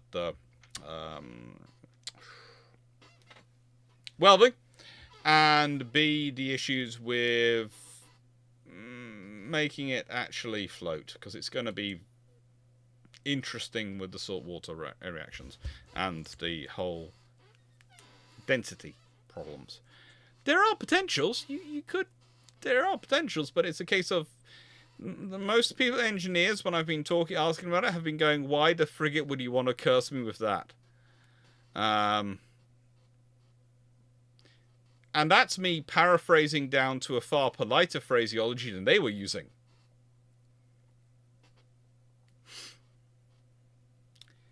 Chandlord, what are the chances that Warspite's machine spirit has fallen to Khorne? Chandlord, I always say you've got the question wrong. What are the chances that Khorne has fallen to Warspite's machine spirit? That is more likely. Khorne is merely a god. Warspite's machine spirit is Warspite.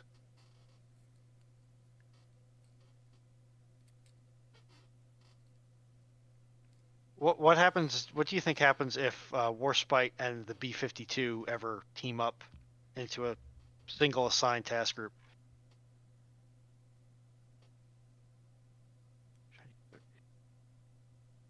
Jewels. How many planets do you have spare to be cracked? Not many. That's the answer. Question. It isn't a fair comparison. Hosh is launched in 1886, Captain in 1869. Yes, that's why he proposed Anson. And Anson would absolutely dominate Hosh. Calvin Gusbert, how would Battlestar Space Battle Carrier Habakkuk fare? Oh, good lord! That's basically if you turned an asteroid into a space carrier. That's the equivalent of Habakkuk in space, and it would be colossal. I've actually read a series that was based on that premise. And if you read Glenn Ironically, Stewart's it books, also had a tungsten hull. Glenn Stewart's series, there is space-based tungsten hull starts to make sense. But in if you read Glenn Stewart's series on it's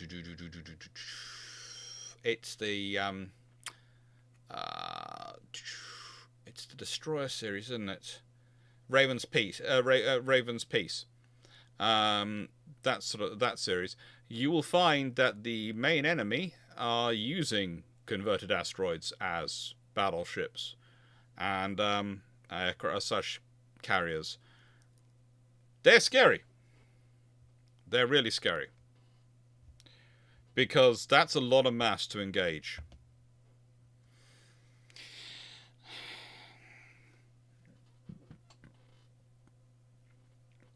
Sam Thompson, how soon after the Imperium of Man commissions a battle barge Warspite do they conquer all known and unknowns in the universe and Tyranids run screaming for mercy? I'm not sure, but I think the biggest problem you have with Warspite being commissioned as a battle barge in the Imperium of Man is that at some point someone's going to consider it an abominable intelligence because of its strength and machine spirit.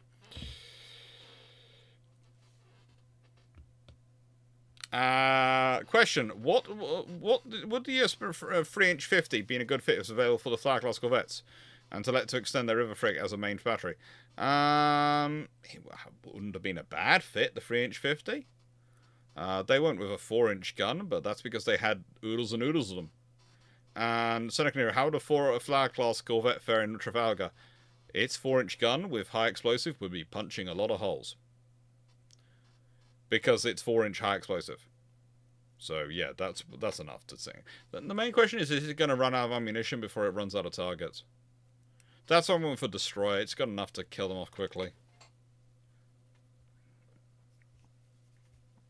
Okay, so going back to how big is are the cables to run emails going to be? That's a good question, but honestly, it might not be that much. It might not be as big as you would think, because the nice thing about voltage and having your own generation plant is that voltage forgives a great many sins when it comes to putting a lot of power downrange really, really.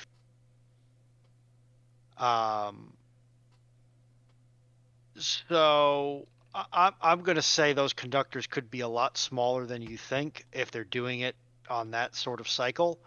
They are probably going to get larger when you get to the more continuous operation, continuous duty systems like a railgun or a directed energy weapon. Because just pulling numbers from thin air, I could potentially feed that system with like 10 gauge wire. So, Seneca, why do your questions have a habit of turning up twice?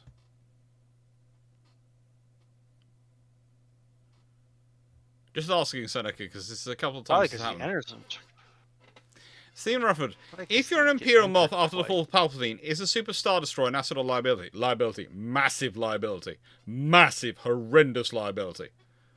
Because you need so much infrastructure to support that thing. Horrendous liability.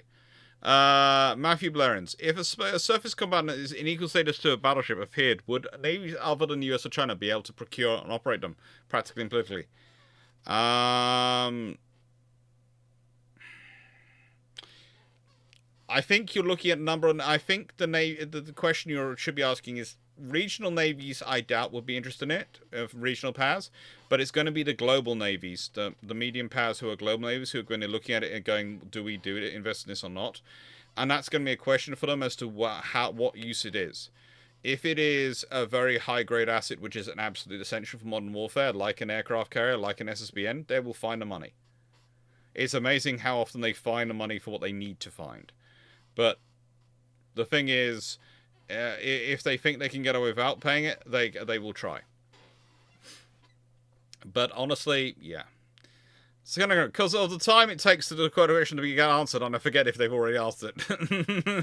Okay, Seneca. Yeah, oh, Seneca, we're gonna need to pair in there a reminder. Your question is still in the queue. Do not worry. That's doable, but it's at the Oh bottom. no, please That'll don't. Just say have questions left in the queue list, or give them a question number. A shame you couldn't respond with your question is going to be number done. That's the plan. It's getting the number system to function properly. That is the the problem. You do realize you do realize I actually had about a 20-minute discussion of this with Drac the other day, while we were doing our recording of the Two Historians video. That's coming out not this week, but the following week. Oh God. Drac's very intrigued by it. Oh God. He thinks he could have a lot of fun with it. He also has ideas for some of the programming. Oh God. Yeah. At this point, have you considered name changing and changing address and running? Okay, here's the problem. I have learned in the course of the last year that there is not as much daylight between Dr. Clarke and Leslie and my current crop of bosses as I would like there to be. So I don't think that's going to happen. Mm-hmm. And of course, Drac comes over regularly to America. Yeah, that's the other problem of it. And that's the other problem, because Drac himself has also cultivated connections that do not put as much daylight between him and my bosses as I would like to see.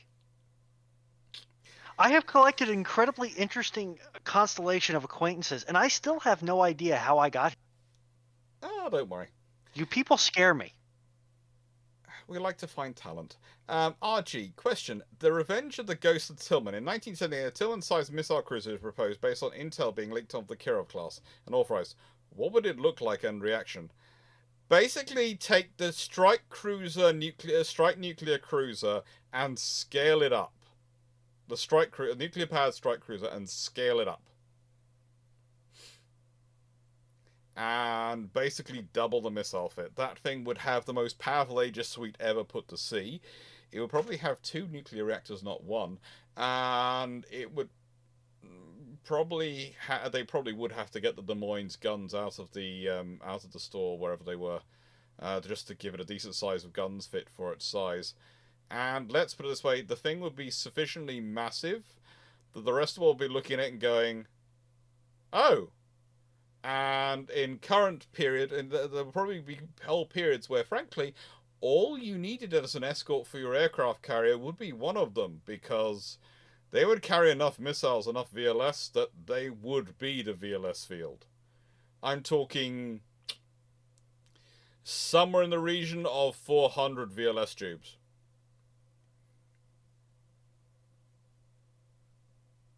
Plus helicopters.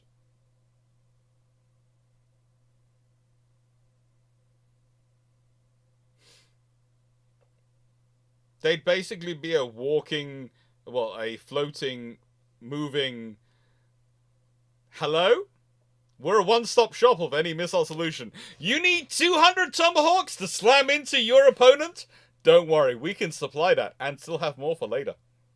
We have 400 VLS aft, we have 400 VLS forward. The ones forward have all the latest in standard missiles, the ones aft have all the latest in Talums. And don't worry, we also have spare ASLOC launchers as well, just in case. Oh, have you seen our fine collection of gunnery? Yeah, it's just a nightmare on a floating nightmare. Stafford, if America didn't get involved in Suez, would the UK still have significant influence in the area? And how many subsequent conflicts have been avoided on such influence? Impossible to know in terms of conflicts avoided, because it also could have generated other conflicts. And would the UK still have significant influence in the area? Ooh, that's an interesting question. If America didn't get involved, the only scenario I see America not getting involved is if it goes to plan, and very quickly the Egyptian army rebels against Nasser, as was hoped, and then install someone who's going to reverse the changes, make everyone happy, and make sure turn Egypt in by that proxy into a bastion against communism in charge of the Suez Canal. I think the major difference you're going to see is if the Suez isn't closed, it was historically for years, you might not see the that period's increase in the size of shipping, which might have impacts to this day. But yeah, it's impossible. That's one of those changes which is just so massive that to work it out and answer it would take me a good couple of weeks of reading and thinking and writing out notes and rewriting notes and recording videos and re-recording videos and re-recording videos and re-recording videos. It's one of those questions which would quickly take up about, I'd say, a good 100 or so hours of my life to try and figure out some sort of answer to it, even in a relatively 2-hour video form, let alone if I was writing a book or something on it. Question. Answer that one. Archie, assuming you converted HMS Hamburg into a Star Dreadnought in Star Wars, how big would she be? The First Order's giant flying wing dreadnought with Star Destroyer with Star Destroyer docking facilities in the trailing edge to mind.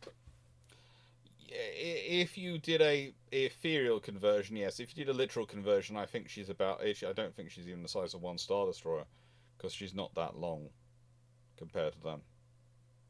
She's probably dreadnought size. She's Earth proportions. Legends dreadnought size. Potentially, but not massive. How many rounds did the Friesland class destroyer carry for the 120mm main battery guns? Now, here's the interesting thing.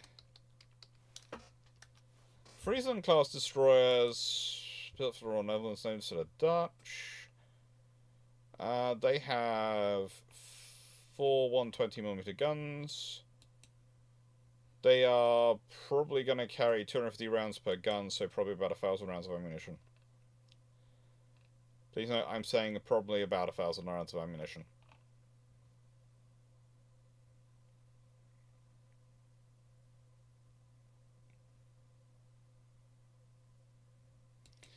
The Friesland class are cool, though. I will do. They are cool to look at, though, the Friesland class. Because I can do this. And they do have Bofors 120, Clarke, which is as you can get on the Schmalland as well. And I will tell you, on the Schmalland they are gorgeous. Right, a center rate of fire of 42 rounds a minute. So actually, maybe, because it's 250 rounds per, and that's only 5 minutes of firing roughly. You might want to carry more. They did carry more on the Swedish ship, but there again, it's I would say between 250 rounds and 250 and 500 rounds per gun. Considering their rate of fire of 42 rounds a minute, that's what's pushing me higher, because I thought it was about 30 rounds a minute. So if it's that, I would say, it's got to be between 1,000 rounds and possibly between 1,000 and 2,000 rounds of ammunition. I would probably split the difference, because I'm trying to remember from memory, and I cannot remember from memory, but I went with the standard Dutch allocation, which is 250 rounds per minute, but then I saw the rate of fire, and that's what's made me question it. And having gone round the Smaland let's- myself and seeing just how many rounds of ammunition they're prepared to store. Yes, it's 42 per barrel, Manning 1640, but I was saying 250 per barrel, so that was 1,000 rounds. Because they have two mounts, 2 turrets, each a twin mount. Like again the Smaland, and I'd be tempted to say, from memory of wandering around the magazines on the Smaland and the fact it had 2 and all those things, I would be tempted to say you're probably looking at, for the Swedish, it's definitely closer to 2,000 rounds, but I don't think the Dutch would have as many rounds, but they might do, considering again when they're built. So I'd say probably you're looking for 2,000 rounds roughly. Actually, I'm thinking about it. Yeah, I'm gonna go for 2,000 rounds. So, Dr. Clarke, I pushed you a photo in the DM chat. I don't know if you want to throw that up. Okay.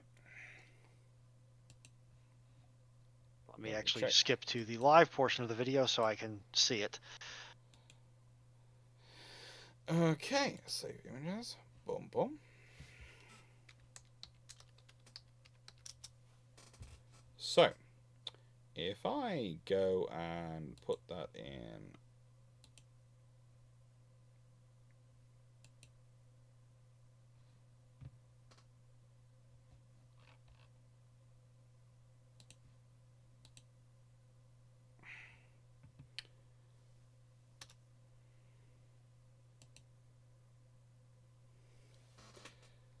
And hopefully you can all see that. If you can't, I'm waiting for the delay to stop to catch up. I will There we go. put it the other side as well. Alrighty. This is for alternating current systems. It is the formula that is the bane of my existence because it causes me to have to do more work and move more heavier thingies. But this is what you have to solve to figure out how big a conductor you need, however you get that conductor size, to feed a given load. So if you know the voltage of the system and how far away it is, I usually solve for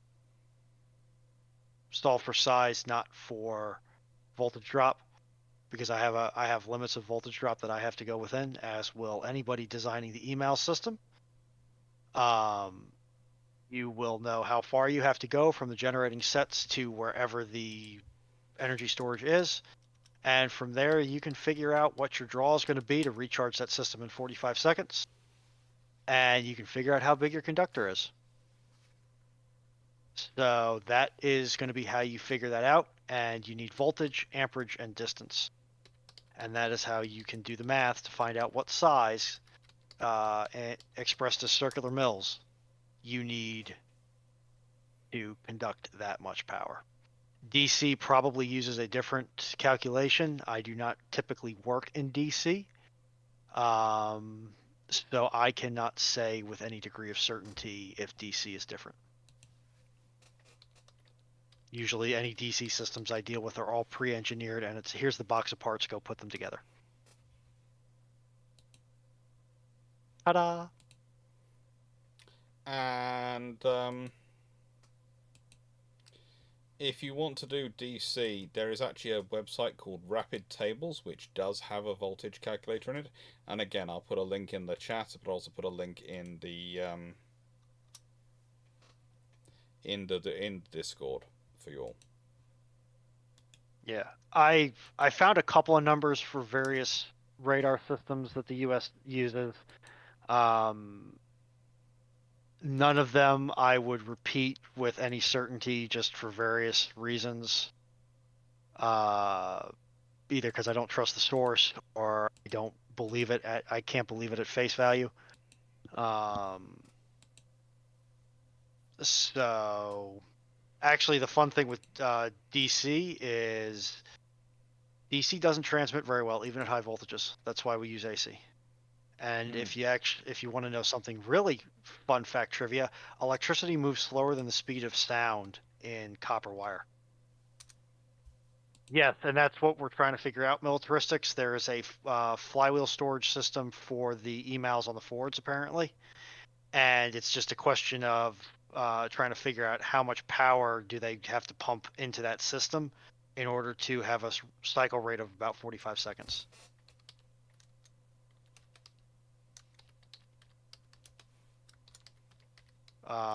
So that's where this math becomes relevant. Mm-hmm. There are some, but they're usually short haul, or it's an atypical system to have high voltage DC transmission lines that are from generation plants to grid. Usually it's leaving as 100,000 volts AC at 60 hertz in the US or North America in general.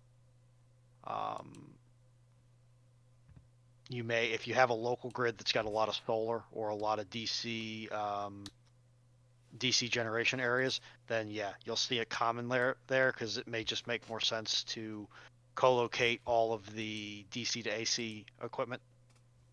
That's going to be a inverter, DC, large grid scale inverter equipment for everything to just be co-located so you can keep everything in one place and help keep your costs down at the cost of not having a distributed system and possibly losing it all in one big storm event. But yeah. So there you go. There's your electrical trivia for the day. Goodness me, if you're running it on electrical steel, you can lose a lot. That the system I sent, I put into the chat, has the ability to select multiple different types of material and automatically has their resistance programmed into them, or rather their average expected resistance. Please note, specific metallurgies can vary the resistance when you're dealing with something which is not a pure material. Yeah. Militaristics, as Dr. Clarke and anybody who's been, well, not anybody, but several people who have been in the live chats after the Thursday lives can attest, right next to where I sit at my desk, I have my copy of NFPA 70. Yes. I don't want to think of how much I've paid for this book, even though in the grand scheme of things, it is not that expensive a book, comparatively speaking. That was actually the fun thing of the first time he produced it. First time Ronan produced NFPA, and basically we all went, yeah, that's not expensive. It still hurt me. This is the most I've ever paid for a book, and I have to buy it every 3 years because my job is not tuned in with the state. It's marching to a beat of its own drum, which is the most current edition of the NEC. Hurts my soul. It's annoying. It's life. It's how it's the expenses we have. Right.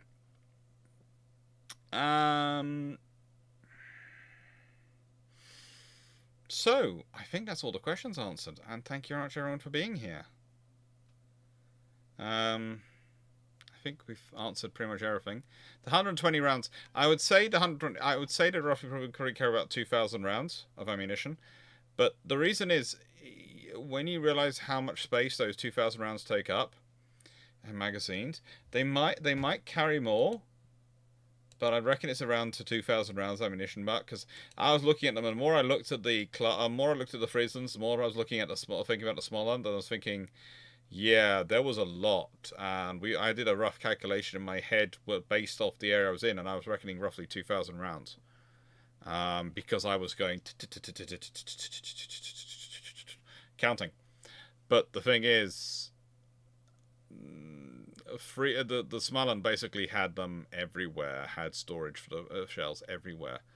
So they would be forming human chains to move shells from where they were stored to where they could be selected by the auto system.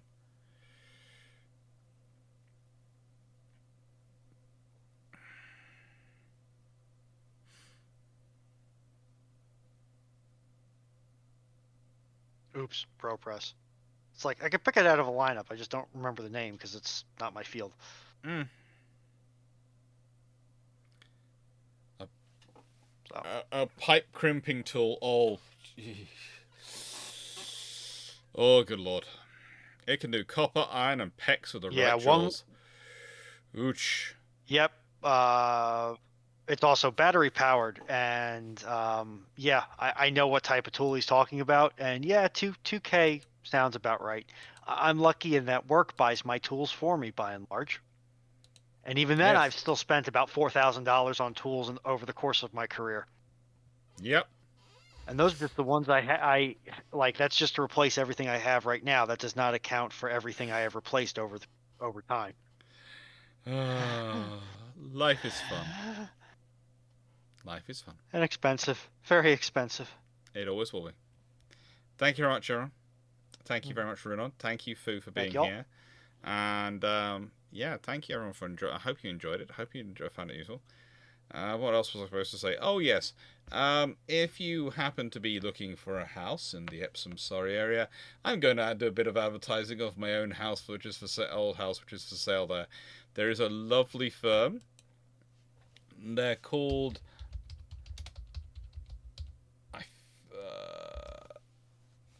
Barnard Marcus. I think that was someone. That's our estate agents. Let me just check. And they have put they have there they are. Yes, they have got our house for sale on them. So if you're looking for a house in Epsom, please look up Barnard Marcus. They're lovely people, and you will find a house, my old house, for sale. It's a very nicely, very well maintained house. What can I say about it? It's a good property. We would probably still be there, even with everything we've had in life, if it wasn't for the desire to be closer to family down here. And yeah, it's a good property. It is a good property. I do find it interesting currently going through their houses for sale. To sell. Looking through and going, hello. Where do they have our house up there on the pictures? Because they keep telling us how good it is and how lovely it is. No, they have the 1.2 million one though. Alright, let me just click through the others.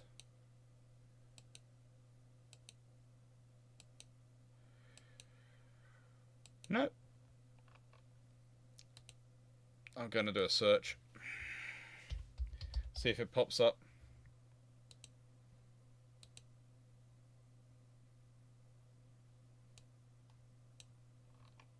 Oh, there we are. Oh, there's my house. And if I'm feeling really brave, I'll do a bit of a show and tell on it. Partially because I've been told to. Partially, he says. If I go to this one. Yeah.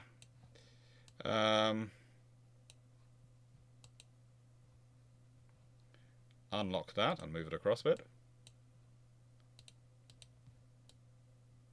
Yeah, that's our old house. It's, as you can see, my mum's house it's for sale. That's what it's up for. It's yeah. It's funny looking at it on a website like this. But seeing, I just thought I'd do. I had a chat with the estate agent and went, am I allowed to talk about it on my channel at all? Say it's for sale. I said, yeah, go on. There's the old brew shack. Hello, brew shack. I think the garden. It looks pretty darn cool in these pictures, I have to admit. Their video's never working, it seems. But I do have a video of going around it. Ah, and this is the old house. That's a nice one. It was a good home. It was. Anyway, thank you for watching.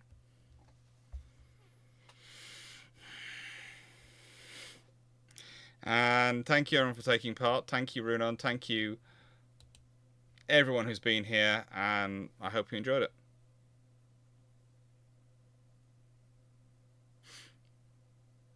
Alright. So that's, I'm going to say goodbye to Melanie, Militaristics, all people in the chat, Runon, Stafford, RG, DG40, Dragon, Foxo, John Shea, Inns Morrison, Lyons, Paul, Stafford, Seneca, Carl, Raptor at Megascrow, Dave Harrison, Mark Harkness, Dave Harrison, James C. Stanley, Dan Freeman, of course, everyone who's been watching this evening, everyone who's been part of this, Jacob, David Pierce, All Lions, Joseph Askins, Timmy Locker, Cloaked Insanity, hello. I don't think I said hello to you earlier. I feel sorry. I'm very sorry I didn't. I missed you when you first arrived. Thank you everyone who's been here. Thank you everyone who's been taking part. I hope you enjoyed it. And I hope it's been useful for you. And yeah. Toodles.